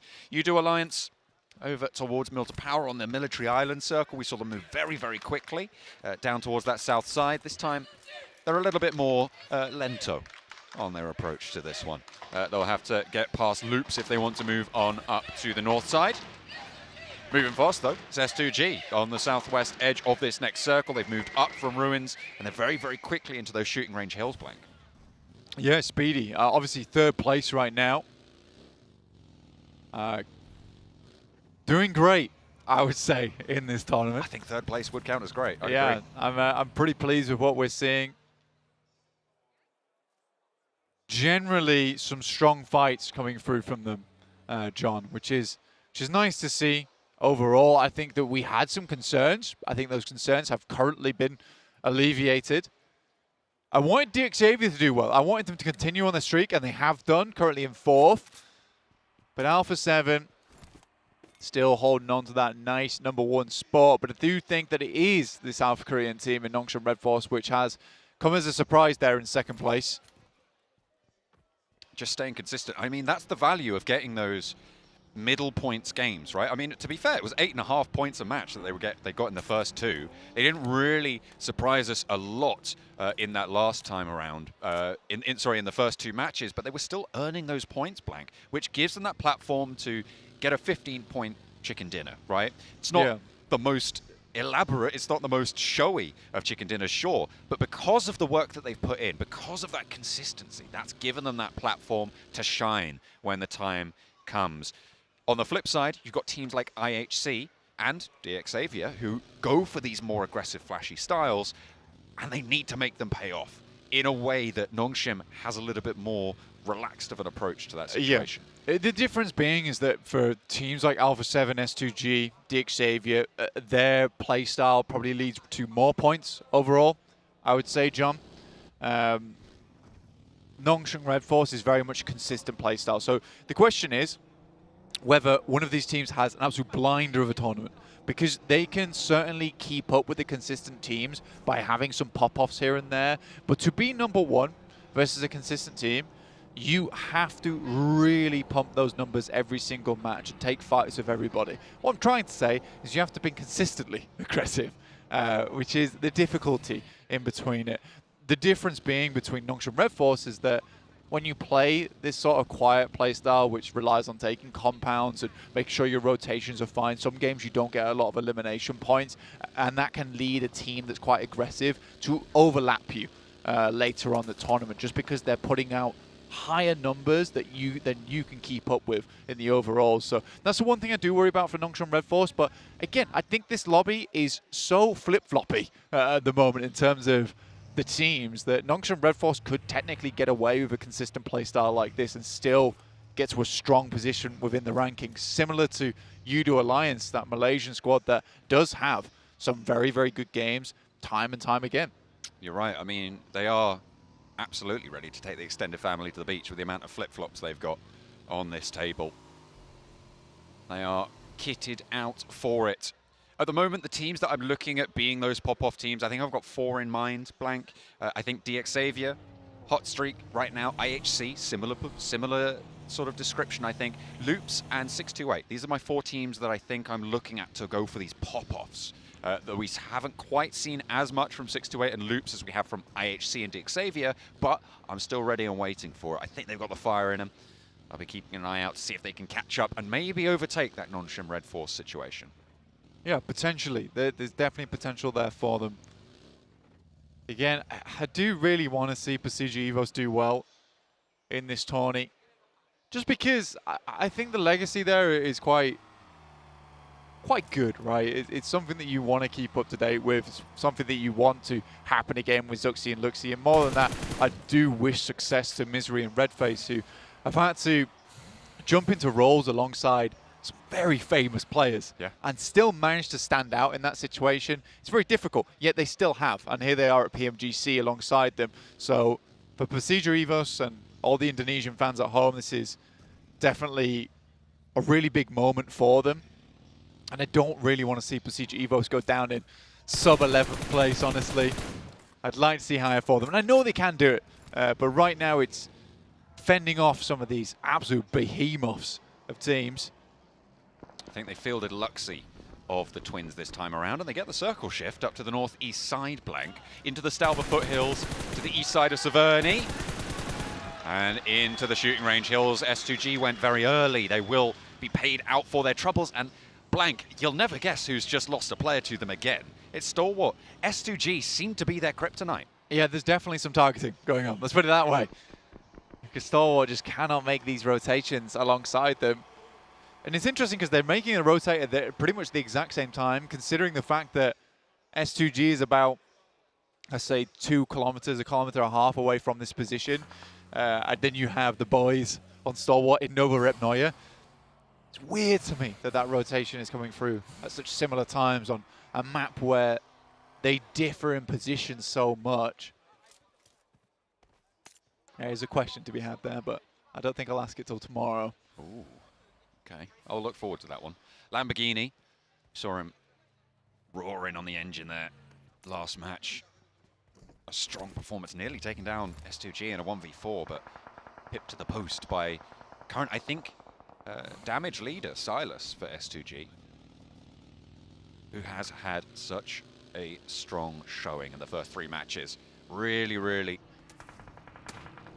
sidling himself with the pressure from the rest of the team. FaZe turning Stalwart's forward position with the buggy a little bit off course there, but both teams divert, get away from one another. Still maybe some danger in the wings waiting for top for Stalwart as FaZe divert to the gas station. First game in a while that FaZe has been able to play for the first few minutes of the game, at least. Get into this one. Stage 2 currently. FaZe head all the way towards that northern edge. It's one of the few times where, you know, a Zaki drop can work out. I know I've been proven wrong here, but I still stick with my guns. I don't think Zaki's the most competitive of drop spots. Let's put it that way. It's true, it's fair. The Severny drop though for Morph, they've managed to get out of it. It was cursed all along. Well, they've got away, so it's Alpha 7 now in Severny. Yeah. Are Alpha 7 going to be able to break the code? Yeah. We'll have to wait and see. Titan taking a little bit of a scrap back and forth with DX Xavier. Can the hot streak continue, or can Titan bring it to a close? Char with a nade. Seems to be that it's just not going to happen. Lamborghini to the back lines, and Titan are just not having a good day today. Honestly, the nades coming through from DX are probably the big things that stand out from this team. They are very good at getting that heavy ordnance over the side towards Titans. Been blasted back slightly. Ooh. Nice DBS shot there coming through from Lamborghini. The help is on the way, but not before Lamborghini does eventually hit the floor, hit the deck. It's flushed out as well. Char on the top of the rock. Has to step forwards towards Suki. The nades are coming through for the back line, and now they can start to move forwards. Bamboo over on the higher ground, not going to do anything. And DX Xavier play on with 3, but losing Lamborghini, you're right, it's a major blow to them. I mean, Levi's is technically their main man, right? But Lamborghini was fantastically good on that last match. Looked really quite potent. But I do think that it's still possible. Maybe wait for the guys over on DX Xavier. They'll be happy with how that one went down. You know, 3 players, more than enough. You get 4 eliminations off the back of it. Technically, you've already had a decent game. You're going out in essentially 5th place with 4 elims. It depends where you want to end up, though, because at the moment, DX Xavier, well, at the start of the match, certainly, they were at 13 points behind Alpha 7. That is still quite a gap to make up, especially in the first 3 matches. Alpha 7 having 2 strong games, they were able to rack up a lot of points in that last area. Yeah. I think it was 11 eliminations, despite going down with only, what was it, 2 or 3 placement points? Let's go as far as say this, right? I would say Alpha 7 technically right now has had 3 strong games back to back. With the elimination count they've had from each of them, like, none of them have been, well, I mean, the Sandhawk was great, let's be honest. That's what I said, 2 of their 3 games, because they're Erangel on the south coast of the military island. I would still say that's a good game. Fair enough. Yeah, the rotation they made and the ability to get up on towards the cliffside and then at least have a chance at getting a fight with 628, that's a good game. And the points they earn, fairly decent in terms of placement points. It wasn't like they just laid down and died from North George, right? Getting to that position is not easy from their original drop spot. So I do think that for currently Alpha 7 has only had what I would see as pretty strong matches and pretty good decision making within those matches. And that is a difficult thing to catch up to. Again, this is now a chance for Nongshim Red Force to carry that momentum forward. Keep up that consistency. South side of the 2-2 split right now for Nongshim Red Force. They're not really being pressured by anyone. No one's sat outside the circle completely. So they can bide their time a little bit. Loops leading a train to the middle. Have to draw short at a shack. Try and survive the onslaught of bullets being laid down their way by Major Pride. The other team's probably going to be spotting them out too as well. Morph mounting the hilltop behind them. Into the warehouse they go. Central positions being taken up by Morph, by Loops. By Major Pride, they're a little bit more towards the edge, but WBG have a slice on the northeast side as well. Yeah, honestly, this is it's been an interesting one in terms of, like, it feels like these teams are starting to get used to one another, let's say, in terms of the rotations they want to make. Maybe not Stalwart and S2G, those two hate each other right now. But I do think some of these teams have been able to slip through the gaps a little bit. Procedure Evos, in fact, just giving a bit more room towards Udo Alliance, understanding where Udo Alliance plays from a lot of their time they spent during the group stages to get here for Procedure Evos, having to play out the entirety of that league stage all the way to the last chance to get in. So I do believe that what we're looking at right now is just teams giving others room, and it's not likely until stage 5 we start to see so many big fights popping off. But some great shots though coming through from Loops. Effect goes down, that spray, and nearly take down Nomi as well. Ayala wants to finish the job, but he's put back in the shack by Morph's high ground position behind them. They can't really peek out too far. However, a lot of damage done to Major Pride. Losing that player, losing effect. It's not great. They're trying to get into that central area with FaZe to their north. Still to their west as well. CG Eagles have a crack at it as well, but Nomi still somehow weathering the storm. Another reload comes through from Luxy and not going to be able to get knocked over to Nomi. Playing with fire, that boy. It's Nomi. Felt like he should have gone down a few times there in the process. Procedure Evos, though, do spot, not able to hit the shots in the distance. FaZe up towards the northern edge. You can hear these lads shouting behind me, in fact. That's a spotted something. Revo, first nade and a second to follow it up. Look at this. Alpha 7 holding the north side of Severny against the remaining duo from 628. Only Sunan left remaining now as Revo close by. First to go for the fight, pushes forwards. Nades being put back by Sunan, but they just want to confirm this flush first. Staying as 4 here for Alpha 7. All important at this stage. They're going to have to leave Severny, and when they do, they're going to want to have all the cards in their hand that they have available. Yeah, the lucky thing about this for at least Alpha 7 is playing as a 4 here makes a lot of sense, considering that you don't get a huge amount of sightlines looking onto where Alpha 7 is playing if you're on the eastern side until they breach over towards the eastern wall of Severny. So, rotating together, stay together, gives you some good chances to move this one through. However, we do have S2G down towards that south side playing with some nasty high ground. Could spell a bit of doom there for Alpha 7. They get too close. Nongshim out. First game so far, blank. A chance for S2G, for Xavier, for Stalwart to try and ladder on up. See what they can do here, because Loops are going to take Xavier to task. I said this was a team I was looking for a pop-off game. Maybe this is their chance, blank. Maybe they can do something from the middle. They led that train, but they're right on the south side at this stage. WBG takes down Nomi from Major Pride. Naomi's out next. FaZe pushing through those numbers. Major Pride out in 14th place. Yeah, FaZe trying to earn points on this game, that's for sure. They get some nice shots over towards United Alliance. Actually, we're able to take down one of their players on that northeast side as you push in.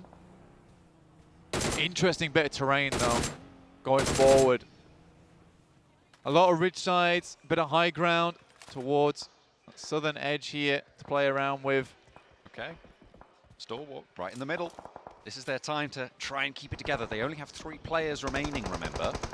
IHC, in the meantime, going to have a scrap with Morph as they roll in from the western side. Only the Vanguard demo is into the scrap right now, but seemingly more than enough to batter down the doors of the back of the Morph warehouse. Dropping the smokes, dropping the nades, and here's the backup now. Demo has done enough to open the way for the rest of the roster to roll on through. Spots an elbow, but steps back in. WBG across in the buildings that they have sat down there are something to be worried about, but IHC not going to let that slow them down. Straight on through, Demo clearing corners, the rest of the team on the crossfire. Loops are going to roll up to try and third party, but Morph have almost entirely been taken down here into the vehicle. They spot him. Now it's going to be a nade from Alex to keep Morph going, but Loops have taken up the mantle of the fight around the side. Mythic wants the challenge, but it might just be a little bit more than he could chew because WBG have sightlines here. IHC, did they just get swept aside? I'm not entirely sure on the south side. They're still active, but that might have just been a knock on the south. Godless gets knocked as well. 4 Miracle Vibes. Taking a lot of damage. Seems that 4 Miracle Vibes gets about 5 limbs every game and then dies. It seems to be their prerogative. It would check out with the 15 limbs that they currently have. Or the 15 points, sorry. He's done the math. He's racked up the numbers. And he's right. I just double checked. Did you? Took me a while. Yeah, it took me a while. IHC nades on through the doors, continuing their scrap with Loops. They didn't go down fully. Godless did get flushed, however, and Demo is out of it. Another nade goes low, and it sweeps Mythic's feet. Now around the side, they're trying to reposition. Chief with a chance here, but hits the deck, wants the heal instead. 2 players on the inside to handle. Alex close by, and there's an off shot coming on through. Cardozin still there. Close by, Zjol gets the trade. 1v1 now on this angle. Cardozin's not going to be in a position to get this res, but IHC could potentially get back all the way to 3 players. Mate, the fact that he didn't spot out, then the second player in the building, a little bit silly. Cardozin makes a crawl across, and that's the smart move from Zjol. Get back into the wall, wait for Alex to regain some HP. 1 essential nade there from Cardozin, sends it in, blocks them off, but they happily walk back towards the entrance, hopefully, or at least hoping to get that 1 elimination. Cardozin again in the end game. What is this? It's just what it is, you know. 5 eliminations so far for Loops as well, so they've had a decent run so far. Trying to keep it together, trying to keep up those averages. Besieger Evos, though, 3 players trying to encroach. And WBG this whole time have been such a thorn in the side of this position. It's now been 4 teams on this spot trying to take the fight. WBG seen all of it unfold. FaZe are taking a scrap with Udo Alliance in the meantime on the north side. It looks like they're coming out on top, but IHC now fending off as Lynx goes down, steps into the sightlines. Misery has to fall back behind the corner, but steps out wide, and yet again it's IHC. 12 eliminations on this match blank. An incredible pop-off yet again, as it is going to be Luke Cardozin to try and step up. This time around it's 4MV to take the shot. Mate, IHC is having a blinder in that warehouse. I do really enjoy Cardozin's gameplay, which is sort of a lot of things were heating up, so I got out of there. In the meantime, Alpha 7, they want to get back into the mix, where things are getting very fiery, but it's FaZe, who've had a very bad tournament so far. Going head-to-head with our current #1 team. Nasty nade will take down 2. Carrillo hopes to defend. Good nade around the side, could catch Ventores into the vehicle and evades the damage. Ventores staying alive for the time being. Another nade to the backlines. Mellor's launching it in response. Hello? And Ventores delivered on a silver platter. Bounced out from the vehicle there. And there's shots coming through across the way. Can Sedov get back for Alpha 7 to stay alive on the top? Carrillo dropping a Molotov at the door, preventing anyone from getting through. At least he can hold out on the backside. Mellor, the mastermind behind the team, or at least with a DBS. Nade in hand, looking to finish this one off between them and Alpha 7. Angling this nade can be very difficult. Gets it through the window. A lot of damage on Carrillo, but not a knock. Which is unfortunate. A resupply on the box. Senab, I think, might have the undershot on the wall. cooking another. Only has the one from the box, though. And doesn't quite get the value he was looking for. Finds another from somewhere. As he sends that one in, and this time it's good. Curio down and on the outside as well. Mela strikes. Impeccably timed there, and now Senef has a 1 versus 1 for Alpha 7 to try and take down FaZe to keep them in check. 8 eliminations for FaZe so far, and they want to put that number 9 up on the board. Mela reloading the DBS, has the window under control, keeping those shells, those cartridges loaded up and into the chamber, but there's a roll up from WBG. Mela wins out the trade. Alpha 7 go down, and now WBG close down proceedings. 4 eliminations for them, and they're looking to start climbing on the east side. Blank, this is a good chance for WBG to come back.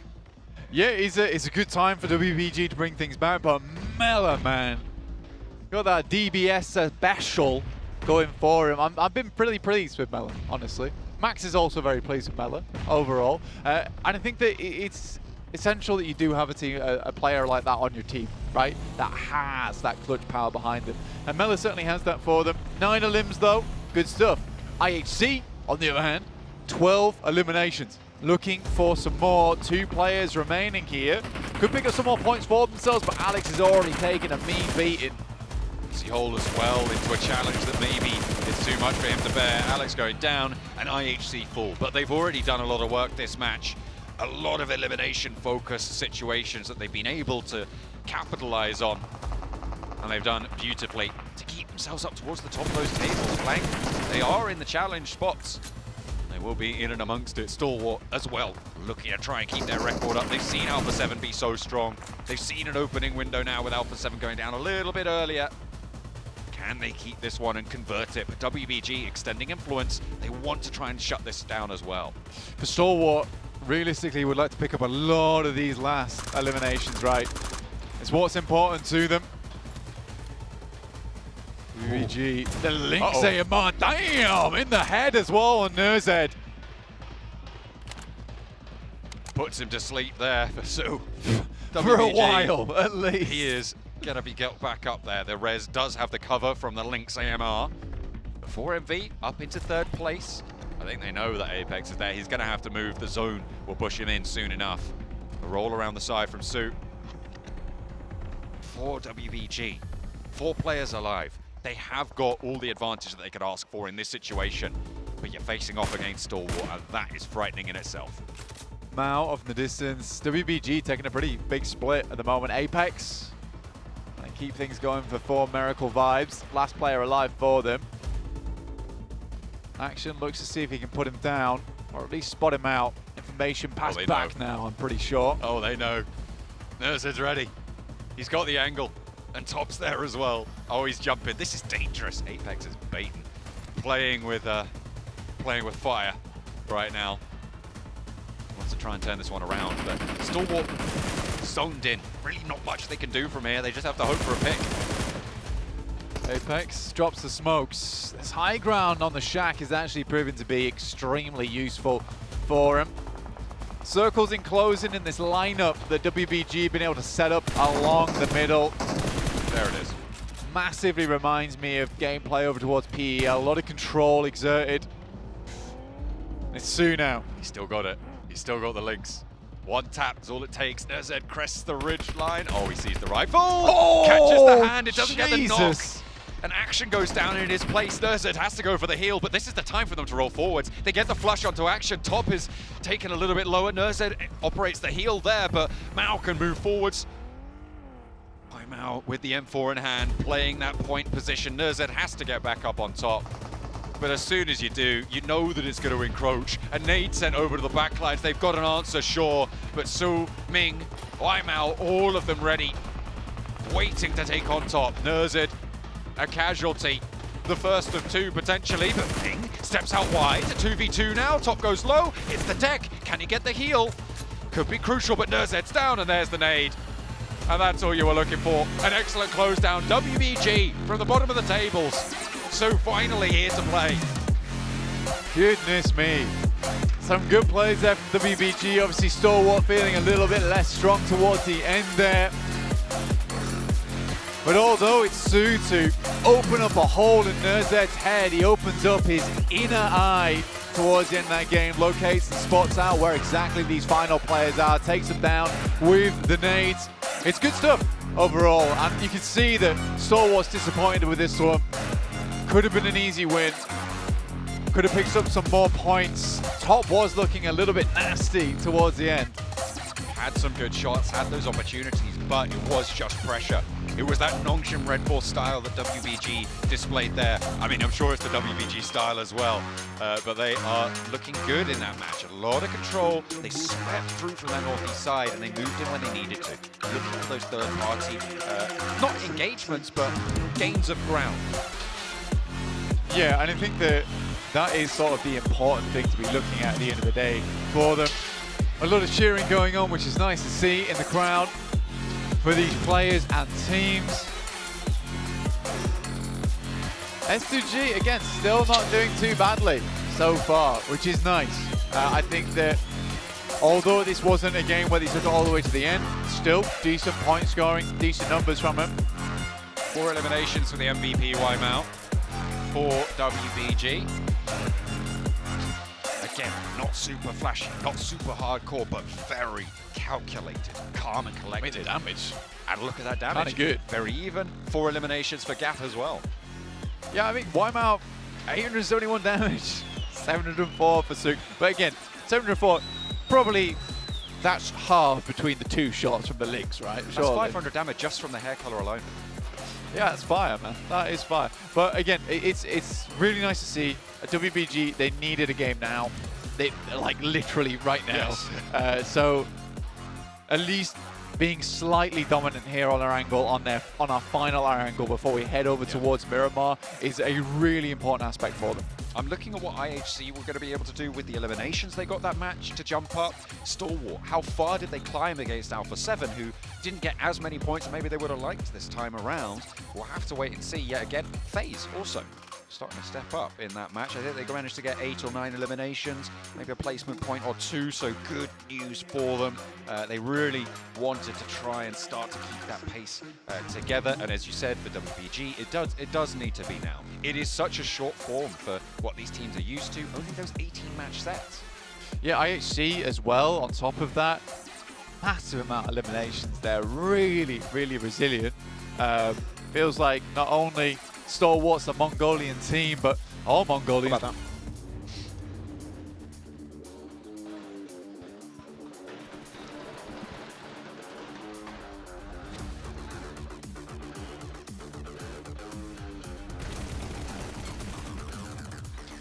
All right, so Weibo Gaming taking a victory not only in-game, but in the hearts of one of our dear analysts, Maxman. Oh yeah. Your favorite player. It's Zook. No. With the Link's AMR too at the end. I mean, Shanzuk. you got the pronunciation on point 7. I cannot pronounce it properly. But WBG, this entire match 7, what I loved is that they were not overly aggressive. They saw situations and they just waited. Not maybe getting as many eliminations as they could have got, but they just were playing from the win from the very, very early stage. And that was one of the smoothest transitions to get a chicken dinner we've seen so far. They had in the bag like 2-3 circles ago, in my opinion. Yeah, and for some of the other teams that we've been looking for them to be able to adjust, FaZe Clan, we saw a little bit of an adjustment there out of them, especially after the the fight that happened in the second Erigo, right? They actually decided to land in Sarki and then rotate very quickly towards the Verni, which I thought ended up working out for them in a very, very big way. And then ISC, once again, being super dominant when it comes to those eliminations and getting those placement points too, which we've been wondering with them. Are we going to start seeing more of those placement points? I still want to see them be in a top 3 situation with all the players alive, and for them to showcase that aggressiveness, for them to showcase that gun skill that we're seeing out of them. Yeah, if we ever get a world where IHC get more placement points than eliminations, it's the end of the world. We're done. We're doomed. This is not going to happen here. I'm kind of worried next match. Oh no. It's going to happen. Oh no. But yeah, IHC, obviously, we have to give them credit. We've been really criticizing about their placement points, FaZe Clan as well. Looking on the list, though, I got to bring up Alpha 7. I got to bring up Carrillo again. Like, obviously, they ended up losing out in the battle against Mela as he clutched things out against them. But to see Carrillo just being able to pop off like this has been a fantastic sight. And it really gives me a lot of hope to see Alpha 7 and take home the trophy for the first time. Yeah, and the thing with Alpha 7 too, it's even if they're not getting the eliminations, they were getting the placement points that we saw earlier. And then on this match, even if they're not getting the placement points, they are putting up those good elimination points. Which from Nonshim, this is the first time that we see out of Nonshim not having a good match, right? They end up with those 0 points overall. Yeah. And for this team, something that actually happened with them is they decided to rotate a little bit too late for Nonshim Red Force, and they were forced to play that outer edge. And now they were forced to push into compounds where they didn't have any scouting done, and IHC was able to just completely destroy them. And I even prefer the period of time before that, 7, where they just left Severny against 628. They're like, okay, that fight isn't going to be super rewarding in the later stage. Let's just skip that fight entirely. And then they start playing, of course, playing that fight into phase instead. But 1,000 plus damage here coming out from Zul of IHC, which demo was popping off. Now we have Zul. Like, when it comes to taking individual fights, every single one of IHC's players have those standout moments. So the warehouse was strong. If the circle ended up on there, maybe it could have been an IHC win, but what the hell was Luke doing there either? Like the way I mean, Cardo's last alive again. Chief pushing in when he gets a knock, thinking he can get the confirm, but there was obviously other players watching the angle. Really, I think a bit of a misplay. But 7, you gave us a face, and it's not your normal ugly face. It's I went really too hard there, actually. I'm sorry. Weibo being able to jump from 16th place all the way up to 8th place with just that chicken dinner, that's very impressive. And then for FaZe Clan as well, currently with those 16 points. But overall, I mean, I feel like Alpha 7 could have even extended the lead a lot more, considering that 2nd place and 3rd place got eliminated super early on. Yeah. But still, they still made a gap there with those 8 points at the end that were getting in the last match. Yeah, every time you see the audience here for S2G, every time the team above S2G gets eliminated, like, yes, it's even more an opportunity for S2G to jump up in first place, which, hey, that's fair, that's how it goes. I'm having thoughts about tomorrow if they're at the bottom of the table. They're going to be doing a lot of cheering when teams got above them. 15th place team died, yes, yes, we got him. Obviously, you have to give a lot of credit to IHC again, 2nd place. This has been huge for them. It's for a team who's gotten so little placement points. They've been just really fragging out, 2nd highest eliminating team so far. Dark Horse, in my opinion, I don't know if you guys agree, I said that last match. I think they had a lot of potential, but I think they were on no one's list to be in a top 3 team. I'm starting to get on your train in regards to the Dark Horse. I mean, they're being able to be super aggressive. They're winning those fights. They're putting up a lot of eliminations, and that's something that we're always looking to a team, right? Are they going to be able to put up those eliminations? They currently are. I want to see more in regards to those placement points. It's good that we're seeing those eliminations, right? But we've been talking about it. I want to start seeing more of that late gameplay where maybe that gunplay that they're currently showcasing will shine a little bit more. I would like to see a mix of them with WBG in the sense of like not taking fights, trying to take full control of these circles, and if they can do so with the individual gunplay, they're going to confirm 100% of those wins that they find themselves in that kind of scenario. It's like the Brazilian teams. When you see an Alpha 7, when you see a Loops, or even a Stalwart back in the league stage, when they were in a phase 6-7, they had 3-4 players. Chances are they're going to take the win, and we need to see something similar to them, that they need to survive way longer in these matches. Yeah, and another team I kind of wanted to give some props, Star Wars Esports. They decided to not land where they usually end up landing. They decided to land a little bit west of Godkind. They were able to rotate very fast as well, considering that the plane pass was toward the middle north as well. So good adjustment out of them, considering what we saw earlier. Remember, they were rotating a little bit too late. I don't know when they were getting caught off guard. I think if you rotate late on the circle like this, you're just going to get completely caught off guard. Like you have such a small amount of positions that are strong east of Severny. You got to rotate first. If you don't, you're going to have to crash, just like IHC, just like Loops, just like WBG, and you're going to struggle if some teams are in that position. Luckily enough for WBG, that ended up not being the case, but circles northeast of Severny, you got to go early on that move. I'm going to have to hit home on this yet again. Titan Esports Club, out first, 16th place. It's unfortunately being like that, and the weird thing is, right, is that it's so weird to see a team who won PEL Summer come through first place, get themselves into the grand finals directly, and they're not really hitting that stride. And obviously there's a lot to really go into when it comes to that. Obviously rotations, whatever. But I think something we all agree on is going through that group stage in PMGC is so valuable for teams because you get so much training, so much practice in. Yes, it's a lot more difficult to do, but we're seeing a clear difference between them and the other Chinese teams. It could have been useful for S2G. It would have been even more impactful for the side of Titan because they don't play outside of their region that often. This is actually for some of the players their first time playing outside the region. That transition to playing against the DPS, which is still weird they're playing the S12K against that, but you need to have that training. And unfortunately, 3-4 days off scrims that can be taken more or less seriously, it is going to be a tough transition. So that first day is going to be very important for them. That transition in day 2, that's when we need to see Titan really bringing those points on board. I'm getting Tiamba vibes. Oh, I mean, they both start the letter T. We got to head and transition over to a break here while we get things ready to go for our first of 2 Miramars. We'll see you guys in just a few minutes.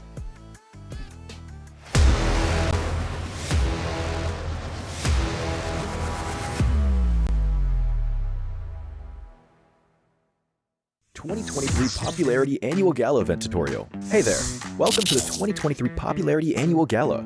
We've introduced a brand new competition and upgraded rewards.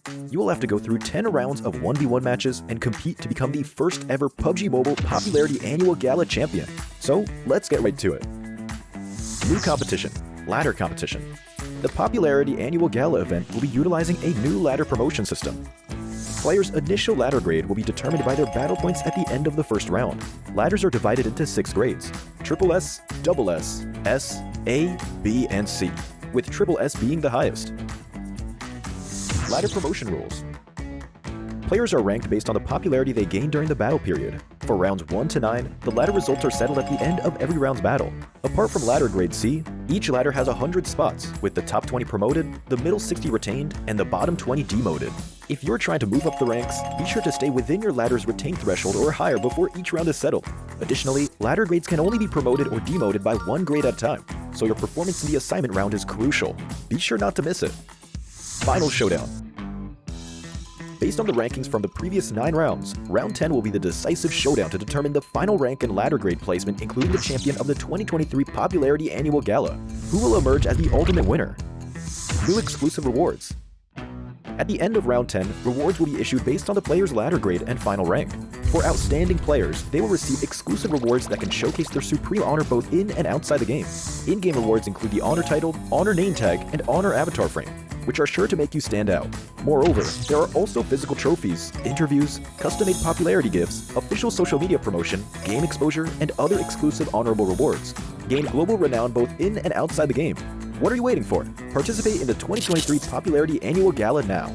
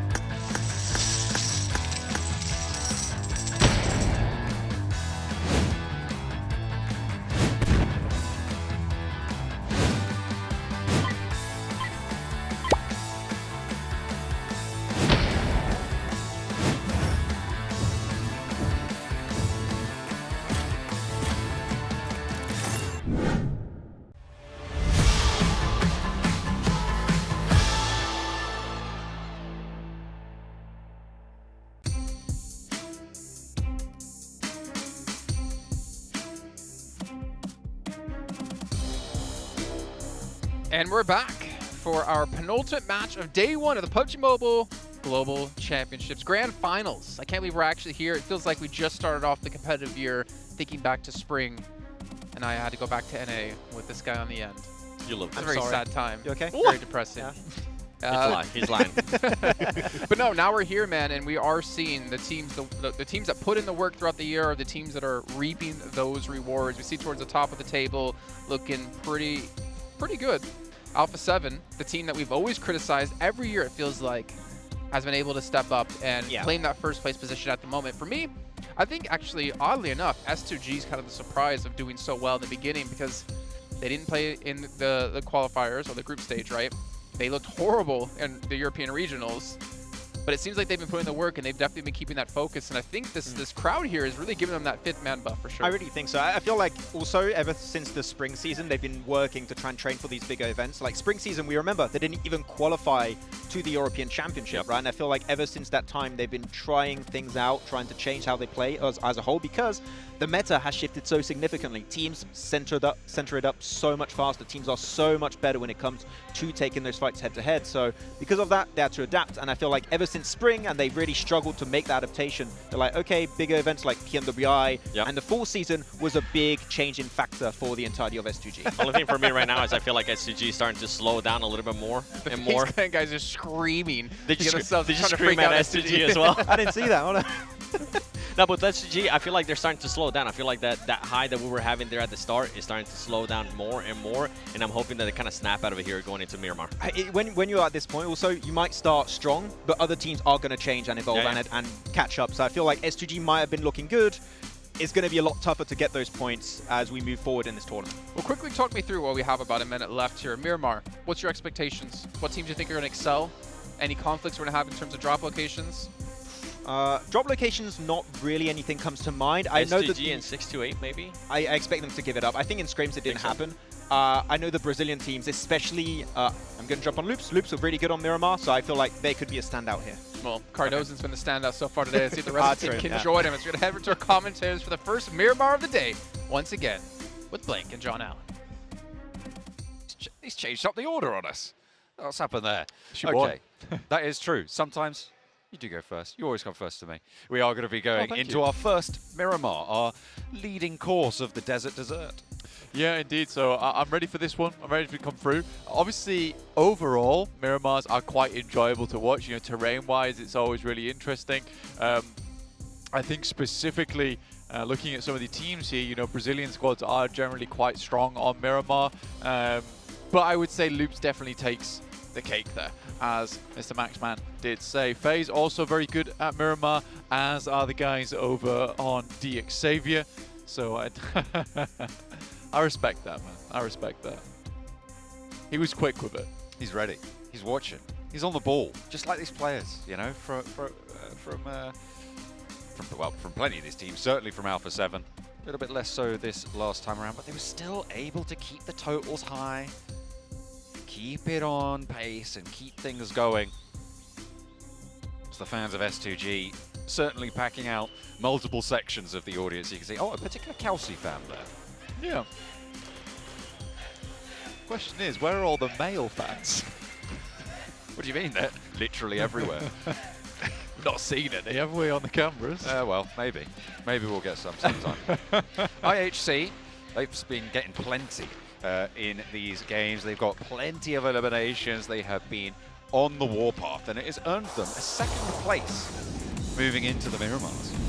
Yeah, honestly, I think for IHC, there's been some incredible action when it comes to the elimination counts, which I've been really honestly quite excited to look at, because I think this is something we saw from IHC over in Survival Stage, which is something what we were like, are they not going to make it because of this reason? And that reasoning was they had no placement points. They only had eliminations. It's what they focus on. It's what they're good at the end of the day.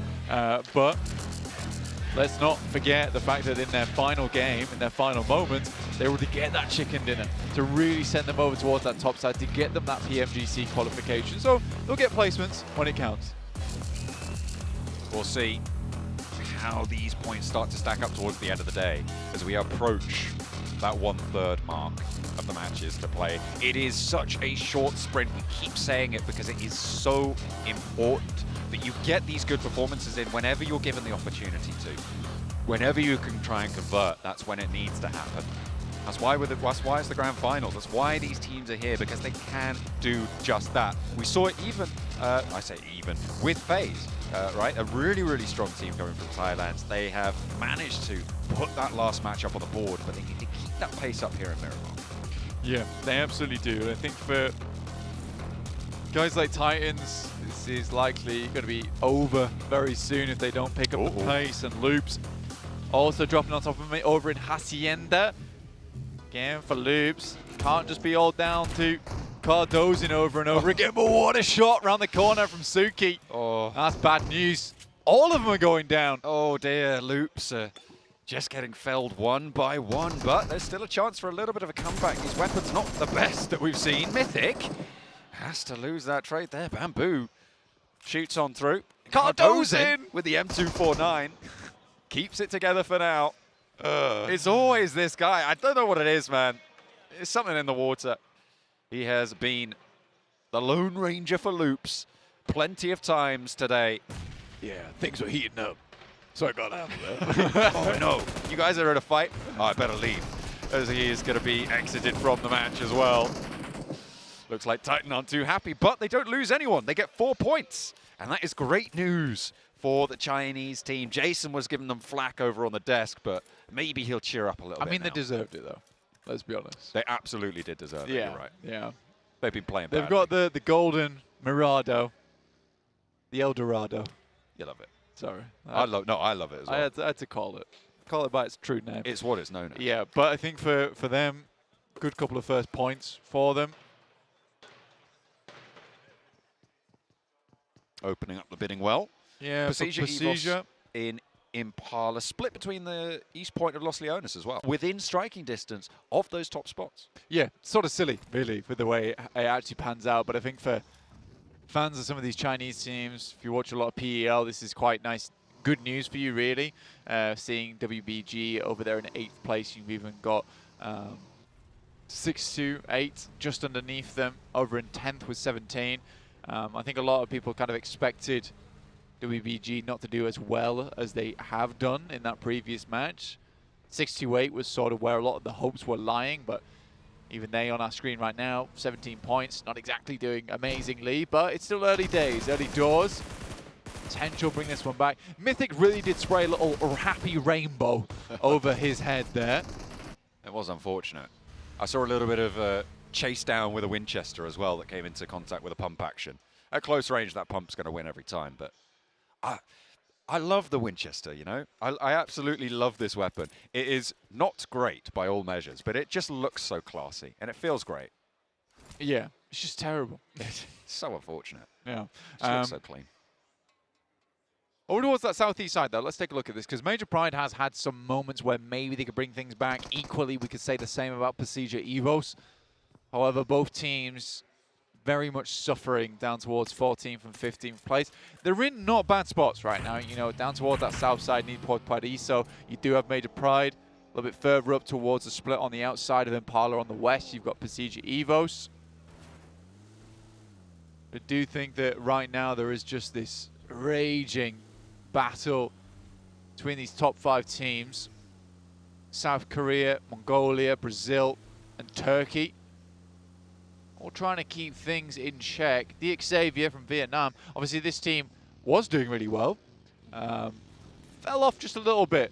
Not able to get towards that end game as well as before. I mean, you say they fell off, but they're within 5 points of second place right now. I mean, this is a very tight pack, like you say, with Alpha 7 being that exception.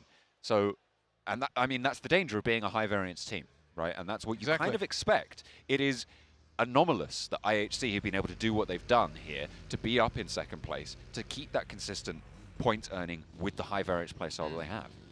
Well, you say that, but they're actually annoyingly consistent with the amount of eliminations they get per game. It's the placement points which are horrid for that team. They don't get any at all. But they're just winning those coin flips every single time. You know, they're on like 6 heads in a row right now. I don't know, man. I feel like they just literally their plan is go out, get 3 team wipes, done. then works, we can though. go out. That's 12 points a map. It does work. It absolutely does work. It's more than getting a chicken dinner per game.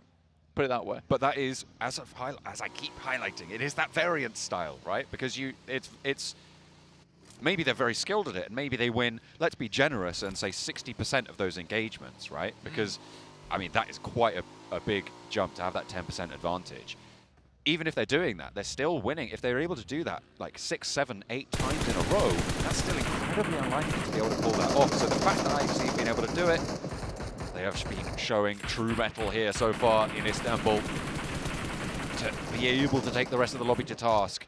But it is a question of keeping that pace up. I mean, I'd go look at Last Chance. If any of you are interested, go look at Last Chance and the scoring there, because I'm pretty sure that the few placement points that IHC got were literally from the last game. It was all eliminations. It was insane. It was insane. But it took them very, very far. But like you said, though, it's one of those things that it required them to get a chicken dinner at the end. Otherwise, it was going to be a little bit tough. Ooh. So picking that one up at the end there was important for IHC. In the meantime, Alpha 7 taking a knock. You know what? This team has been targeted by a lot of different squads, you know? They battle through thick and thin. And they're still 13 points ahead. Still 47 points. Yeah, it's great to see. Streaking out a little bit now are Alpha 7. IHC hot on their heels though. Circle heads down towards that southeast side. Very much over towards Impala and Porta Paraiso. So likely a lot of teams looking to head over towards that coastal edge. Cleo.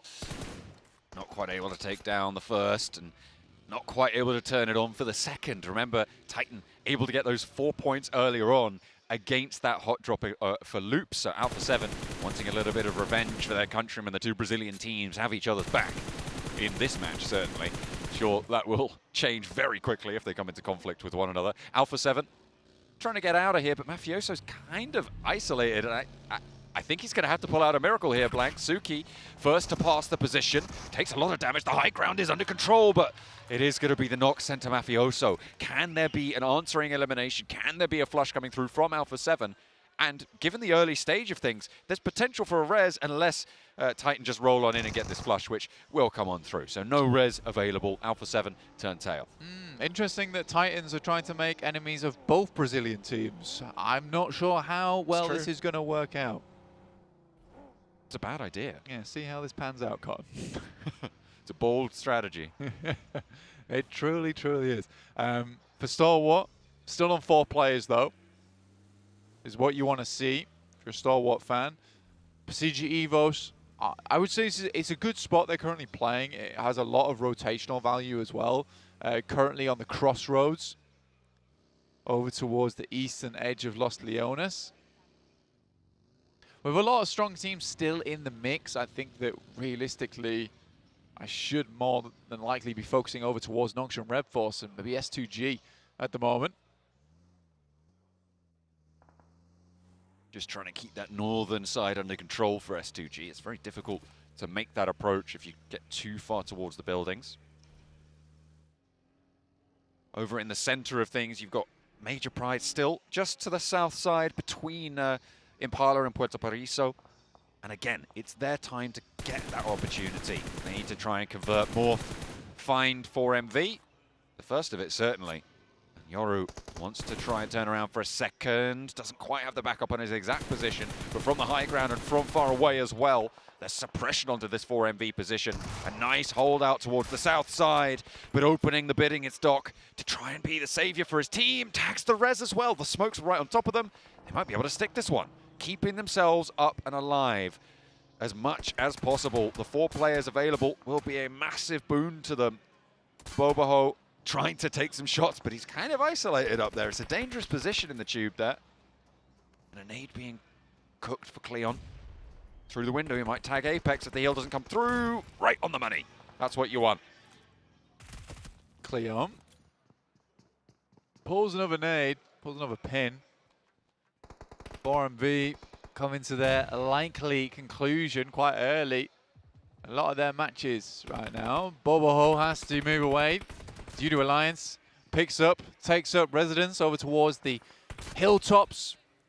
Great little time to go for a third party there as well for Judo Alliance. I like that from them. Allows the rest of the team like Flax as well as Cluck to actually regroup with Iftar on that top side whilst this engagement just carries on.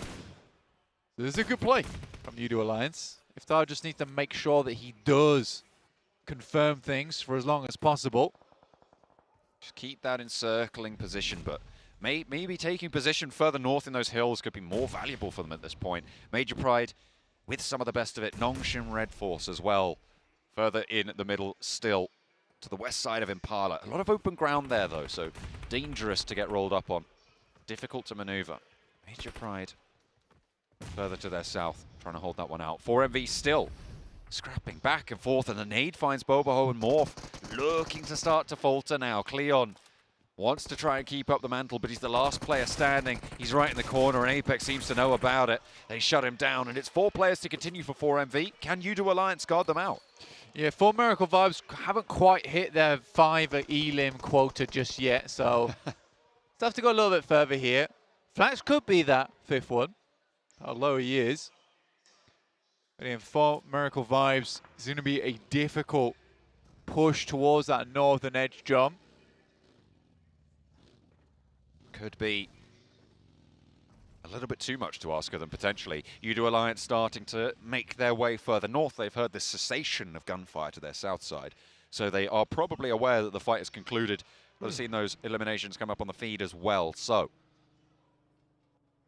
I'll see something. DXavier looking to regroup on the south coast. Lamborghini, a fast south backstop for the roster, has looked to regroup as he spotted Baron moving up that coastal road.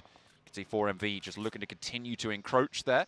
Udo Alliance have other ideas though. Iftar with the shots down, a very low HP target found as well, and that's the knock. Should be the flush almost instantly, and no answer from 4MV. Can they roll up on his position? Seems like Baron's putting him under pressure.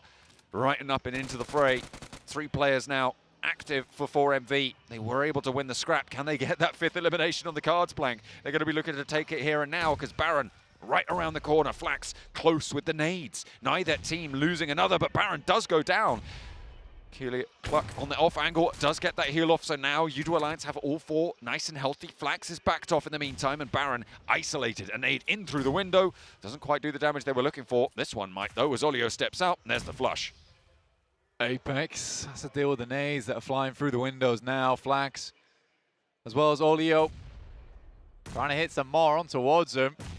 Warehouse storing the nades quite nicely right now, but no tags over towards 4MV. One knock down. Is this the 5th elimination we're looking at, potentially? Looks for another. It's a great shot. There's a chance here. The drop shot's not in play. 1v3 so far achieved. One more on the outside. Closes the door on them. But is this closing the door on the chance of Udo Alliance getting further into this game? Finally dealt with. That south side just cleaned up something awful. DXavier can look to take a lot more control than maybe they were going to be able to before. That south move, that push comes through, and what a time to do it. To be able to take control of the aftermath of this fight between 4MV and Udo Alliance. It's only Iftar to try and get out of there. He's on half HP. He's going to go straight into the waiting arms of Major Pride if he isn't careful. It's a really tough spot, but now DXavier have to regroup further north after that control that they've been able to take. You know what? 4MV are nothing but consistent. I'll give him that. 6 eliminations. They broke the barrier. Yeah. Honestly, fair play. Every single game. It's almost impressive. Not going to lie. Major Pride, currently on the outstretch. But you're right, John. The wrap coming through from DXavier, trying to control as much of this south side as possible. It's a smart decision. It will give them a lot of chance going into the future. Unfortunately, they do still need to sort of clear out WBG and Alpha 7 up towards their northern side. Alpha 7's currently camping the road. Cruel, I would say, over on that side. WBG holding the warehouses. Bit harder to assault. And Alpha 7's looking to do it. This is more than likely going to be one of those positions where you just hold, watch, observe. Do not do anything else. Don't move a muscle. It's a T-Rex lobby. Trying to keep the attention sent elsewhere. Try and divert that pressure if you can, but it's a tough time. Nongshim right in the middle. Holding on the area. Looking over on the north side, you've got FaZe and IHC, both looking to cross. IHC been blinding today on a hot streak, and it's what we wanted to see from them. Able to clutch so much out with their streaky performances from that last chance, from their group as well, with the final day, the final few games, in fact, for IHC being crucial from their group and coming through, as you highlighted earlier, from that last chance stage. It seems like every time IHC are about to be denied, they just find something, they dig a little deeper. And this Mongolian squad is certainly never to be counted out. Udo Alliance, Iftar, no HP, still getting it done though. Over towards DXavier, they'll be pretty annoyed about that one. Gets that first aid, gets that resupply on the crate as well. Paragin moving away, and Major Pride maybe actually looking to be the other side of this stopper. Tries to move one over, and Paragin in danger. In the meantime, Alpha 7 in a scrap with 628, and it's 1-for-1 on the trade. Alpha 7 have the better position for the res, but Senab is low. Sunan taken care of, though. A nice roll-in coming through from Carrillo. 2 players down, and an aid to the back. Sees Revo very low on the knock, and now it's 2 players active for 628, sorry. Is this? And there is another team rolling on in. It's Titan to try and back up their Chinese teammates, and Alpha 7 are just swept aside. An excellent opportunity for IHC, for Stalwart, for Nongshim Red Force to try and ladder up, as well as S2G. Damn, Alpha 7 hit with the Chinese pincer. That's kind of unfortunate for them. Your Titans on the side. But 6-8 certainly held their own. I'll give them that. That was very, very well done. This is one of the most cruel positions to find yourself in, though, because nades are absolutely deadly. Good attempt there from Xing. Into the trenches they go, and it seems like nobody's coming out from this one. Titan trying to keep their position here, but S2G have started to push in on the north side of this scrap. They want to try and chase for the top spots, but Shadow's picking up the points where he can. One player now remaining for 6-8. One player for Udo Alliance. Both of them looking to stake as far as they can, but one of them is in so much more trouble than the other.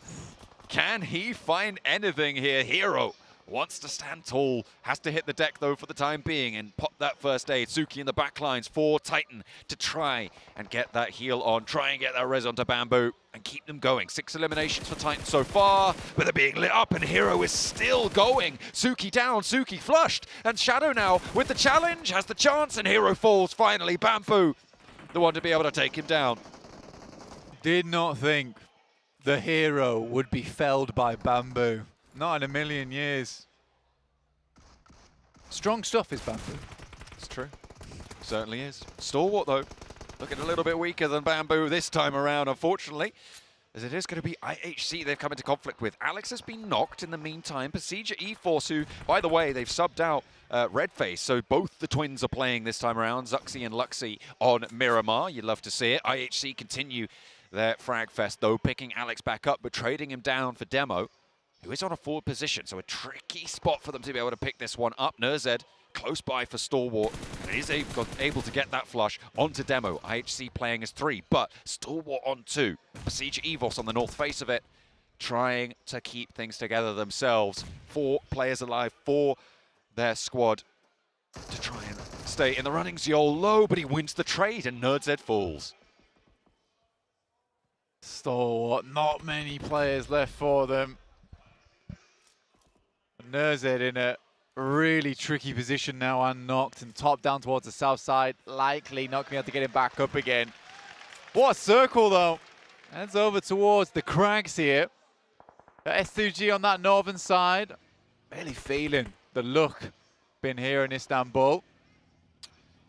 Gonna have a little slice of it. Nongshim Red Force, they've been in this position for a while. On the south side, they've got a bit of open ground to their west, a bit of open ground to their south, which will help fend off Major Pride. But you can see how undulating this terrain is, Blank. It is not the easiest to cross, but you do have those ladders, those pepper pots, those solo steps forwards that you can start to encroach. But you have to take care of business closer to home if you want to be able to be given that opportunity. Lamborghini with a challenge from Naomi.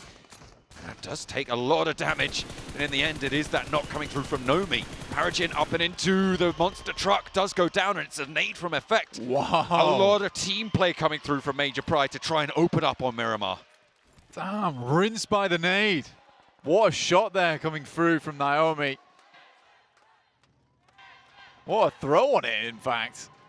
The Major Pride corner's pretty happy about that one. I've spotted They're them. one fan. They're all, but there's more of them. They've gathered. Oh my lord. They've gathered under the banner. It's crazy. Goodness me. FaZe, plenty of support as well. One of their players is knocked though, and Mella, the man who makes mincemeat of anyone who steps towards him. Sometimes, this time, maybe not so lucky. Does go down, and they'll have to move further forwards because this roadside not going to be their friend, certainly as the blue zone crunches them towards it. Yeah, S2G in front. Pretty sure that was the tag there that came through. Nasty connection from Kelsey. Keeping everyone at bay towards that south side. Looking over towards the west here at FaZe at the moment. Vintoris keeps popping over, but they've got a really nice setup here to S2G, honestly.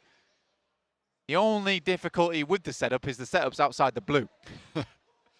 That can be a problem. Yeah. I hate that that's how this game works, you know? You get a great spot. Oh, the circle's all the way over the other side. Gotta go, guys. Let's try again next time. Yeah. I do forget that I'm not playing TDM anymore. Yeah. Sometimes circles just don't go your way, but that is when you prove your worth in the lobby, in the grand finals the world's best teams stepping up to the plate here. And you won't always get the circle. It's a life lesson, Blink. You won't always get the circle, but you got to make the most of it. Yeah, and then be the one. Got to be the hunter or the hunted. Let's just not do all our catchphrases all at once. Let's not. Major Pride, though, like I said, on that northwest side, start to make their way over. But now that we're out from that area up towards that northwest, we're coming over into open ground. Realistically, a lot of teams would like to bank their way down towards where WBG is currently playing. There's a nice bit of cover in that area of the map. PMGC Evo still running this one, like you said. The twins together once again. Nice nade comes over towards S2G. That's from Titans. It's on the other side of this scrap phase. Kind of spread a little bit thin right now, but Ventura's holding close towards PMGC Evos, who really do need to turn this game around for them. They're way down on the tables compared to maybe what a lot of people would have expected from them, and they've just taken a knock to Luxy. 4 players are still alive, but with that one knock, they're playing as 3. IHC not going to be afforded that opportunity. However, they were down to 3 a little bit earlier on. And FaZe are playing on 2 fronts now. Mela playing as that backstop. It seems to be the 3-1 split is the style. As Titan go down. Welcomed into the position for S2G. And that's a couple of points earned there. 2 knocks sent to S2G, though, and they need to be careful because FaZe have smelt this. And they are going to reposition against it. Mela, the mischief maker, over towards eastern side, keeping S2G in check. Zhou goes down. Now Lynx is going to move out with the rest of the squad from PMGC Evos. Major Pride attempts to make it up towards the ridge side. Gets quite a few of their players there, though. I would say that's fairly successful on their front. They've got to be worried because there's still a lot of players in this area. Can't just be making maneuvers like that and expecting to get away with it. WBG, like we said before, in a good position over towards that eastern side. A lot of cover to work with. Misery tracks the target and will take down Ventura's. Onzen's is down as well on the offside, and it looks like S2G are going to try and slow down the reapproach from FaZe towards this position. IHC still have Godless going, but have to eat my words there as they do finally fall. FaZe have taken another knock their way as well, and the players in the middle of this scrap really starting to suffer. Just the man himself, Mela, to stay alive for the squad. And now he's got S2G just in front of him. He's got the remnants of PMGC Evos as well. 3 players alive, but with 1 knock on the backline. Zuxi, unlikely to get back into the fold here. Would take quite the mission to be able to get him back and into the thick of it. In the meantime, WBG rolling up to Major Pride's position. Nomi has a crack at it, but Wymal stays alive in the party bus on the south edge. I mean, this could be a fantastic back-to-back here coming through from WBG. They can maintain control, but again, S2G looking for strong positions. Nongshim Red Force fly on in, and it's an easy cleanup. And WBG's dreams are scattered amongst the flames. They've still got Su, still in the fight.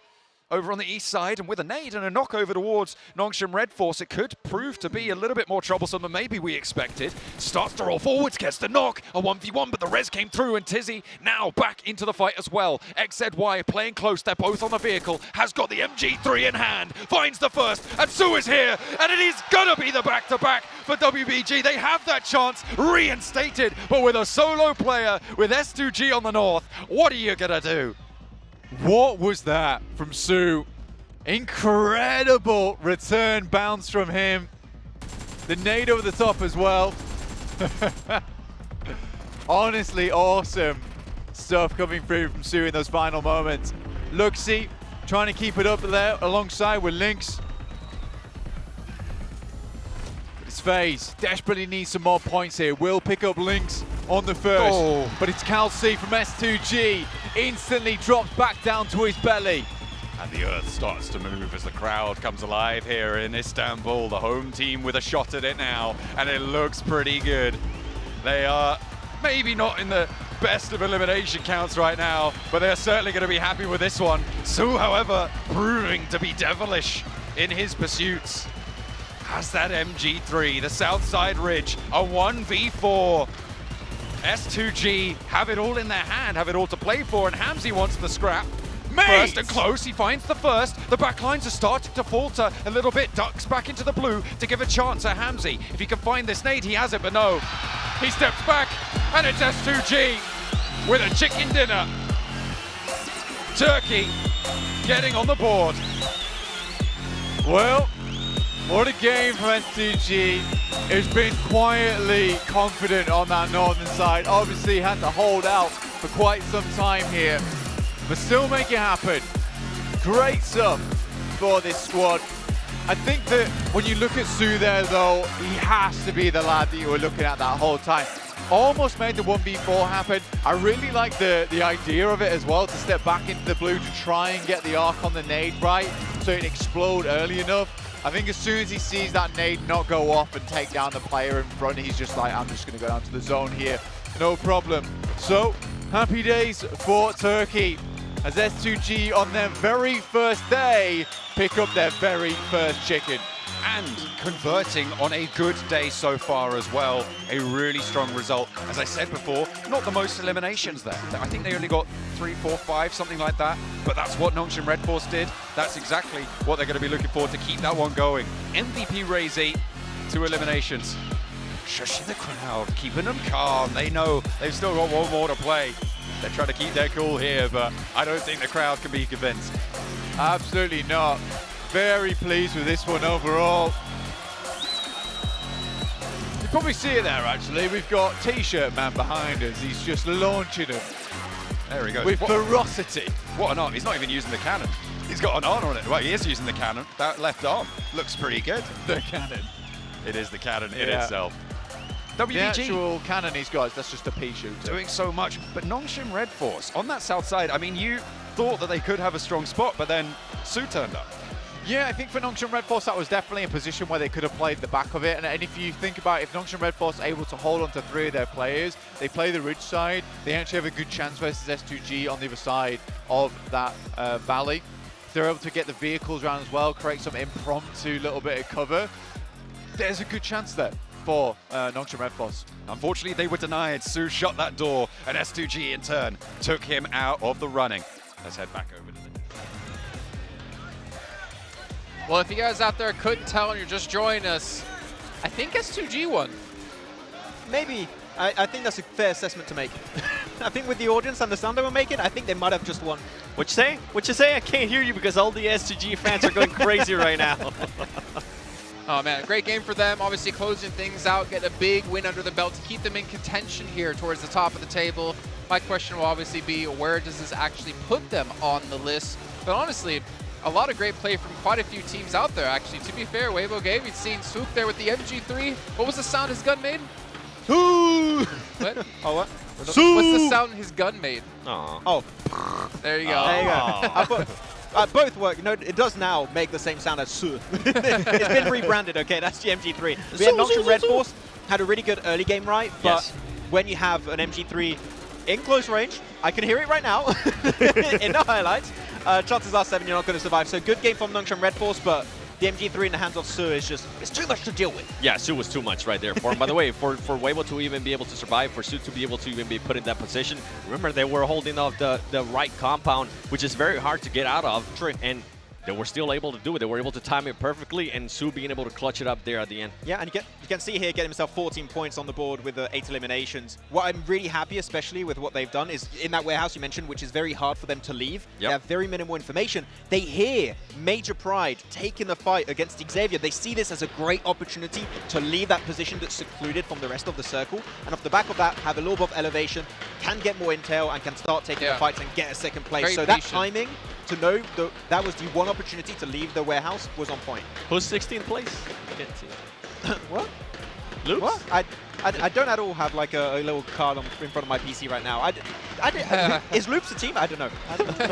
Also, last little note here for Weibo though. Very smart by Swoop to just die to blue. Yes. Don't give the extra point. You never know how close it's going to come down to. I mean, look at PL. It literally came down to a tiebreaker.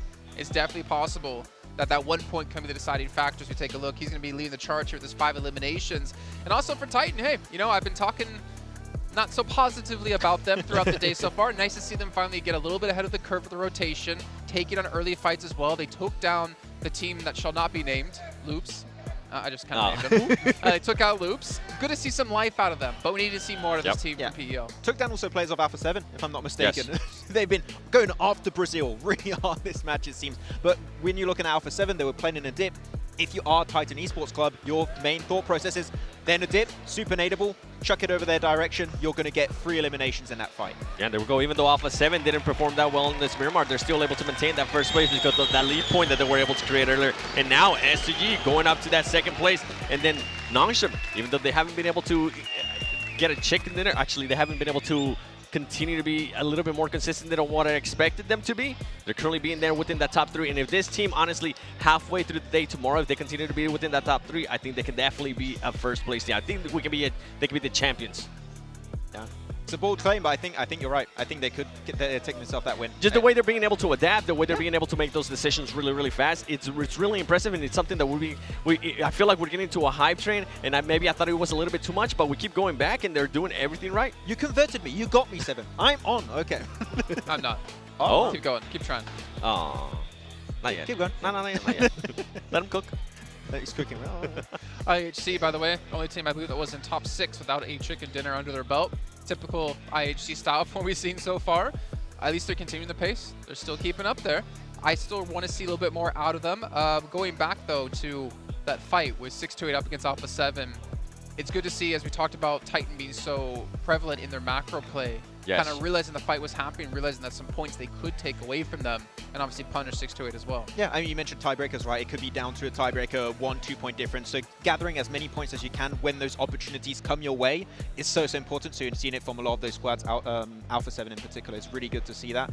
And they know, okay, we're not going to win this game. Let's just try and gather a few extra points on board before we go out, because that can really go a long way in an only 3-day tournament. Yeah, and I'm glad with what you were talking about, Titan. For them to be able to kind of go for that third party at the right timing, that was good too. And for 628, for them to actually be able to defend that push there from Alpha 7 and at least be able to get some of those elimination points from Alpha 7, that was impressive to see as well, considering that even going back to the beginning of the match when Alpha 7 decided to just bail on Mafioso. Yes. That was interesting too.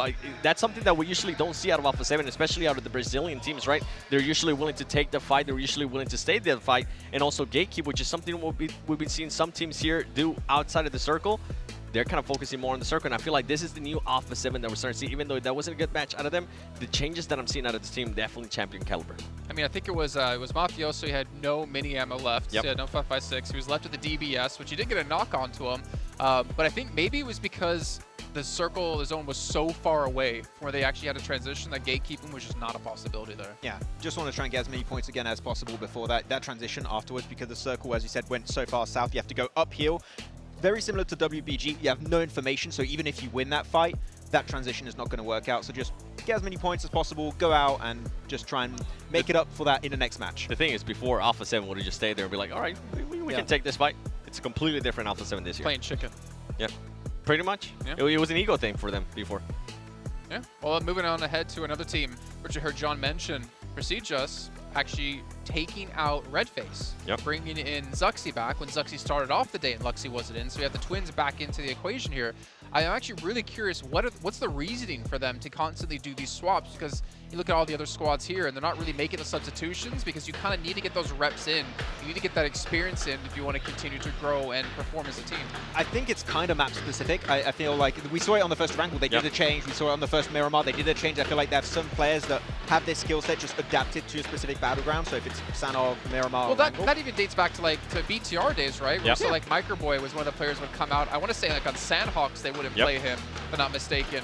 And then obviously we'd see Ryzen play heavily when it came to Miramar. Thinking of the Ryzen Bush back to PMGC in 2020. The Bush.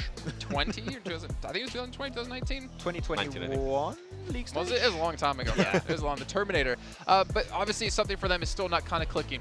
And might have players who are map specific, but for me, if you're going to put me in all of a sudden out of nowhere like that on a map, and I haven't been able to see how these teams have been playing and really experience it firsthand, I feel like for me at least, it's not going to work out too well. I feel like they need to figure out that team. And they need to stop switching out so much. Yeah, you can use your subs, of course. That is what they're there for at the end of the day. But I feel like changing them every 3 map to a maximum is just a bit too much. I want to see like a team stick together for like 4 or 5 matches if possible, because having players that are really hot, looking good, especially after the back of a good game, and then players that I've never played like the start of the day is a really rough transition. So maybe just a 4-man core player would be the best approach for Procedure in the future. I'm with you. Yeah. I want to actually bring up something, Max, and I'm not trying to put you on the spot, but we're going to have to hit back to this. We had an interview with one of the Brazilian casters. Actually, was here just talking to some people.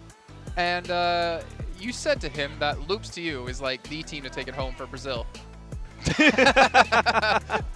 Now, I'm not trying to call you out in particular. It's more of, in your opinion, from what we have seen, what is going wrong for Loops?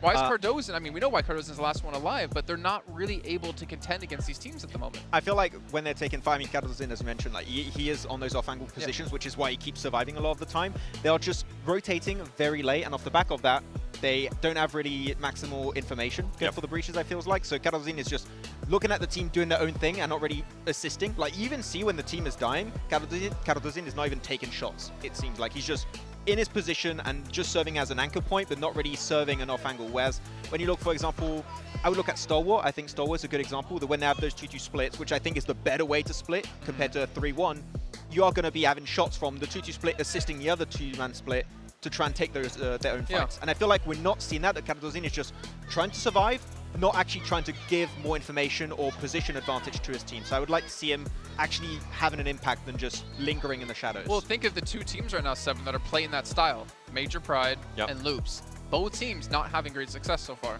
Yeah, they're not having it, and I feel like they're not going to continue to have any success, even on this last match. I feel like for a lot of these teams, even like when we're talking about Precision, it just keeps appearing out of nowhere. Let it go. It's going to be too late. But even for Precision, I feel like we're not going to be seeing any changes from Loops, from Major Pride. Precision, from Major Pride as well, until tomorrow, when they get a little bit more time to figure out, especially with Precision, when they try to figure out, okay, what team are we going to sit? Are we going to continue to make those changes at what it seems like to be every other map, or we're actually going to have a set team? And then when you have Loops, especially first day tomorrow, I want to see if they're even going to be trying to hot drop with considering where they currently are within this team. And that's kind of what we're talking about with Alpha 7. Are they going to continue to be an ego thing? Because it's PMGC. Don't get me wrong. I usually tend to love hot drops, but a PMGC, that's an expensive hot drop, don't do it. Don't do it unless you really have to, right? On the note of substitutions, right, of like swapping people, think back to Vampire during league stage. They would put Newsy in over Stoned, and they still couldn't really find their stride. But you know what? We are heading to the last match of the day. It's going to be back on Miramar once again. And it's going to be with your boys, Johnny A and Blanky B. I'm not sure that's your name, is it? You can have that back, by the way, Seven. I had to pull that off for you. We're going into the final match of the day, the end course of our Desert Dessert. Oh yeah, you know, the final one, moving it through. I'm excited for it, honestly. Miramar always is a good time. I'm excited to watch some of these teams actually be able to hold on to some of these spots. At the moment, they're all over the place. It's crazy. It is a little bit wild, a little bit windy in Istanbul. We are certainly looking at a lot of high-performing teams who have, as you say, had that volatility. We saw IHC take a little bit of a dip in that last match. Yeah, I think for IHC, like you were talking about it, the variance couldn't stay there forever, right? And you're not wrong, it can't, personally. So we'll have to see if IHC can bring things back a little bit and get a massive chicken dinner game with some big eliminations at the end of the day to keep things rolling. For S2G, though, they sort of look like they can win the championship. Yeah. I don't think anyone expected that coming into this thing, other than half of the stadium. Yeah, the stadium's pretty happy about them. But they were here to support them regardless. I'm here to now support them because they've proven it, that they should be supported. But it is kind of crazy that they have not performed. I think it's fair to say, I don't think they performed well over this season at all, in a way that really called into question their right to be here. Obviously, as the host nation, that's how they got their invite, but certainly with today's matches, they have proven that, as you say, they are one of the best in the world. Yeah, they certainly are. And it's nice to see, honestly, that they are this good. And I think that overall, going forward for S2G, this is very, very promising for next year. There is... FaZe is just shouting, more or less screaming at this point. And it's Mella as well, of all people. He's giving it. But he's good. He's good at the game, so I can't say anything. That's true. Right? Yeah. That is true. So how could I complain? But he is. I do call him Nella the Mischief Maker as well. So it's on point. He is making plenty of mischief there over in the phase bunker. Right on the corner, right behind us as well. We've got it. We've got the front row seat to it. We're going to have a front row seat to the final match of today as well. 6 out of 18 matches will have been completed by the end of it, and Jason knows that that's a third of them. And we are going to be going into the final one of today. Plane path from Puerto Paraíso all the way to La Cobreria. Very easy playing path to work with here, going straight through the map. You know, you're going to have yourself a nice cutoff for a lot of teams to get exactly where they want. If it's over towards El Pozo, Monte Nuevo, El Azahar is very accessible. Don't know how many teams actually head up towards Tierra Bronca overall, but we will see overall. I think down towards Valle de Mar, potentially some teams head out down that way. But it was very stacked over towards Impala.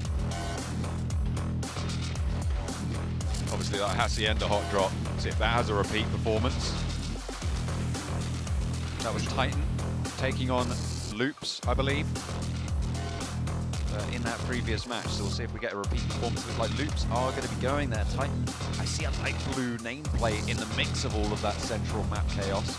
So maybe we'll see something similar, but Loops maybe spreading out a little bit further. So going for a different spot now. You can see, yeah, plenty of the Loop players moving further north than Hacienda. Obviously losing that scrap, it's a little bit of a bitter taste in their mouths, and they will not want to be trying that one again. However, the circle does go up their way, all the way up to the north. It feels like we've been on a bit of a world tour here so far, Blank. In these maps, we've had Erangel north, south, middle. We've had now Miramar on the south side, down by Puerto Paraíso, and now up to the north. Yeah, man, it really has felt like we've been all over the place on every single map today, which is exactly what you want to see for PMGC, right? You want to be able to take the tour around the world, around at least our 3 maps, at least, and really explore them to their fullest. We're now looking at WBG, coming up against 4 Miracle Vibes. God, 4MV certainly find themselves in engagements very early on a lot of times, though. I wouldn't want to be in the longhouse with Sue myself. Baron might have an angle onto the crossing, but he's being suppressed off it. Look at this flank coming through. Wymouse there, and from the roof immediately, another player drops out of the wings, and it is first blood for Sue. I think the main thing that I'm thinking about right now is Titans versus Loops. Cardozin goes down first. He got Cardozed. What is happening here? It's the reversal. I don't like the fact that Cardozin's gone down first here. It is making me feel all kinds of funny. That is illegal, actually. Someone check the law, because I'm pretty sure it's just been broken. It's very serious. I thought you meant like the backstory. Oh, no, like LAW. The backstory of Cardozin. Well, they've broken that too. Oh, goodness me. Yeah, unacceptable behavior. That's not canon. To be honest with you, Loops is an interesting one to talk about so far, though, because I do feel like this is a team that should be doing much better than they currently are. And I know that right now, this does very much feel like a PMGC because the majority of teams are in that 20-point bracket, excluding Morph, right, at the end of the day. But I think that everyone's in line to jump up towards that first place, to jump up and take the throne. So it's nice to see, but I don't think that Loop should be in a 10th place at the moment. I think there should have been probably more coming through from this team so far. Ayala really hasn't stepped up the way that we saw him step up during a lot of our matches over in the league stage. Seems like IHC have stolen their variants, you know? That's what's happened.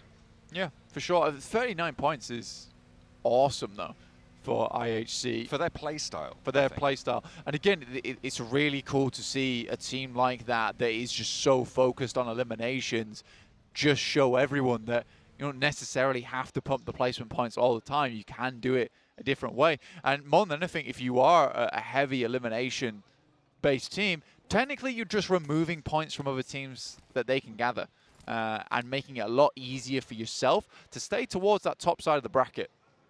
That is, I mean, a major earner, obviously. I mean, a lot of teams will sort of go somewhere near even, probably within about 20% total of their elimination points to placement points distribution. But you do have these outliers, and IHC certainly proving that that is up to the task. Alpha 7 took a little bit of an early exit from that last match, earlier than they would have liked, and had that gap closed between them and obviously S2G making a lot of headway up the tables. They are still very, very closely pursued, though, by pretty much everyone still, as we only 5 matches of points worth deep into this tournament. Plenty of ground left to cover. WBG, they're making their way up past Cruz del Valle, a little bit further north for them. Yeah, WBG looking for another good game here. Obviously, Sue really did bring them back up to speed. And I mean, for WBG, who was basically hanging out at the bottom of the tables earlier on today, looking very glum. A bit more smug with themselves, I'd say, right now. Especially with Sue really clutching things out, getting themselves a chicken dinner. 2 off the back of it.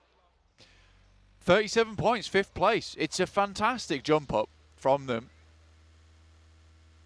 They were right down at the bottom before the start of the last few games. This second half of the day has done wonders for their points total. They had me in the second half, I'm not going to lie. They certainly did. They've had plenty of teams on the ropes this time around. Not least of which sit 2 places ahead of them and only 3 points. Nongshim Red Force at 1v3. The stuff a legend, Blank. Yeah, it's really nice to see. I think that, again, there's a lot of legacy right now in PMGC as well, with returning players that have made a name for themselves in the past, and Sue is certainly one of them. The 1v3 versus Nongshim Red Force, that kind of felt meant to be at the end of the day. The Xavier, though, a team that's fallen down towards 8th place. And I think that, yes, they're doing well for themselves, but there's very much a switch up in terms of speed, in terms of prowess between that. Our angle where Lamborghini helped his team get 12 eliminations total. So I do think that for the Xavier, there's much more to be done here in this tournament that they haven't reached yet. Still something to stretch for, still something to see off on that horizon. See if they can sail their way on through. And you know S2G's just come on the screen because the crowd goes wild. Instantaneously, of course. And fair enough. They have been outperforming themselves of this last season. All of these players really starting to look a lot more cohesive than we've seen from them in a long, long time. Pretty much, I would say, since last PMGC. Yeah, it definitely feels like they've sort of reserved themselves for this event in Spring particular. season was very good for them, to be fair. Yeah, I think there was some issues within the team. I don't think they were like drama issues. I think they were more like actual gameplay broken issues. Bones. Oh, yes. Yeah. I believe it was, I think it was Silas, hurt his finger. Couldn't Something play. like that. Yeah. Was that might have been PMWI? I think that might have been. Maybe. I have to go back through my history books.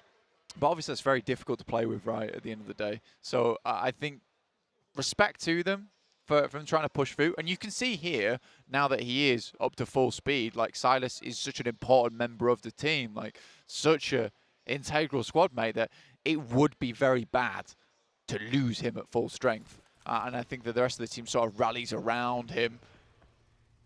Up towards that northwest side at the moment. We've not really talked too much about a lot of the teams in position. There's just so much to talk about in general right now. Not too sure who's just walked in, but the whole crowd's turning his attention his way. I think he's an S2G fan as well. They're pretty happy with that one as they roll on down the hill.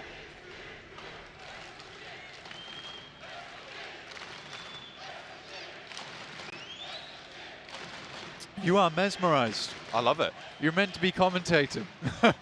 I'm supposed to be saying what I'm seeing. I'm seeing. You didn't say the anything. crowd rallying you behind looked deep into his eyes. I was letting the crowd have that. I was letting it breathe, Blank. I don't know how much they can hear of The drums agree with me. What, about the 2 random men? Yeah, I don't know. I don't know what's going on. Anyway, That's let's take fine. a look back It's at okay. Don't need to know that. What have you done to me? Oh, dear. Yeah. FaZe back into the mix of it as they try and cross the open ground near Nongshim and near Titan as well, who have come off the back and taken down one of the Loops players, Tizzy. first to receive and does so fairly strong. Does take a lot of damage, takes that lick back, gets the heal started. Sporter there to try and cover his flank and has to face off against Ventoras as Mela looks to res Mormon here. Ventoras opens the door to the longhouse, in through, looking for the trade. A nade to bank it off, and Sporter has the pump action. Ventora's taken low as XZY has moved in for the flank. Tizzy into the longhouse as well, and Wings takes up the mantle. Ventora is caught in the cross. Tizzy steps out as Wings goes down. A trade-off onto XZY, and FaZe are not going down without a fight, but Mela's now out of it. Mormon's the last to stand, has the backup of Onzins around the corner to try and play 2 versus 2 against the hold from Nongshim. And neither team looking too good in this one. Very much back and forth here between both these squads. Either side's taking punches and the bruises start to form. Sporter, though, goes a little bit stronger in this one. Onzins attempts to get in there, unfortunately gets sent back. Very sliver of HP. Sporter last to stand now. Onzins gets that heal off, gets that first aid. Now 2 players for FaZe to keep things together, right in the middle as well, close to Stalwart, who have obviously heard everything that's gone on here. Going for a third party, I don't think it would have been the right choice. I think they're right to hold their ground, but Titan right in the middle on their split. Can they have another stronger performance that they were able to get a little bit of earlier today? They had that taste, but it was snatched away from them. This time around, they want the whole meal. In this central location, they've got that opportunity. Yeah, I think for both sides, though, it's almost over for him. FaZe down to 2 players, Nongshim Red Force down to 1. It's kind of a horrible situation to be in. Mutually assured destruction. S2G off towards that western side. They get the shift. It's a really good shift for them, actually, because it's going to be difficult for them to cross that road, but they need to cross it soon rather than later, honestly, because that little valley is something that's very deadly later on. But they can get up towards that ridge side on the east. Try and stop 628 from pushing up towards them as well. See, here's the thing. and Kelsey inside the compounds. Here's the thing about this position, though. With the circle being such a hard shift, a lot more teams are going to be looking for these wide rotations that you can see 4MV and WBG going for at this stage. So if S2G move too far forwards, there is always that chance that they get backfilled on their position with the circle being such a hard shift. So they'll have to try and figure out what else they can go for. Sporter, in the meantime, with a pump action through the longhouse, trying to hold it down for Nongshim to try and keep consistency, stay in the top 3 at the end of the day, because IHC will give no quarter. Sporter for 1. Shouts pull, gets the second to peek on out, but Onzins only gets half his HP bar. 3 shots in the chamber, and it's Nongshim to keep it together. FaZe are gonna go down right in the middle of the tables. It looked like maybe they had something, but it was snuffed out quickly. Out screaming less in mischief and more in pain there towards the end of the phase. Sadly for them, they'll go out. 9th place. Again, I would say for FaZe that they were able to turn things round, right? Even in this 6th match. They get themselves 3 eliminations, takes them up to 30 points total, right? It's not bad. They were really down in the dumps at the start of the day. And I think this is not a bad position to finish things off, giving themselves a chance into tomorrow. For Miracle Vibes, take a massive beating from Alpha 7. Lose 1 player out the back of the vehicle, easily finished off as well. And Stalwart over on some of the highest ground around. Certainly has plenty of sightlines available to overlook onto that water treatment position. It's so dangerous to move into water treatment when there's a team up on this high ground hill. It's so difficult to make anything work from there, because now you've got 2 teams looking to play either end of it. You've got 4MV, Alpha 7. 4MV a lot more exposed, Alpha 7 a little bit further up the hill in the warehouse that sits on those stilts right at the north side of water treatment, but still dangerous, to say the least. U2 Alliance already waiting for Zuxi. They knew what was up. They pull him straight at the back of the buggy, and that's all that's going to happen for him. Some crazy tracking during this tournament at PMGC. It's really cool to witness firsthand the best aimers in the world at their best. And I think that some of these plays just wouldn't happen in usual PMPLs. And I think that's what's making a few of these teams struggle, that they would expect to be able to make that similar kind of play maybe in their region or in their league. It's not possible here. Those types of things of a quick rotate over open ground, hoping you don't get spotted. Player's going to razz you down in 1 to 2 seconds. Hamzy and Silas on the northern front right now, trying to hold off against WBG. And it looks like WBG more preoccupied with getting the compound out to their east. And I think rightly so. DX Xavier might want to challenge, but they have got Stalwart looking their way in the meantime across of it. And Major Pride have managed to sneak on through as well to be in these foothills. Dino looking to move on up. Chua is already down here. Might just be an easy flush, an easy pickup for Major Pride to add a point to their totals. Much needed, certainly. Towards the bottom of the end of today. IHC have taken a knock, and Godless is the second to fall. Ziol looking to move into position because Demo's already down. They want to try and keep all 3 players alive, but Godless just gets flushed away, and that's only 2 now for IHC. This is great news for S2G, who are looking to fend off against the teams chasing behind them on the points totals. Yeah, and I mean for S2G overall, leave themselves with that gap of Alpha 7 having 3 players. There's an entrance now been made for him. Push on forward, push on through. The hard times of this year to conclude with trophy in hand. It's only the first day, but I'm making a good case for it. Have to finish on first place though. Longshan Red Force 3 eliminations are going out now. There was such a good chance for South Korea to get a strong finish at the end of the day here, and does feel like Miramar is just not their map. Maybe we'll have to expect a little bit more from them on the other maps tomorrow, as we're going to have to wait to see them again. 2 teams now have their day brought to an end. 4MV seem to be pretty close to that mark, and IHC similarly suffering now, as Miramar not being kind to them either. U2 Alliance, they were able to get some pretty sick tracking shots, and it looks like Olio just dips back, playing whack-a-mole with him. He is the mole, but he's digging straight on through the totals.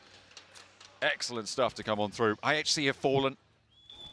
U2 Alliance try and sweep through this eastern side. Yeah, U2 Alliance not looking to form an alliance with anyone at this point in time. They've really stayed off the radar of a lot of these teams, I guess, other than Titans so far. Morph taking a big amount of damage there. 4 points, again, down to 2 players. It's a real unfortunate day for Morph. And Prestige Evos, to be honest with you as well, both Indonesian squads really not finding the success that they wanted. And it's almost, I don't want to say amusing, but you got your 2 Chinese teams down at the bottom there in 12th and 13th place, and then Indonesian squads in 14th and 16th. This is where Turkey's going to be next year? Oh. Bro. You got your legacy winners. Not if we can help it. Our home ground, our home turf in the UK. You know, we'll show them that support, I'm sure. If they make it, though. No. No, maybe not. I guess not. Horrid folks in the UK. That is true. Yeah, we're awful people. Don't know why we're going there. It's rubbish. Of course. Nah, we've got some good folks. I've got at least 2. At least 2. Got you. We've got Kale. Kale's nice. Yeah, he's pretty nice. Max is half English. Max is saying no. Sort of. Max is a little bit British. He's saying no. He's refusing his heritage. That's fair enough. Get his passport. Oh, dear. No, he's repping the French, of course.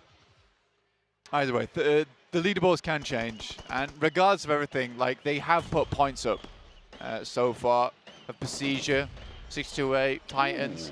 It's a nice nade from U2 Alliance. Oh, and a second. It's a nice nade, U2 Alliance. They take 2. Not quite the price of 1, but still, it's a deal and a half to take the start against Titan, who were already down Shadow. Now, it's just 97. And that is not going to last long. U2 Alliance handily take care of Titan over on the east flank. They've been sweeping this area for a long, long time, with Morph playing on as 2, and honestly, a very unthreatening presence in this current lobby. From the east side, U2 Alliance have a pretty decent line end to this one. I will say one thing to you, John, is that what are you going to say? There is a big difference between these matches and league stage and PMPLs in the fact that a lot of these teams are willing to take fights. And it's the change that Max keeps mentioning is that teams are willing to take center, which means they're willing to take fights to fight over that central position, which is why a lot of times we're seeing come stage 5, we're already down to like 35 players. Apex though, making that less players. Apex was a 1v3 opportunity there, got the flush as well. Sunan low, trying to crawl back behind, bleeding out pretty quickly there. 33Z trying to put the nades behind, and a long crawl for Sunan results in a potential pickup here. But if Apex can land the nade, it's right on top of 2 of them. Has the DBS, plays up to the corner, but it's Nerzed to look for the shot, and Sunan gets flushed away. Now 33Z in a 1v1 opportunity around the dump truck as Apex steps up to behind it, but Nerzed from Stalwart still a factor in this scrap. 4MV may have just been thrown a lifeline here to keep things together, and there it is. Apex holds his nerve in water treatment. They've been scrapping for so long around this south area, and Stalwart from the high ground able to prompt it into a finale. Let's be honest, man, they've not hit their quota in this game, so, you know, back to work for you, 4MV. That's true. 5 limbs, please. Loops, start things off well versus Major Pride. Effect, who has honestly been very good during this PMGC, attempts to get some shots off, but they are embroiled in combat versus Xavier. They're busy. So, a difficult scenario for them to be in. Certainly the team from Vietnam giving them a run for their points towards the bottom of the table. Each one is precious. Major Pride on the north side. Next circle just about to come through. S2G still holding out WBG on the north side of their area. We'll see where the shift goes. Stalwart have been maintaining a lot of control on the south side. We spoke about the high ground before. They've extended action up towards the north. And Loops get a decent chunk of this one. If the fight to the north concludes in a lot of casualties, there's a lot less threat from that area. I'm looking at the approach from the west, though, and thinking, whichever team comes out on top of that, it's going to be a danger to them. Yeah, I think if you're Stalwart, I think they did the right thing, right? Is they took the high ground, they used that high ground to position players further forward whilst having the cover available for them. So that's smart, gives them the ridge. Realistically, they should have heard Udo Alliance. I imagine that Udo Alliance has taken shots towards Stalwart this entire game, so likely they're just looking to finish off those teams on the eastern side and deal with the rest later. Effect goes down to Ayala, now just Dino, alongside with Naomi underneath. It's not really the best of spots for Dino. Lamborghini can't quite peek out because of Naomi's position, but he's going to be pushed in. Xavier going to have to leave. Parachin steps out, gets a little bit too bold there. Not going to be able to find the shots he's looking for, but knows the siding now on the door frame. Falls away from it though, gives Dino the chance to cross back over to hold more face. Dino may be able to get a shoulder in through the door, but not much more than that. Certainly doesn't want to take that chance. Not just yet. With only 2 players alive for Major Pride, they want to close their day out a little bit better than this. As Udo Alliance fall, they look pretty solid on the east side, but they are denied entry. The access cut off by top. Yeah, I assumed that would happen from Stalwart. It's very, very decent of them, and I'm glad that it panned out that way. Alpha 7 losing more and more players down on their side. One gets knocked. That's the fight in between Major Pride and Xavier of S2G. And a little bit of spice to the mix over on that side of things. Looking to keep their chase up, with Stalwart picking up quite a few eliminations so far. Blank, though, they are looking good to try and resurge towards the top of the tables. This is a replay of that 1 versus 3 situation, aided by Nerzed from Stalwart himself up on the high ground as well. The final nade coming on through. A really solid result for Apex to be able to pick that one up.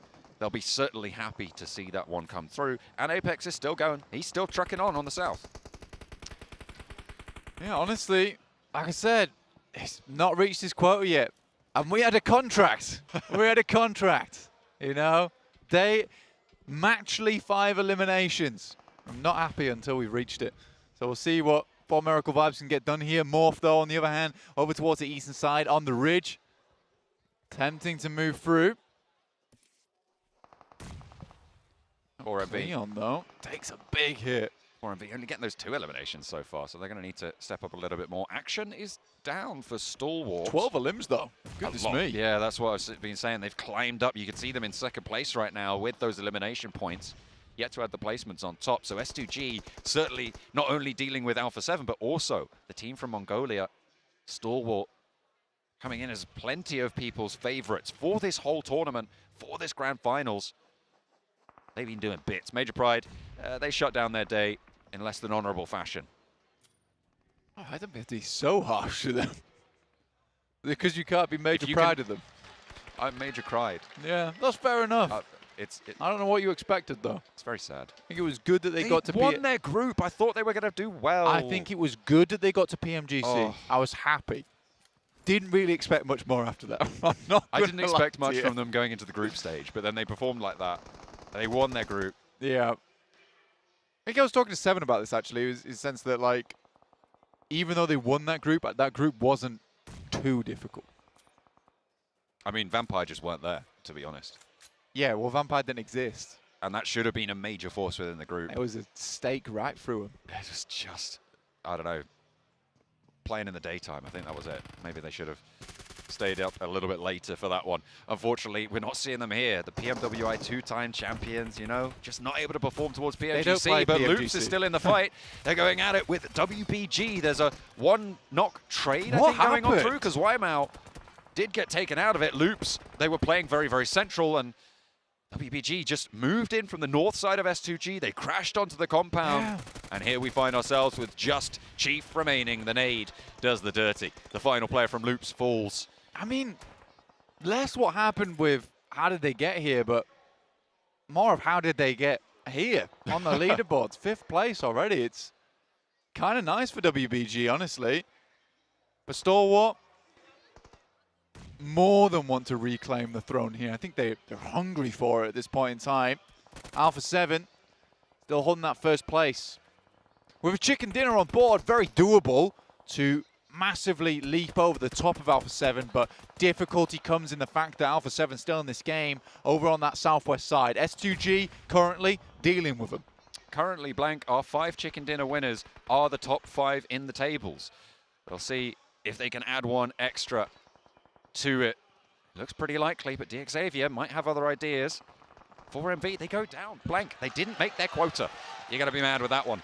Look at Paragin, though, hanging on by his fingertips there as Sue goes down. Unfortunate shot there, but Lamborghini gets the flush, and they're stepping on in. They're in through the windows, and SPG gonna be pretty unhappy about that. What a shot through the doors. Paragin is looking to shut things down. Ming has an answer, though, and Xavier being given a run for their money. Ming still going. I love this. Ming, the king of the castle himself, up towards the top side. Lamborghini underneath. Looks to drop the nade out the window. It's great. Nurzed. And WBG will stay alive here. Nurzed helps the situation along, but a 14 elimination match so far right now for Stalwart, with likely 2 more eliminations coming through. It's going to be a big game. Silas once again.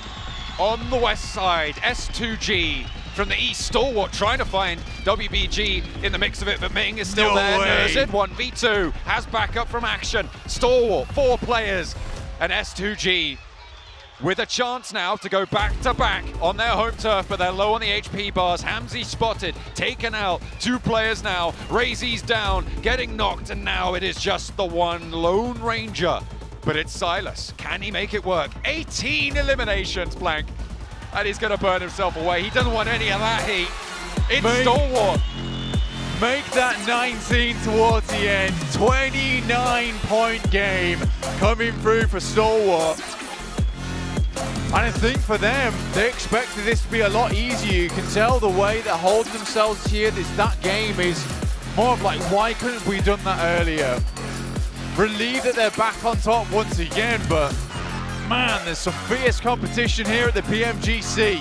S2G back at it again. You got Alpha 7 still running the top side of things, but Stalwart had the high ground in the end, and they'll have the high ground over in the leaderboards. I don't know if Stalwart have been able to do enough. They were pretty close, actually, I think, on points towards the top, right towards Alpha 7. And Alpha 7, they went down a little bit earlier, so maybe there's some leeway there. Maybe S2G able to get enough points off the back of that 2nd place finish to be able to jump up as well. All I know is that the top 3 is hotly contested at the end of day 1. There are plenty of teams still looking to keep themselves up and conversational with those spots. I mean, Alpha 7 have to beat out 63 points. I think they started that game at 48.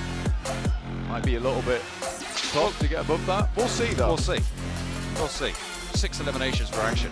Look how chill this man is. Goodness me. He knows what he's about. Seems to be worry here. There seems to be. I genuinely think that Stalwart thought this was going to be a lot easier. And they have been met by some ridiculously difficult opponents. They got 18 eliminations and their MVP got 6. That shows how 19. strong across the board they were able to get there. I mean, it's a great final game. It was 18 because he burnt himself. Oh, did he drop the Molotov? Yeah. Oh, cheeky. I thought that was one of theirs. Silas took the point. Damn. Okay. But this is fairly even on terms of damage. Obviously, more eliminations going to the left side of your screen. I mean, that's cool from Silas, though. I like that no one gets to eliminate Silas. He eliminates himself. I mean, denying the point. And in such a closely contested top of the tables, that could be a crucial denial. Yeah. I mean, there was 3 points denied. Maybe 2 points denied because I think there was still one player from S2G up towards the end there. They couldn't grab him either. And then they weren't able to take up the elimination over towards Silas. They only got one, I think it was from Ray Z, in those final moments, which is pretty frustrating if you are the guys over on Stalwart. It's so frustrating when I only get 18 eliminations. But it could have been a 20 element, which would have seen them really with a good buffer into tomorrow. 18 sucks. I'm looking for 20. We are going to be going to the final death segment as well in just a moment. But S2G able to put up a good fight on the west side. Unfortunately, that high ground position that we talked about to the east side of water treatment. It seems like when you give Stalwart high ground, they did it over towards the military island with the observatory position to the east side of this water treatment area as well. They were able to use that high ground to leverage a forward move into the north side of the area, take control, and from there, they dominated. So many eliminations. So We're right in front.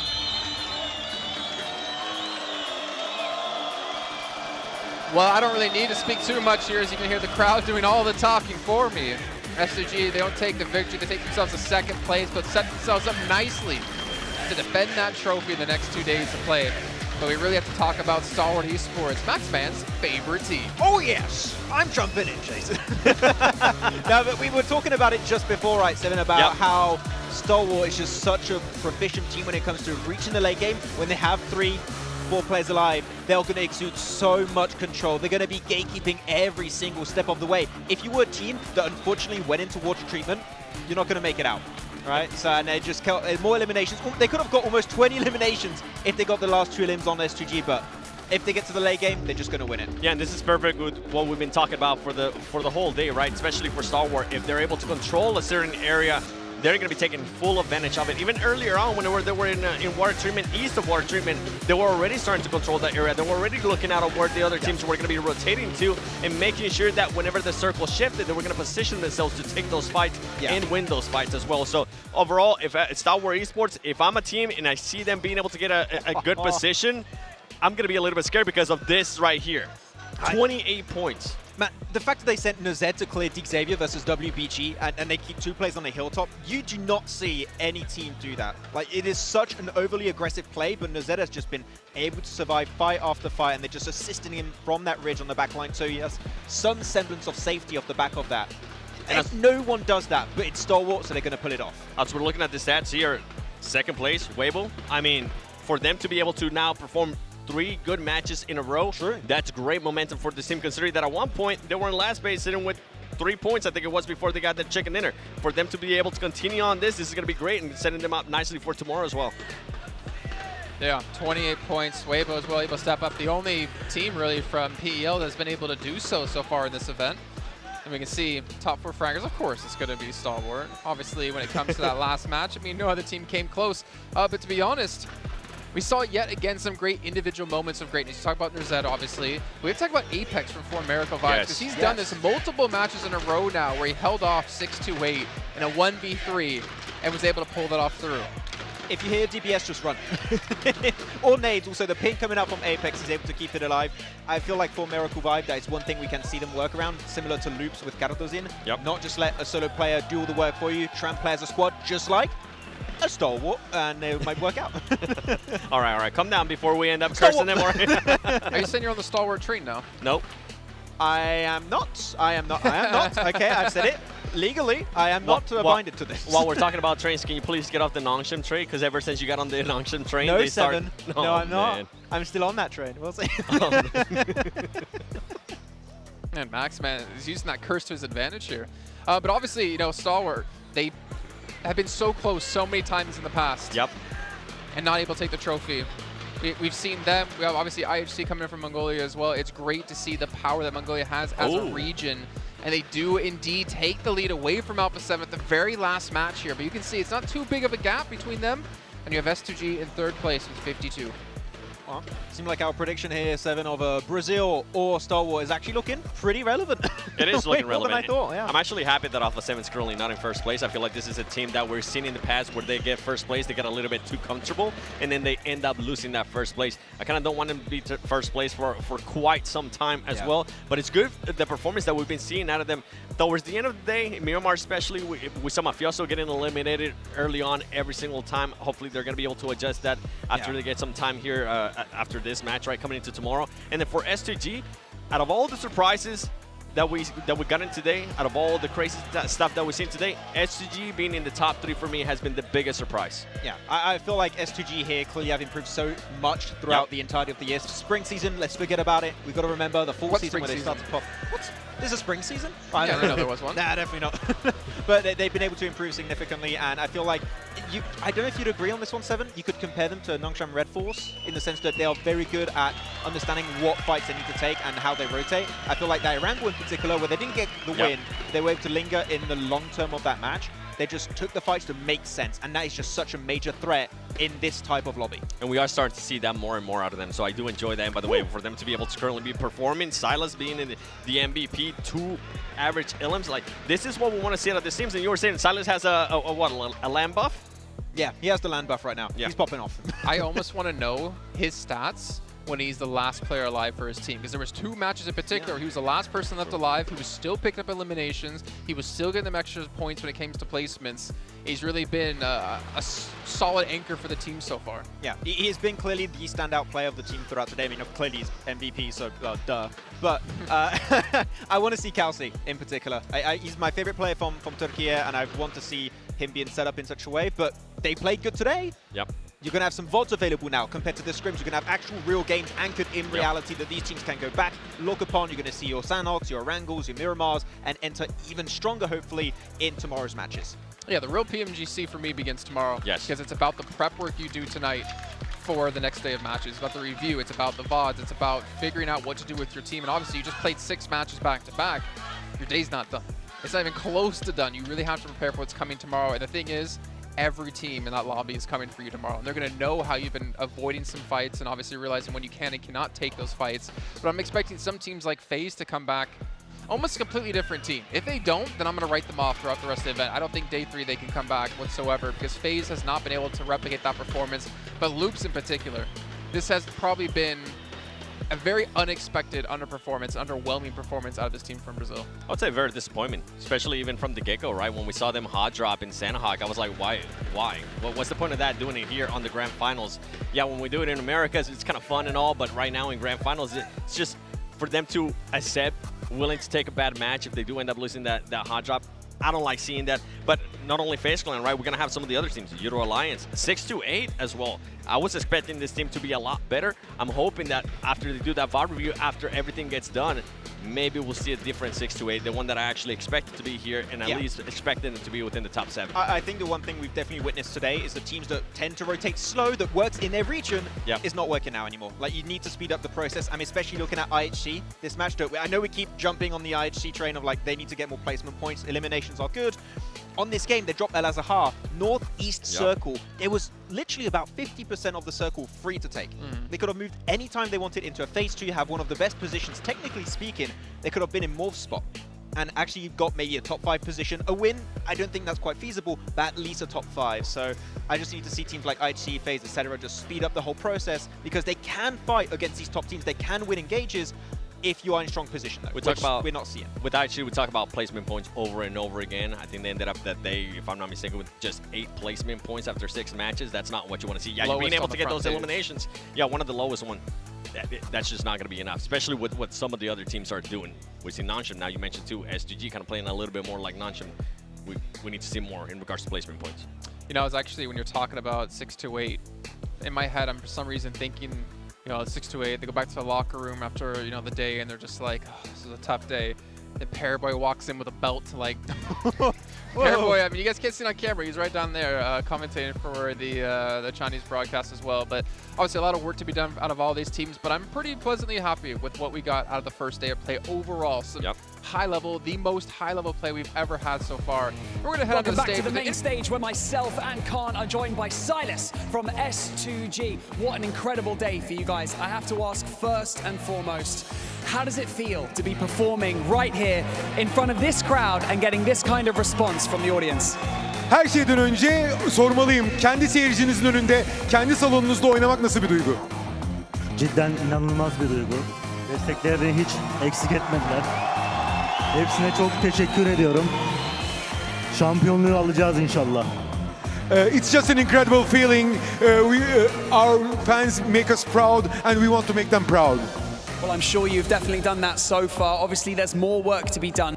But towards the final 2 matches of the day, you guys really seem to find your rhythm. So I just wanted to ask you guys, what have you been working on leading up to this tournament to make sure you're in top form? Son 2 maçta ritminizi bulduğunuz gibi yani gün boyunca daha iyiye gittiniz gibi. Neler çalıştınız, özellikle son 2 maça gelene kadar neler gelişti takım içinde? Yani bugün 70 puanı geçebilirdik. Daha iyi olabilirdi yani. Fazla bir şey yapmadık. Normal oyunumuzu oynadık. Biraz şanssızlık oldu aslında ilk maçlar. Yani hep iyiyiz biz aslında. Şanssızlık olmasa daha iyi oldu. Actually, we could have gotten 70 points. We didn't do anything different, but we were a little bit lucky in the first games. We are always good. Just luck made us gain a little bit less points in the beginning. Okay, well, you know, we've got to touch back on the fact that we're here right now in Istanbul. Do you feel more pressure coming into this tournament, performing in front of your home country and, of course, as reigning champions as well? Siz sonuçta son şampiyonsunuz ama burada İstanbul'da oynamak keyifli dedim belki ama acaba ekstra bir baskı yapıyor mu? Sonuçta son şampiyonsunuz, evinizdesiniz, yine üzerinizden çok beklenti var. Evet, biraz baskı var ama bunun üstesinden bugünkü oyunumuzu göstererek kanıtladığımızı düşünüyorum. Yani üstesinden geldiğimizi düşünüyorum. Yarın da inşallah daha iyi olacak tekrar verdiğimizde. Bu kadar. Yes, yes, of course there is additional pressure, but I think we've shown that with our play today we can overcome this pressure and use this fuel for the next days. Well, it's definitely working so far. Listen to the crowd screaming your name. That's got to feel absolutely amazing. Silas, thank you so much for joining us here on the main stage and best of luck in the remaining days in this competition. Teşekkür ederim. Ben de teşekkür ederim. He says thank you. Thank you so much to both of you.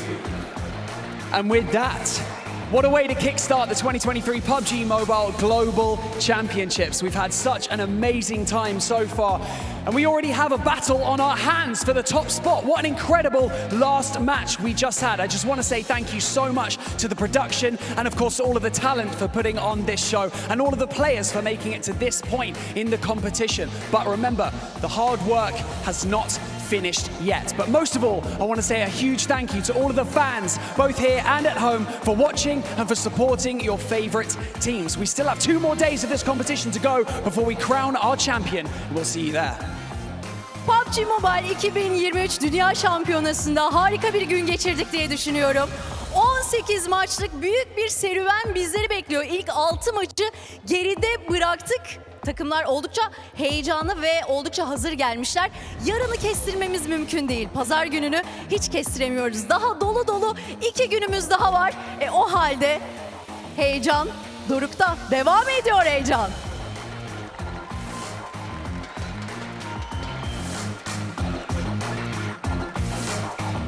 Göz gözü görmüyor.